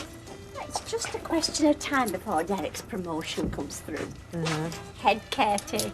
Do you know, I don't know where they get all these titles from, head caretaker. I mean, you either are or you aren't, are you? I mean, I don't say senior shop owner. I just say shop owner. Here, Percy, I'm sorry for the delay. 30p, love, car. I mean, we were lying in bed saying that his increment could go in a separate bank account and it would go towards Cornwall. Oh, I'm sure they thank you for that. Hey, look, Emily, I'd forgotten about that. Well, Ken reckons she might as well be bored getting her A-levels as bored getting a gyro. Well, is it all it's cracked up to be? I mean, they're on the door with A-levels and all, aren't they? Yeah, but his argument is things are bound to pick up sometime. Oh, well, I don't know. I always said tank tops would come back, but I'm still waiting. Yes, Vera. Just the gripe water, love. Right. Oh, and a packet of our Jack's fags, please, Audrey. Hey, now you know you're not to mix these, don't you? Here we are. So, There you are, Audrey. Oh, right. So.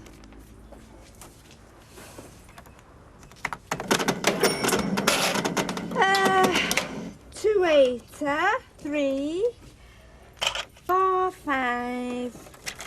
5 is 10. Oh, thanks, Audrey, love. I'll see you later, eh? Yeah, bye. See you later, Vera. Oh, hello. Mrs. Roberts. Oh, I say. She's come out of it very well. Good on her. I don't think I'd have had the courage to go that far, but she can surprise you like that, can Emily? Hey, speak of the devil. Oh, yeah. What? Don't give me that, Emily Bishop. I know you've only come in for your medal. Sorry? Like Emily Pankhurst before she did her porridge. She came from round here. You're not related, are you? Oh, it's in, is it? Well, I was hoping it would be, but you know what the press are like. Oh, I'm delighted. Yeah. Oh, I'm not sure I like being called a pensioner. Pensioner Emily forced the wheel clamping firm A&K Securities to refund her money and make a full apology. Now, this is the bit I like best. Alan Robinson, company director, unavailable for comment. Oh, didn't Percy tell you he bought a paper first thing? Mr. Sugden did? Oh, we'd read it before Think We're Dry. He'd be jealous because he didn't get on the picture. You'll be in the Rovers at dinner time. We'll try and make him buy you a drink. Oh, bye, Betty. Tell you what he's going to do, he's not when he sees it. Well, I'll say one thing for Doug, it's dangerous. Oh, listen.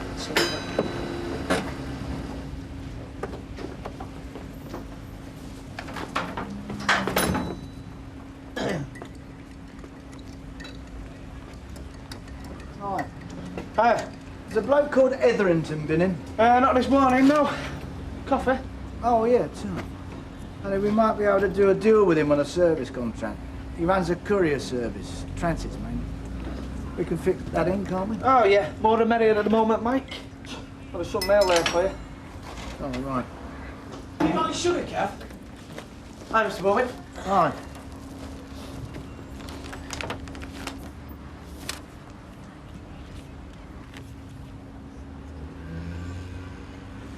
What's that, boss?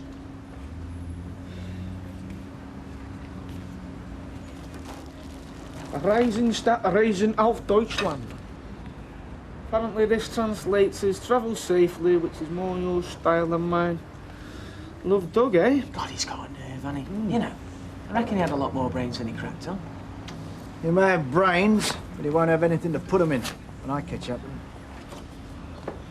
If this Etherington guy comes in, do you want me to get him sorted? No. Tell him I've gone for a walk. Tell him to wait.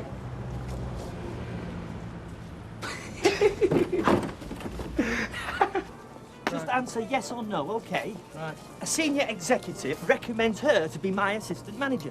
Yes. But she's not connected to the Morgan family. Oh, no. So she's having an affair with someone of significance. No. So she's bright then. Oh, yes. But is she after my job?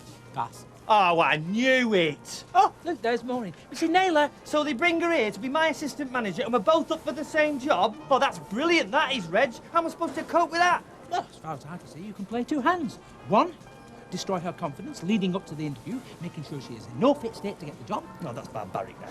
Oh. Or two, if you haven't got the bottle for one, get down on your knees and kiss her feet, because she's going to wipe the floor with you anyway, isn't she? Arthur? My office, Mrs. Naylor, please. Now, are we going for lunch or what? Stop it. You're going to be fired, you. What, by him? Fire a smoke gun. I'm sorry, it's a mess. I've been sorting jumble for the church. Emily, you get through so much. You make me jealous. Oh, I think I'd swap you for the cabin, if I'm honest. Oh, I bet you'd still do all this as well. 2 minutes. I'll change my shoes.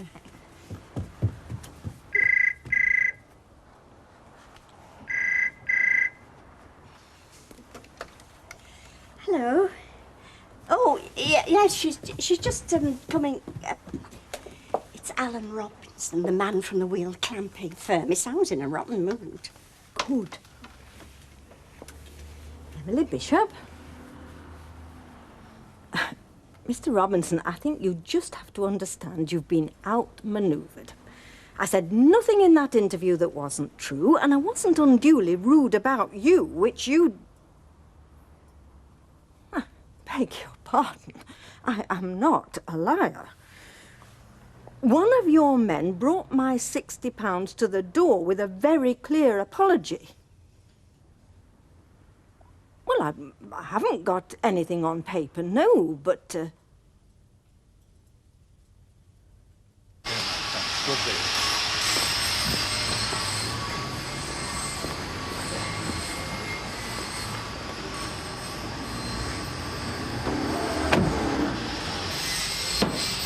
Hey! Mr. Baldwin? Hope you got some good news for me, mate. Look, there's a lot of paperwork to track down on the Jag before you can have it back. Oh, come on, where's the justice in that? It didn't take him this long to nick it. Well, if you can appreciate, the showroom will have to cover their own backs before we can tell you exactly who the car belongs to. Oh, come on, it belongs to me. I mean, even a 2-year-old can read a logbook. And it's not exactly been a lucky car for you, has it? The drunk driver? What? Don't you remember I told you? I was actually there when one of your mechanics got smacked on the near side by a drunk driver last year. I was a witness to the accident. Oh, yeah. Is he about? Who? Kevin Webster. Well, he'll have worked with Doug Murray, won't he? They're both mechanics, aren't they? Mr. Baldwin? Yeah, they're both mechanics. I just wondered if Kevin could give us any information about Murray. He could all help, you know, if it comes to court. So, is he about? Kevin? Yeah? The old Bill wants a word with you.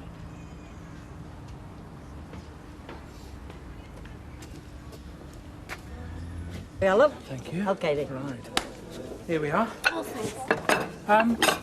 Look, pick a number between 1 and 30. 24. Right. Now pick another between 7 and 12. 9. What do I get? A wedding. What? The 24th of the 9th, September. Are you or are you not free on that day? Well, no. Good. Then would you be so kind as to marry me? If it's not a Thursday or a Sunday. Oh, are you serious, Reggie? Oh, yes. It would make my month if you said yes. Why not Thursday, though? Well, because I'm... You're going to get me going now. Well, I think that's his intention, love. Anyway, I'll leave you with it. Thank you. Okay. Right. Here we go. This one for you. And, cheers. 24th of September, then? Yes. Here's to you telling me, Mother. And they didn't give any clues that he was up to anything? Nope. Did you ever drink with him? Oh, yeah, all the time. I mean, we wasn't mates or anything, you know, we just worked together. Yeah, but he didn't talk about money? Yeah, all the time. And like the rest of us do, you know. Okay, thanks for your time. What's this? Oh, that's from him. Funny lad. When did this arrive? This morning. You should have phoned us. Mind if I keep it? Be my guest. I wasn't going to. Thanks, Mr. Baldwin. Give us a ring if you hear anything, all right? Has your hair always been that colour?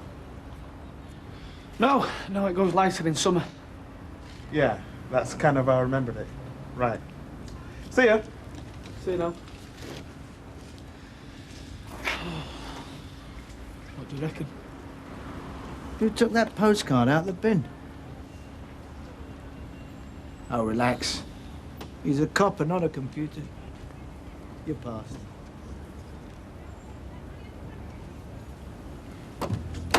I just wanted to put a stop to it, that's all.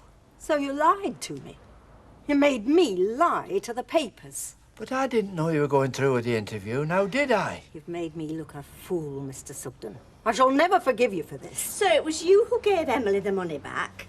I didn't do it to harm anybody. I just wanted to stop it coming to a head. But it was meant to come to a head. I was trying to make a point. Yes, I know, but you see, I thought you were fighting a losing battle. These wheel clamping fellas, they'd have never refunded your money. And I thought you were pushing yourself too far. But if Emily had been allowed to make a point, it mightn't have been Excuse me, losing. Mavis. Pushing myself too far. What exactly does that mean? Well, I thought you might be making yourself ill again. Oh, I see. I once had to see a psychiatrist. Now, every complaint I have in life is just hysterical. No, so the jumble we've been raising for Bosnia is just pointless. I just need to make an appointment with the doctor and I'll get over it. Oh, give me strength. Well, actually, Mr. Sugden does have a point. There was no malevolent intention. Actually, I don't care, Mavis. I'm now going to have to apologise to the Gazette, apologise to the wheel clamping firm. It's an absolute disgrace. 30, 40, 50, 60. I don't want it. You'll need it. Rented accommodation's very pricey nowadays.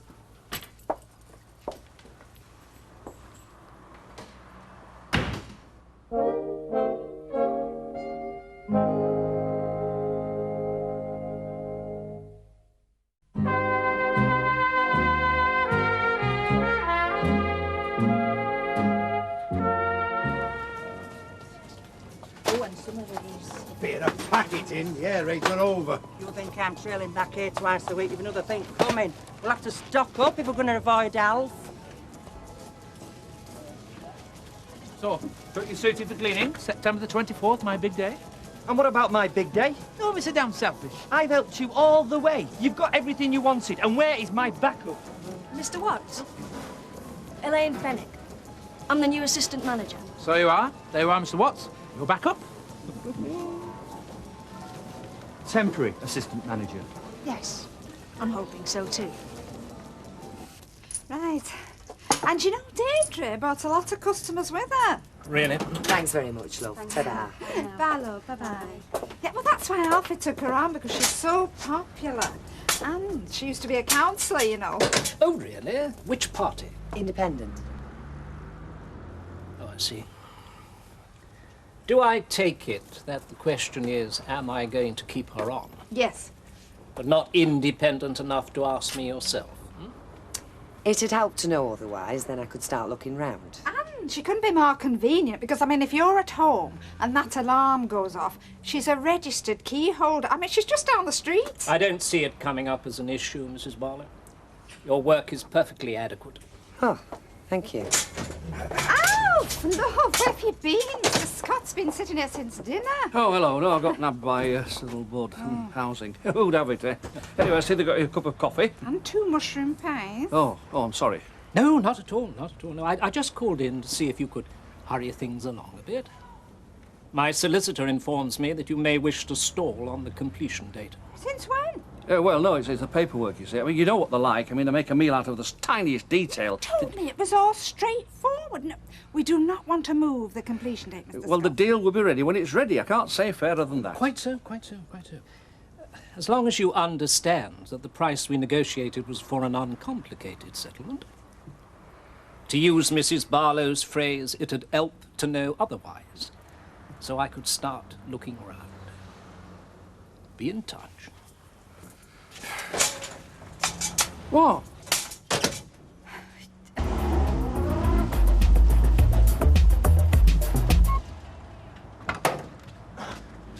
Yeah, they'll be open. That's it, mate.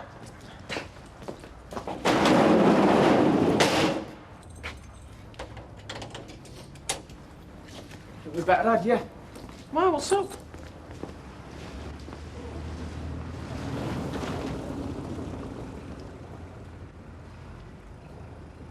The tall lad. He's the one who smashed the jag up. Said he was Kevin Webster. But we now know the other one's Webster, right? It's were ages ago. Listen, have you got a brain or what? Yeah? Yeah? Well, who else did you tell you give my name at that accident in Mike's car? I haven't told anybody, Kev. Are you sure? Not even Vicky? No, just me, you, Mike and Doug. And Sally. She's the one who got me to bail you out, remember? Yeah. Well, listen, I'm warning you. Just keep it zipped. This is history. You're the only one that's bringing it up, Kev. Yeah, well, whatever happens, just keep it zipped. Jack, do me a favour. Run us a computer check. That lad we arrested in Coronation Street for car radio theft. I'm pretty sure he got a conviction. About a year, 18 months back. I know this hasn't got a lot to do with the other car being nicked, but I thought you'd want to know. You picked up all the same signals from this Baldwin fella as I did. You could have one employee with form, one line through his teeth, another in Hamburg with a knocked-off Merc. And at the end of all that fiasco, Baldwin ends up with his car back. So I wouldn't trust him to collect me pool's money, would you?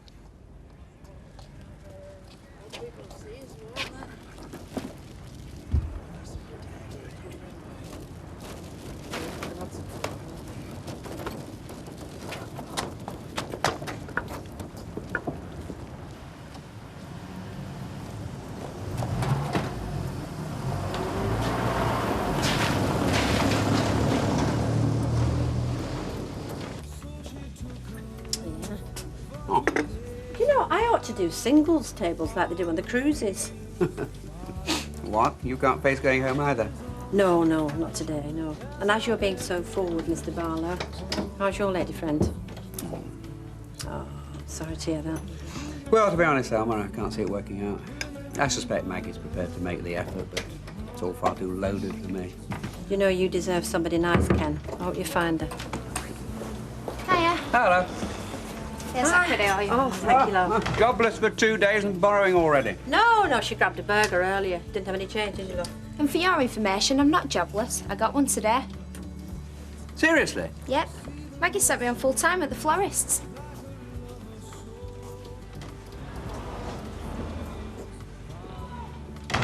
You're kidding? I was there when he phoned. Yeah, I see.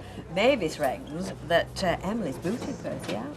Oh, that's awful. I mean, he only meant well. Well, that's what I said, but she jumped down my throat. Too true. I mean, it takes some living down, does that? And if you two feel so generous, one of you should offer him a bed. Right. Excuse me. Right. He'll be all right for you. No. Well, where do you want to go, Mum? Malta. Evening. Ice and lemon, I'll be Thanks, Jack. Right. Next time you do your shopping at Better Buys, do a better job of hiding the bags. Right. I saw you before. He didn't, so you're all right. No, he was too busy going on about when he took the shop over during the Boer War.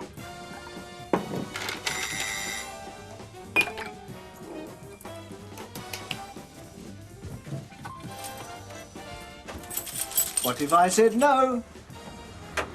Mr. Baldwin? Yeah? Detective Inspector Chambers. Can I have a word? Well, yeah, of course. Come in. Oh, blast. Where were you looking, Shut up. Try again. Listen, Audrey, I want to wish you every success in your retirement. Here, here. If I ever retire, I won't know where to begin. Ringway Airport, that's where I'll start. Cheers. Cheers, Thank you very much. Right, here you go. Me and Reg have got something to say. Surprise me. Right, no, you've got mine there. Well, you didn't bring me here to wreck the door frames, did you? No. Maureen has given me a date. No. That's not clever. 1066, the Battle of Hastings. That's a date. You know very well what we mean, a date for the wedding. Yes, it's the 24th of September. No can do. Hospital appointment. Well, as near to that date as we can do it then. Oh, no. 24th is the date, Maud. 24th of September. Maureen has picked it, and that is when we are going to do it. And if you don't come, you're going to miss a very good do. Of course. Dr. Grimshaw's very flexible with good patience on past experience. What's the budget for my outfit, then? Do what? It's fraud, Mr. Baldwin. If the claim you put in for the damage to your car's misrepresented, it's fraud. Look, I just pay their wages. I don't run their lives. How'd you know you got the wrong lad anyway? Because we waited round the corner from the garage till I saw the bloke I dealt with when the car got smashed. Oh, this is great, this is. I mean, I get stitched up, the car gets nicked, and you come at me with this? What's going on? Oh, I'm sorry, love. I forgot my key. Hello. Mrs. Baldwin? I thought you might be able to enlighten us, Mr. Baldwin. The postcard you got from Doug Murray, or David Matthews, whichever you actually knew him as. What does more your style than mine mean, do you think? Well, how the hell should I know? Here. Do you think this is a set-up job? Well, we think we've probably established one false insurance claim. It's reasonable for us to raise questions on this one, Mr. Baldwin. Now, look, I know nothing all about this. I knew nothing until the car went missing, until the car got nicked. Look, would somebody mind telling me what's going on? No, because these two are Mike? going, no, if you're going to play this game, I'm saying nothing more until you've got more evidence and I've got a solicitor. OK, Mr. Baldwin. So long as you understand we're talking about some pretty serious offences, so we will look for evidence.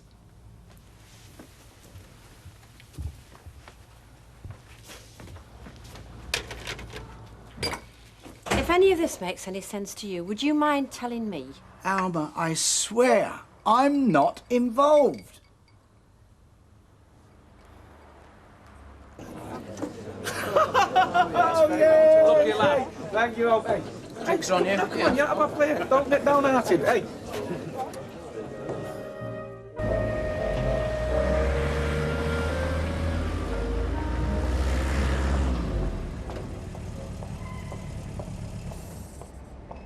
Will you be on for your dinner? Oh, with what I've got on today, I'll be lucky if I get a chance for a brew.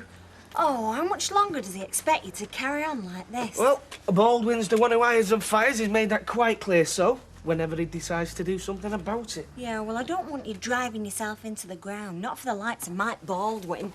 He's never done you any favours, has he? Nope. Well, anyway, I'll see you later. See you later. You be a good girl for your mum. Oh, Okay. she always is, aren't you? Oh, I'll get it. Oh, that'll be Joe Broughton and Jonathan. He said he might be a bit early this morning. Mr. Webster? Sergeant? Could we have a word? Better come in then. That's right. Ta-da. So, allow me, madam. Thank you. Do come again. Thank you. Morning. By gum, you're an early bird. We know what they say about the early birds, Alf. Yeah, well, I've not finished stacking my orders yet. You have to give me a few minutes. Oh, don't worry. Don't let me stop you. I've got all morning. Well, I thought you might leave it till later in the week. Alf, I shall be running this place this time next week. And I would like to ensure as smooth a transfer as possible. And it wouldn't do any harm for some of your customers to get to know who I am before you go. Hello, Tracy. Are you just off? Yeah. Well, good luck. All right, same for me and all. Do you know, I remember her when she was still in nappies. And look at her now. She's going off to her first job. Whoever it was said time flies, wasn't kidding. Listen, do you think you could let me have a couple of quid for me dinner, like? Only I don't know what I'll be doing, do I? I'll let you have it back. Yeah, go on. There you go. Thanks. See ya. See ya. Ta-ra. Some things never change. Look, there's nothing more to tell. It happened exactly how I told you. No plot, no collusion. So it looks like you've had a wasted journey, doesn't it? I don't think so, Mrs. Webster. There is another matter we need to talk to you about. You and Steve MacDonald. Look, that wasn't Kevin's fault. Yeah, OK, Sal. Well, come on. May as well get it over and done with. I think we'd better discuss it at the station. I can't do that. I've got a garage to run. Mr. Baldwin will just have to make other arrangements, won't he? And that goes for Steve MacDonald as well. See if he's turned up yet. Right.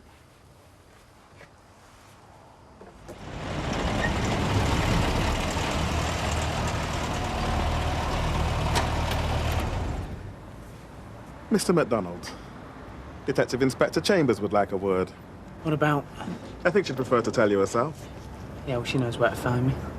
At the station. Come on. Just ring him up and tell him what's happened. How long are you going to be? I don't know. Ask her. Well? Depends, love, on how helpful he is.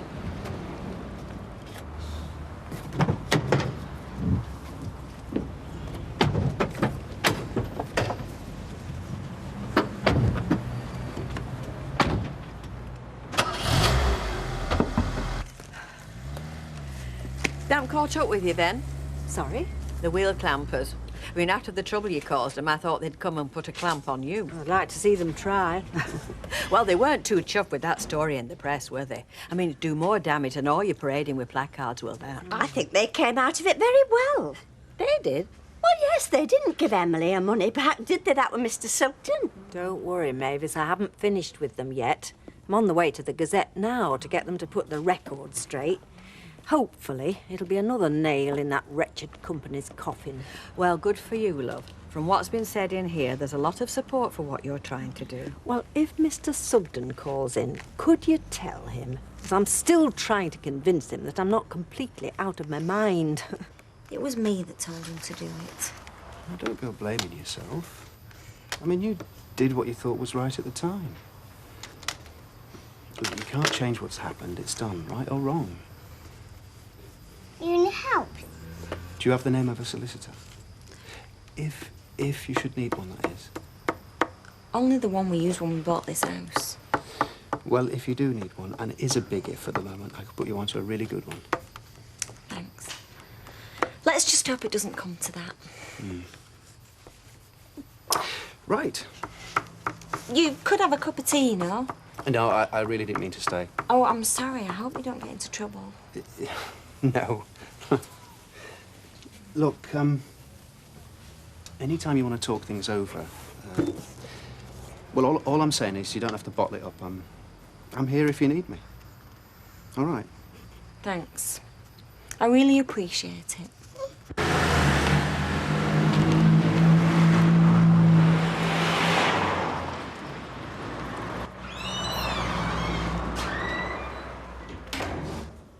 Where is he? He's in there being interviewed. Well, there they are.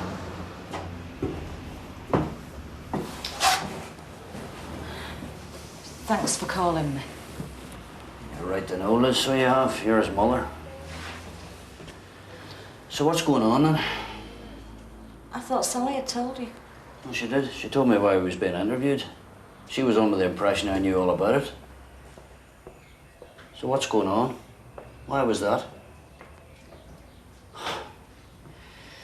You know all about it, don't you? Yeah, I know. You never said anything, neither of you. It wouldn't have done any good. You know what? It just wouldn't. You know what, Liz, eh? You know exactly what I'm like. Know he's going to lose his rag at the slightest thing, eh? Now look, I didn't come down here to get dragged into an argument. I came down because there just may be something I can do for my son. If you're not here for the same reason, I can't see any point in you stopping.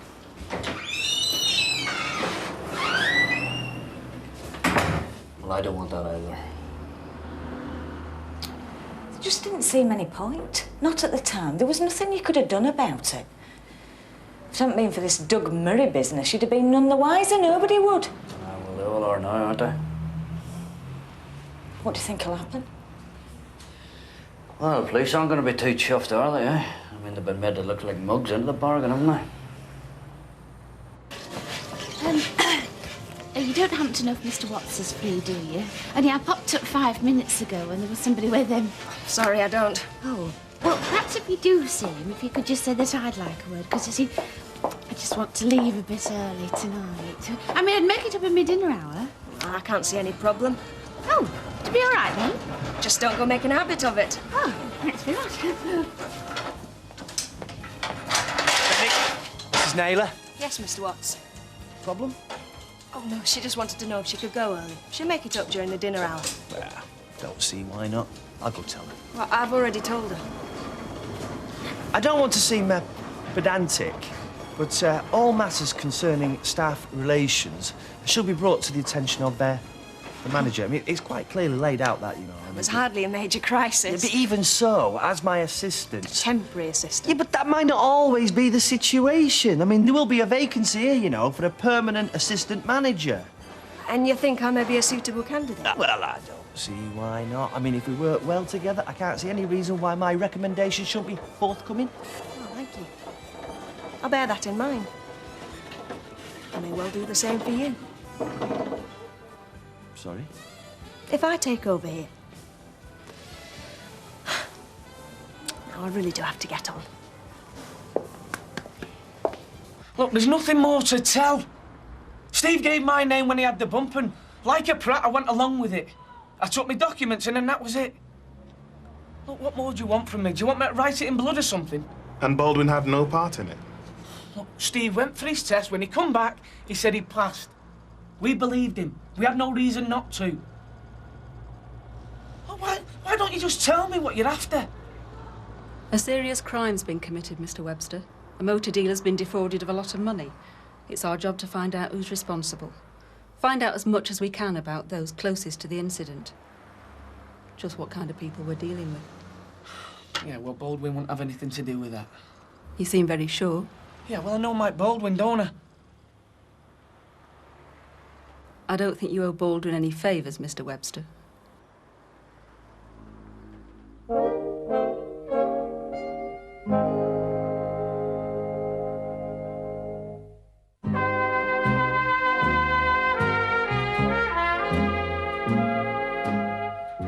Wonder how much longer it's going to be. Just promise me one thing. What's that? That you'll not fly down his throat. That's the last thing he needs right now. There you go again, assuming the wrong thing. I'm only saying. Well, don't worry, I'm not going to fly down his throat. I'm here for the same reason you are. I know the law says he's an adult, but anyway, if he needs any help, I'm still his dad. I'm sorry.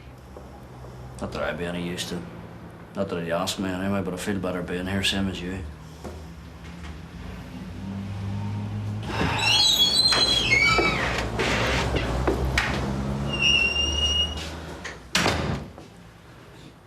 Funny old world, innit, eh? How do you mean? Me, you, the lads. Anytime there's any trouble, we're in like a shot. Stick together like jam and a cracker.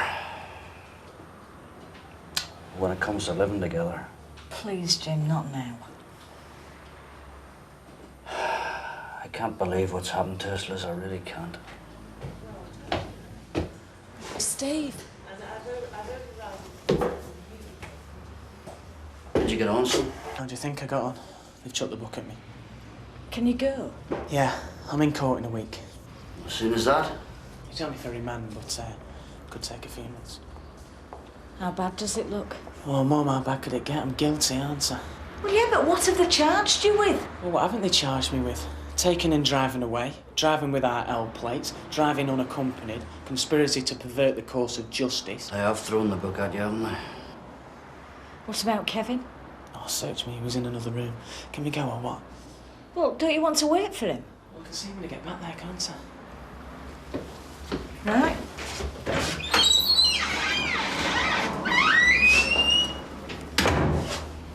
See you then. Yeah, I'll see you.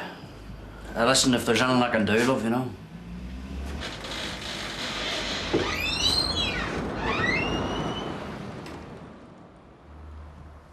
See you, Steve. Hi,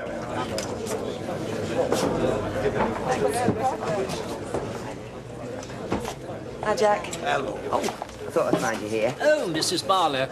Haven't you seen enough of me already this morning? I've seen plenty of you, but I still haven't had a chance for a word with you, have I, about my pay and my hours? Aren't you having a drink? No, thanks. I'm going home for something to eat just as soon as we've had our little chat. Well, what exactly seems to be bothering you, my dear? You were saying you were thinking of stopping open longer. And that's going to be a problem? Well, no, not really. Not as long as I know. And as long as it's reflected in my wages. Wages? Oh. Oh, well, I had understood from Mr. Roberts that you were on a weekly wage. Yeah, that's which right. works out above the hourly rate. Yes. Yes, well, I'm sure that give or take a few pounds, you'll be adequately rewarded for your efforts. But I could be working for up to 12 hours a day. Ah, well, I don't deny there may be the odd day. Come on. Well, now, look, if it's the hours that are the problem, I suppose I could get another girl in. You know, split it between you both. 2 part-timers instead of 1 full-timer. Now, I must hang admit, on it just hadn't occurred to me. But, well, if that's the way you want it, I don't want to get off on the wrong foot with my new staff. That's not the way I want it. I'm perfectly happy working full-time. Oh, well, I'm very pleased to hear it. Mr. Roberts speaks very highly of you, you know. Right, well, that's settled then. Now, are you sure I can't get you a drink? I think I need one. Conspiracy to what? Conspiracy to pervert a course of justice. That's what I'm being charged with, and according to them, I can count myself lucky it's just the one charge. And for all Baldwin cared, they could have locked us up and thrown the key away, same as Steve. Baldwin, why? What's he been saying? Why, what hasn't he been saying, eh? He reckons we're in it together. We're both as guilty as each other. But why would he want to do a thing like that? I don't know. But wait till I get my hands on the little runt. Oh, Kevin, please, I understand how you feel, honestly, I do. But you're just going to have to bite your tongue, aren't you? I mean, you need that job. You'd just be making matters worse for yourself, for all of us. So, just go happily back to work, do I, eh? Say nothing, act as though nothing had happened. Is that what you're saying? Just don't go making matters any worse. Don't go chucking away everything we've got. That man isn't worth it. Yeah, one day. Shouldn't you be going back to work? I'll get over there when I'm good and ready. Please, Kevin. Look, I'm allowed a dinner break, and if he doesn't like it, he knows what he can do. You didn't say one for yourself, did you? Right, I didn't. You in a relation to this Scott fella? Scott? Scott of the Antarctic? That Scott? I don't know, I've no. I know.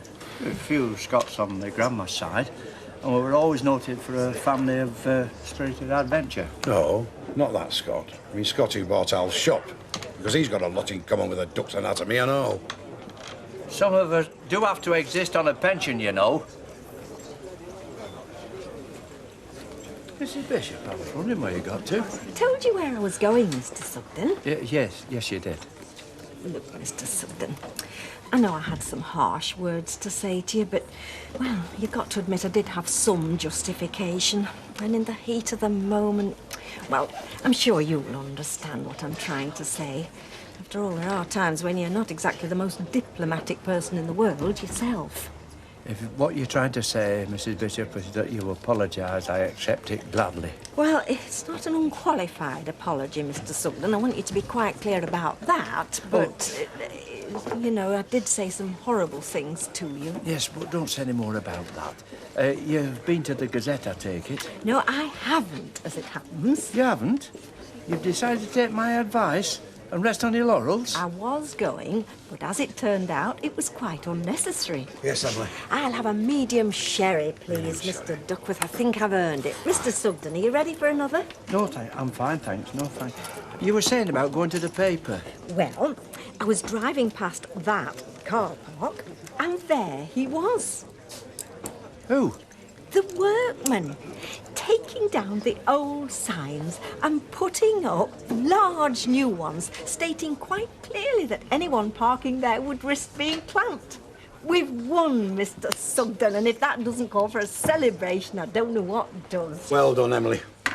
You've struck a blow for freedom and democracy, and if I had a glass in my hand at this moment, I would raise it to you. 91. Oh, thank you, Mr. Duckworth. I think you'll find that right. Just.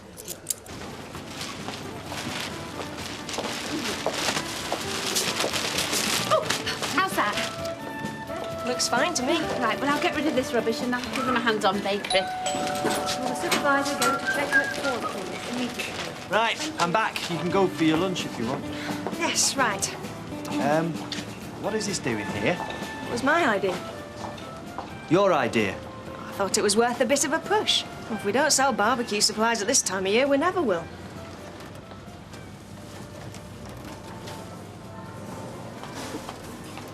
I'm sorry, Miss Fenwick, but it's going to have to go. Go? Yes, go. But why? Well, for starters, I don't think it's necessary. And more to the point, I'm the one who decides whether we need any special promotions or not. You were out at lunch. Well, you should have waited until I got back. Now, if you want to go for your lunch, I suggest you go now.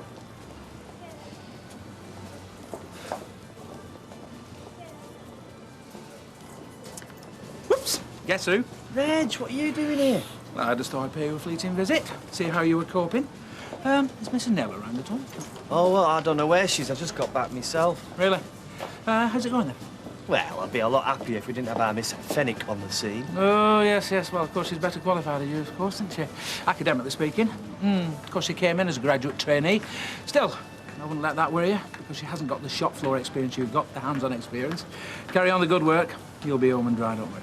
You reckon? Oh, yes. In fact, you're already showing the flair that I'm not giving you credit for, you know. Really? Yes. This little display here. What a wonderful thought that is. You see, you would never have come up with that during my time, would you?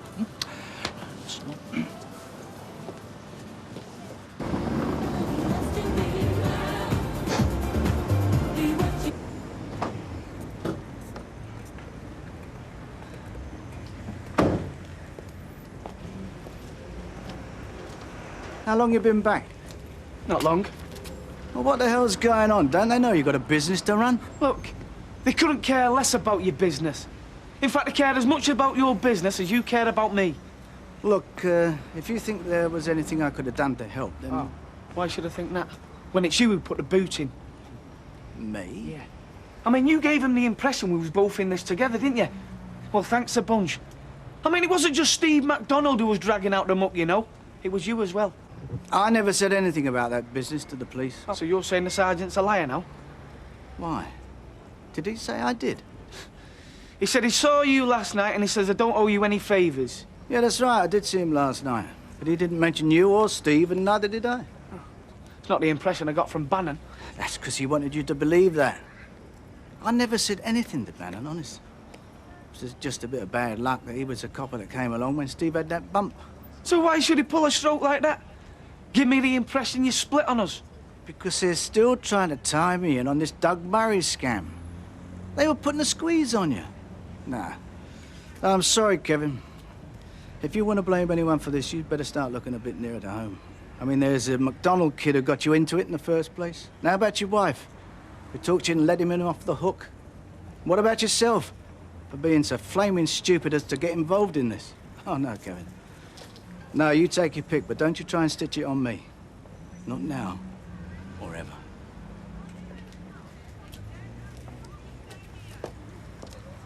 Thanks very much, Mrs. Thank Packer. you. Take care now. I will.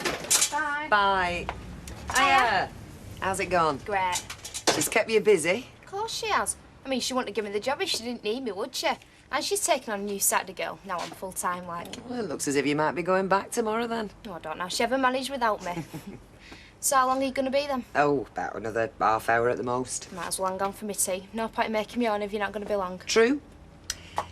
I don't know how it makes you feel starting work, but it makes me feel about as old as Methuselah. You? Well, you're not my little girl anymore, are you? Going to school, forgetting your gym kit, doing your homework at the breakfast table. You're a young woman, a grown-up all of a sudden.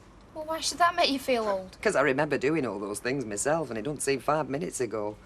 Comes as something of a shock to realise my own daughter's growing up so fast. Because I'm not dependent on you anymore, is that it? Oh, yeah, I suppose that's got something to do with it. No problem. Hey? Well, I was going to make a start on the tea, but if it makes you feel any better, I'll leave it till you get in. Hey, hang on a minute. See ya. Oh, you little monkey. There you go, mate. Change. Let's have it.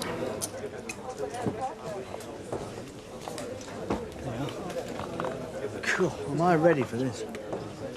So you got it through to them, did you? Who? The police.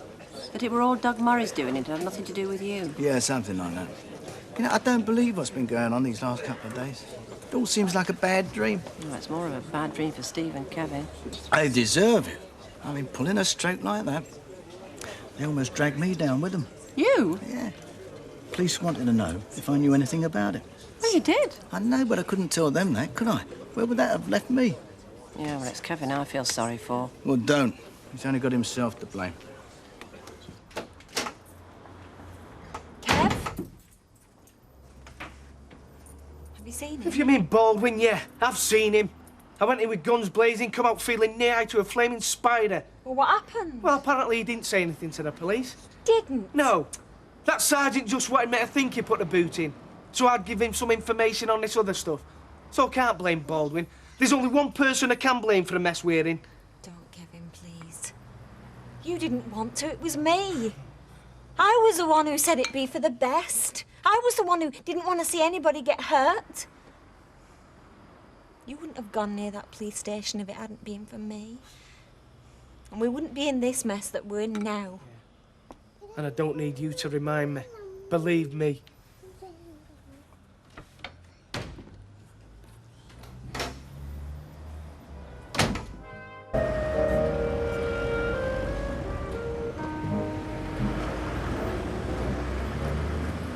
Come on, Tommy, love, let's have you to doctors there. So, what do you reckon's wrong with lad? Well, I don't know, but there's definitely something wrong with him. He hardly looked at his breakfast. There's nothing wrong with his lung judging for the screaming he did last night. Hey, listen, I've not in for dinner, so nip down to Better Buys for me Oi, and get me... I am doing no shopping for you. It's taking me all my time to drag myself into work, what with 2 hours of sleep a night. Well, I can't go, can I? Not if I'm taking out Tommy. Yeah, well, if he's short of time, nip to house. Are you balmy? We owe the fella enough money for what we've had on tick. Don't I know it? Anyway, I'm keeping out of his way till Friday. I'll be gone by then, won't I? Do you reckon I'd have forgot about it? Well, we don't want to remind him, do we? What do you take me for? You will keep out of his way, because if he sees you, it'll remind him. Got a face on you like an unposted pool's curtain. Listen, who's talking, Tommy? Who with a face like a busted boot? Yeah, well, it's looking at you that's made him ill. You're enough to put anybody off the feed. Ta-ra. Right, lad. Well, now you go. Yep, cheers. Only 3 more. 3 more what? Delivery days. Do you know, I wonder how many loads I've handled in the last few years. Thousands and thousands. So what? It'd be just as boring if it were millions and millions here. It might be boring to you, but it's been my life to me. Yes, dead boring. Look, the sooner we're out of this place, the sooner you can start to live a little. Because it's not living here, it's vegetating. Actually, that's quite good, isn't it, dear? Do you know, for a greengrocer's vegetating. I'm saying nothing, Audrey. I was told it was very wrong to mock a man's religion. You see, what it is, Deirdre, what it is, she will not accept the fact that these will be the happiest days of my life in here. It really boils down to her being jealous. Jealous? Oh, that'll be the day. Yeah, well, it's a well-known fact. Some women are jealous of their husband's work. It's like a rival. It's like having a girlfriend. Oh, some girlfriend stuck at the corner of a grotty back street. Yeah, well, it's not just a shop, this, you know. I mean, take this loaf. Now, that is somebody's daily bread, and it's been my job to make sure that folk got their daily bread. Ah, well. Now, see here. You have got 3 days left to get all this sighing and whinging out of your system, because once we're out of here, I'm having no more of it. The best days of your life are still to come, my lad. So no harking back. You can forget the shop, forget the customers. The rest of your life starts Friday. September we're getting married. I quite fancied April next year, but there's no holding Reg. He just doesn't want to wait. But you know, it is the second time for both of us. Well, anyway, listen, Maureen. I wish you both the best happiness, love, I'm sure. Oh, Ivy, thank you so much. Do you know there's so much to think about? We haven't settled the honeymoon yet. See, I quite fancied Paris, but Reg keeps talking about Rome. Oh, I'd love to go to Rome, me. Would you? Oh, especially at Easter. See the Vatican, hear the Holy Father. Oh. Well, anyway, he says there's this famous chapel there, and he wants me to see it. Hang on, I didn't know Reg had a religious side to him. Oh, no, listen. Apparently, in this chapel, there's these famous paintings on its ceiling. Well, according to Reg, there is, anyway. It's the Sistine Chapel. That's it! That's right, the Sistine Chapel. That's right. Anyway, listen. Reg said that when we're married, I'll be seeing a lot of ceilings, and he wants me to start with the best. If you could find time for a little work, ladies, in between conversations. Well, I didn't know we'd taken the vow of silence. I mean, we're not nuns, are we? Well, you could have fooled me. Because when you're not talking, Mrs. Naylor, you seem to be meditating. Now let's see some action. Well, that wasn't very bright, was it, Miss Fenwick? I mean, you do realise that our Mrs. Naylor is going to marry our area manager. I hope she cooks better than she stacks shelves. No, you see, you're missing the point. If you pick on her, she will tell Reg, and then he will pick on you. I'm just marking your card for you. Oh, so you believe in favouritism then, Mr. Watts? Giving some members of our staff preferential treatment? No, I was just... Because head office doesn't. I happen to know head office wants all staff to be efficient and effective. Head office view is that Better Buys has no room for passengers anymore, whatever their position, Mr. Watts.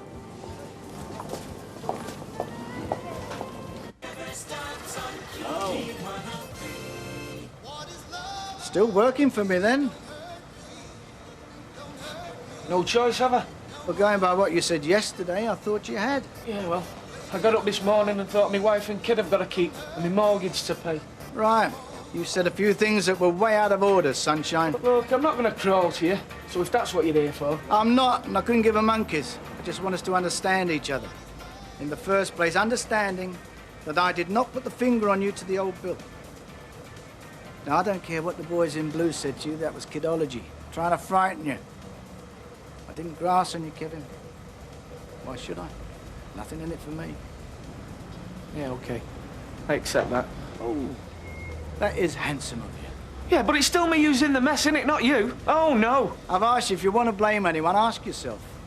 Who was it who conned us both into thinking he passed his driving test? He then smashes up the Jag, tells the police his name's Kevin Webster, and comes to you, begging you to lie for him. Yes, OK. So let's get it clear who got you in this mess. Not me. Your friend, Steve McDonald. Thanks very much, Thank love. you, now. Ta-da. I'd really be sorry to get away from here, you know. Of course, most folks are all right.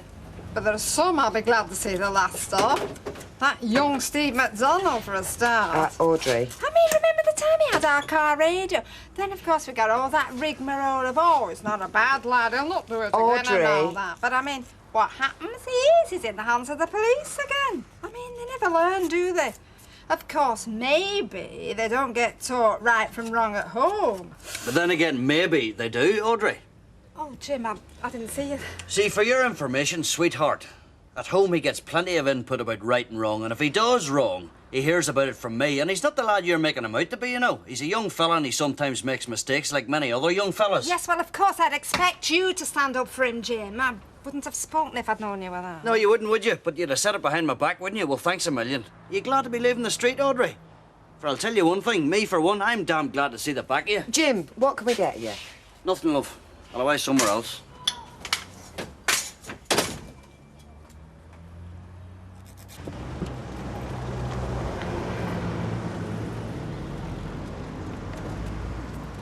Oh, my little Tommy. Are you all right, love? No, he's not. He's poorly. I've just had him to the doctor's. Oh, what's up with him? Oh, mumps, so doctor reckons. Little scurry. Oh, bless him. Yeah, but where's he got the mumps, eh? You know what I think? I think he picked it up 2 weeks since in that waiting room. I mean, it's dead unhealthy, you know. All that coughing and scratching. He's very young to have mumps, isn't he? Well, doctor said that. But he said he's only got it mild, so that's one good thing. Anyway, I've got to keep him wrapped up and give him plenty of drinks. Well, it's as well he's having it now as when he's old, you know, because... has your Jack had mumps? Oh, don't ask me. No, I'm being serious. It can ruin a man. Oh, yeah, I've heard that. Oh, they can do nothing, can they? No. Do you mean they can't? You know?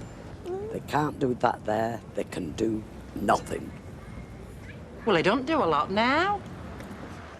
I thought Reg Holdsworth was an egotistical maniac.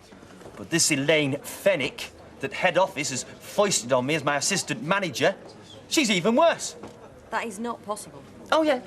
I tried to give her some friendly advice, and what did I get back, eh? The official head office line. Exterminate! Exterminate! She's got tunnel vision. Her eyes are on the big career. And she's after my job. I'll bet you've been dead snotty to her, haven't you? Ah, yeah. The usual prejudice against any woman who dares to compete. I am totally without prejudice against women in business, Angela. It's her. She's a typical feminist nut crusher. Well, have you tried being friendly to her? Of course I have, of course. I bet you haven't. Where's she living? I don't know. Digs, I think. Oh, all alone in a strange town. Haven't you invited her out for a drink? Well, no. Strange town, strange workplace. Nobody cares. You might borrow some of the female strengths, Curly, like friendliness and cooperation. Be nice to her. That kind of thing goes down well with us human beings. Here's your magazine, Betty. Thanks, love. Hey, Jack, your grandson's got the mumps. I've just seen Vera. Oh, blimey, poor little fella. Can you manage without me for half hour, Betty? Yeah, of course. You get off and see what's what. So Vera Duckworth wants on top of everything else. A poorly baby. Yes, love.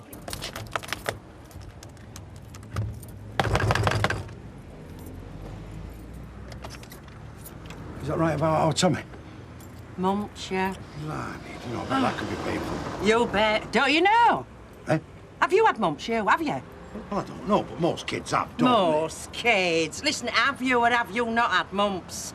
I don't know, I can't remember. Anyway, get out of the road. I want to come in and see Tommy. Oh, you realise how bad it is if a man like you gets mumps at your age? Well, it ruins him. It makes him useless to a woman. I mean, you're nearly useless as it is. I'm damned if I'm going to have you totally decrepit. What do you mean? Yeah, well, so you better move out for a bit. Move out? Damn that. Come on, I'll take me chances. Oh, yes, you would, wouldn't you? You'd be glad of the excuse. Sorry, Vera, it's not my fault. Well, I'll be blowed to that. Staying away till our Tommy gets better. Right! I'll get your stuff. Peter! Peter!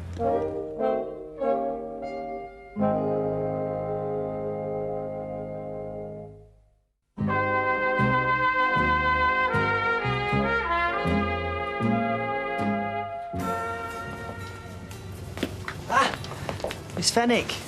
And where did you go to lunch? The staff canteen. I usually go out, me. My local pub. Does a fair meal. I always eat in the staff canteen. That's what it's there for. Yeah, well, I thought maybe one day we could both, go out together for a bit of lunch. In that case, the manager and the assistant manager would both be out of the store at the same time. Head office policy is quite clear on this. That's true. That's very good, Miss Fenwick. Look, I can't keep calling you Miss Fenwick. It's Elaine, isn't it? And I'm Norman, officially, but I only answer to Curly. Head office likes executives not to be too buddy-buddy in the work environment, Mr. Watts. There is a life outside the working environment, you know. Even if head office isn't aware of it. Now, you're here in a strange town, presumably living in digs. Well, why don't we go for a quiet drink, tonight? I don't know what you're after, Mr. Watts, but it would be a waste of your money and my time. Right. No more Mr. Nice Guy. Peter! I'm going to give you 3 to open this door. 1, 2... Oh, come on, Peter, stop messing about. No flaming time and all. What are you doing with that? That's my bedside table. It's a case. Here, I've packed it for you. You know, you potter you. If I could get 2 doctors and a justice of the peace, they'd put you away. Now, listen here. I've had a word with Ivy. Because you're a mate of Don's, it's all right for you to stop with them. Go on, then. Peter! Flaming Nora! Have you got any sandwiches? Yes, we've got ham, barm cakes and cheese and tomato. I'll have one of each, please. Right. There you go. Ta. How's your mum? Oh, she's okay. Well, I hope so. She's got an awful lot on her plate right now, trying to run that place on her own and, well, everything else. No, she can cope. Oh, I dare say she's had practice. I'm not so sure how your dad's making out, though, if you don't mind me saying so. Oh, you can say what you like about him because I'm not interested. Oh, come on, Steve. Well, why should I be after the way he's treated me, Mum, after the things he said about her? Well, I don't know about that, but I do know things are never that simple when husband and wife fall out. I know that. And he is still your dad when everything's said and done. Hey, and I'll tell you something else. You might not care about him, but he cares about you. He was sticking up for you in here this morning. Yeah? Yeah, he certainly was. Yeah, well, that's up to him because I'm still not interested. You can't blame the wife for being worried, can you? Any woman would be. I mean, if you were married to me, Raquel, you'd be worried, no? If I were married to you, I'd be suicidal. And you don't even know what you're missing. And you only got to ask. Well, quite frankly, I was amazed to hear your Vera had any love life to be bothered about. I mean, at your age. What do you mean at my age? I'm in my prime. I'm approaching my prime, to be exact. It's too much for our Vera. Yes, Mavis? Large scotch, please, Benny. Right on, love. A bit of good news, a bit of bad. The good is I can have my car back, thank you very much. The police have finished with it. Very chuffed for you. Yeah, the bad news is the insurance broker said that I'm 1,500 quid down the spout. I got to give him back the money I had for the repairs when your mate smashed the Jag up. Look, that accident wasn't Steve's fault. It was the other driver's. Makes no matter. He didn't have a licence, so he wasn't covered, and neither was I. OK, love. Thanks, though. I told him. I thought he had a licence. They said no dice, so I've got to give him the money back. So don't think you're the only one smarting after all this. That McDonald should be sent down for what he did. And me as well, I suppose, eh? Because if they do him, they do me. Yeah, maybe. I hear little Tommy's got the mumps. Oh, what a shame. Still, it's better to have these ailments as a child, particularly for a boy, because I believe in later life it can have quite serious effects. Yes, I know. How do you think I feel? Stood here waiting to be struck down, and if that be the case, I might as well be dead. What's wrong, Mr. Duckworth? I am not here. You've not seen me. If you have, you've never heard of me. Yes, well, apparently it can be quite... I mean, it takes people strangely, in all sorts of ways. And when I say strange... Oh, hello, Alf. Hey, Mavis. Are you all right? Yes. Yes. There's still so much we don't know, isn't there? It's been very good for me today, haven't you, Jonathan? Is something wrong? What is it, Sally? What's the matter? Oh, I'm sorry. Just taking notice of me. It's just all this trouble that Kevin's in. I don't know what to do about it. I can't believe it's happening to us. It's just like this awful feeling that something terrible's going to happen. I know. I know the feeling when somebody you trust lets you down. Oh, no, lets the family suffer. Especially if there's a child. It's hard to forgive. No, it's not Kevin's fault. He was just trying to help his friend, you know, stop his friend from getting into trouble. He's very lucky to have you, Sally. I don't suppose he appreciates just how lucky. Come on then, Jonathan. Say goodbye to Sally. Sally.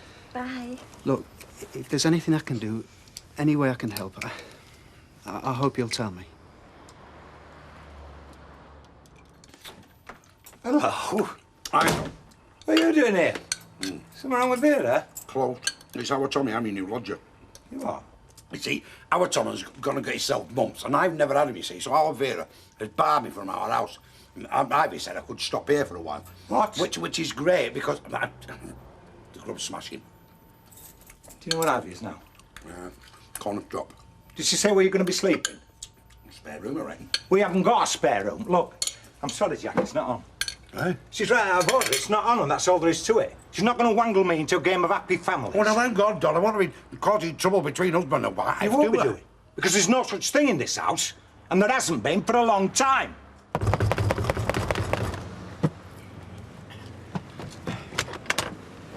Do you have to make all that noise? I've just got our Tommy off. They took me out. Chucked you out? What have you done? Nothing. Note. Did you know that Don sleeps in the spare room on his own? Oh, hey. Never mind. There's still plenty of other people to take you in. Right. I'll go and ask Bet, then. Oh, no, you don't. Well, she'd take you in all right. She hasn't had a fella around her since Sally left. She's probably desperate. She might even fancy you. Hey, see, no then, Peter. Listen, you sleep at that Rover's tonight. Forget about worrying about catching mumps. I'll desecrate you. Now listen. Ask Curly Watts. He's lodged with us. You lodge with him.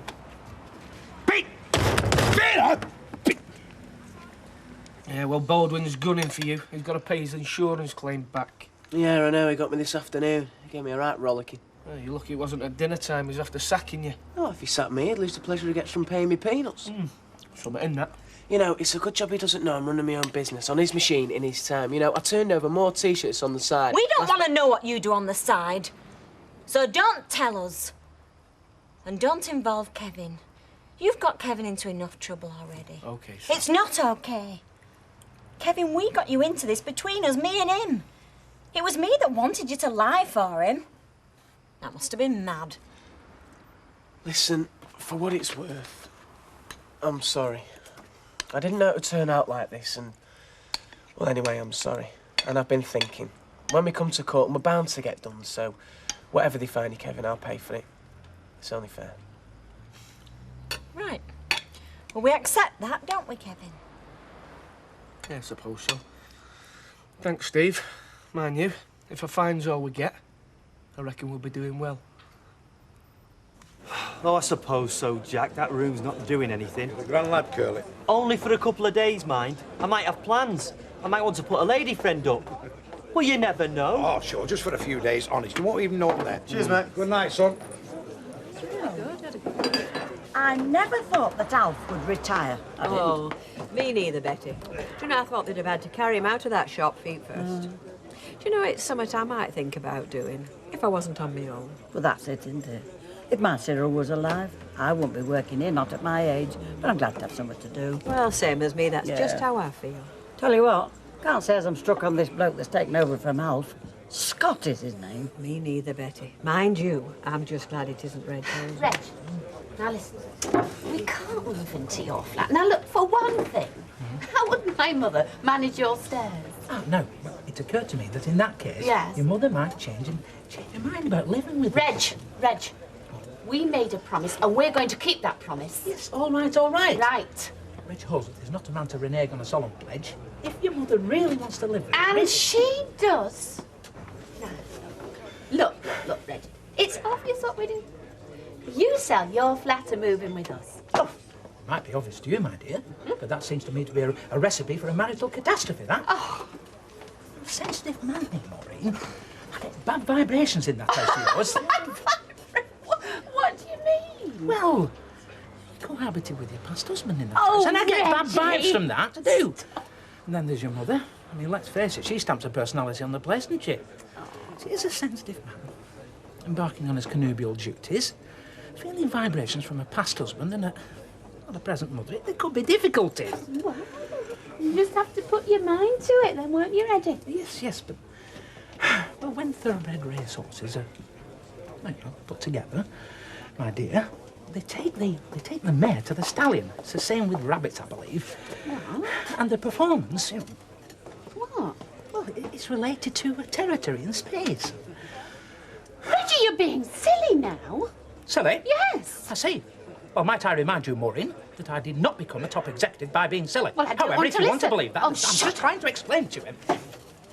Just because I'll be there, Curly, it needn't prevent you bringing girlfriends out of the house, you know. Curly don't know any girls, do you, I Curl? do. I know loads. It's just that I happen to be, well, choosy. Oh, that's always a mistake. If I had my time to go over again, I wouldn't be choosy. Except with our Vera. No, what I'm saying, I mean, bring as many girls as round as you like. Just tell them to bring a friend. Hey, aren't you, well, suppose Jack's already got the mumps from little Tommy. Aren't you bothered about, getting them? Oh, no. I had him when I was a kid. Anyway, I think Vera's worrying unnecessarily about what mumps might do to you. I mean, even if you got mumps, right, it wouldn't make you impotent. Sterile, yes, but that would probably make a man more attractive to women these days. Curly, don't be telling our Vera that. I need a bit of time away from her. Get a bit of kip up with our Tommy crying and Vera's feet. Stone cold. When you're back in the middle of the night and there's only one thing worse than our Vera's feet, and I'll tell you what it is. Jack, you can stop. Just don't go on about it, all right? No, right. Tell you what, though, you'll enjoy yourself, me and you two lads on the Russell. Hey, time of his life.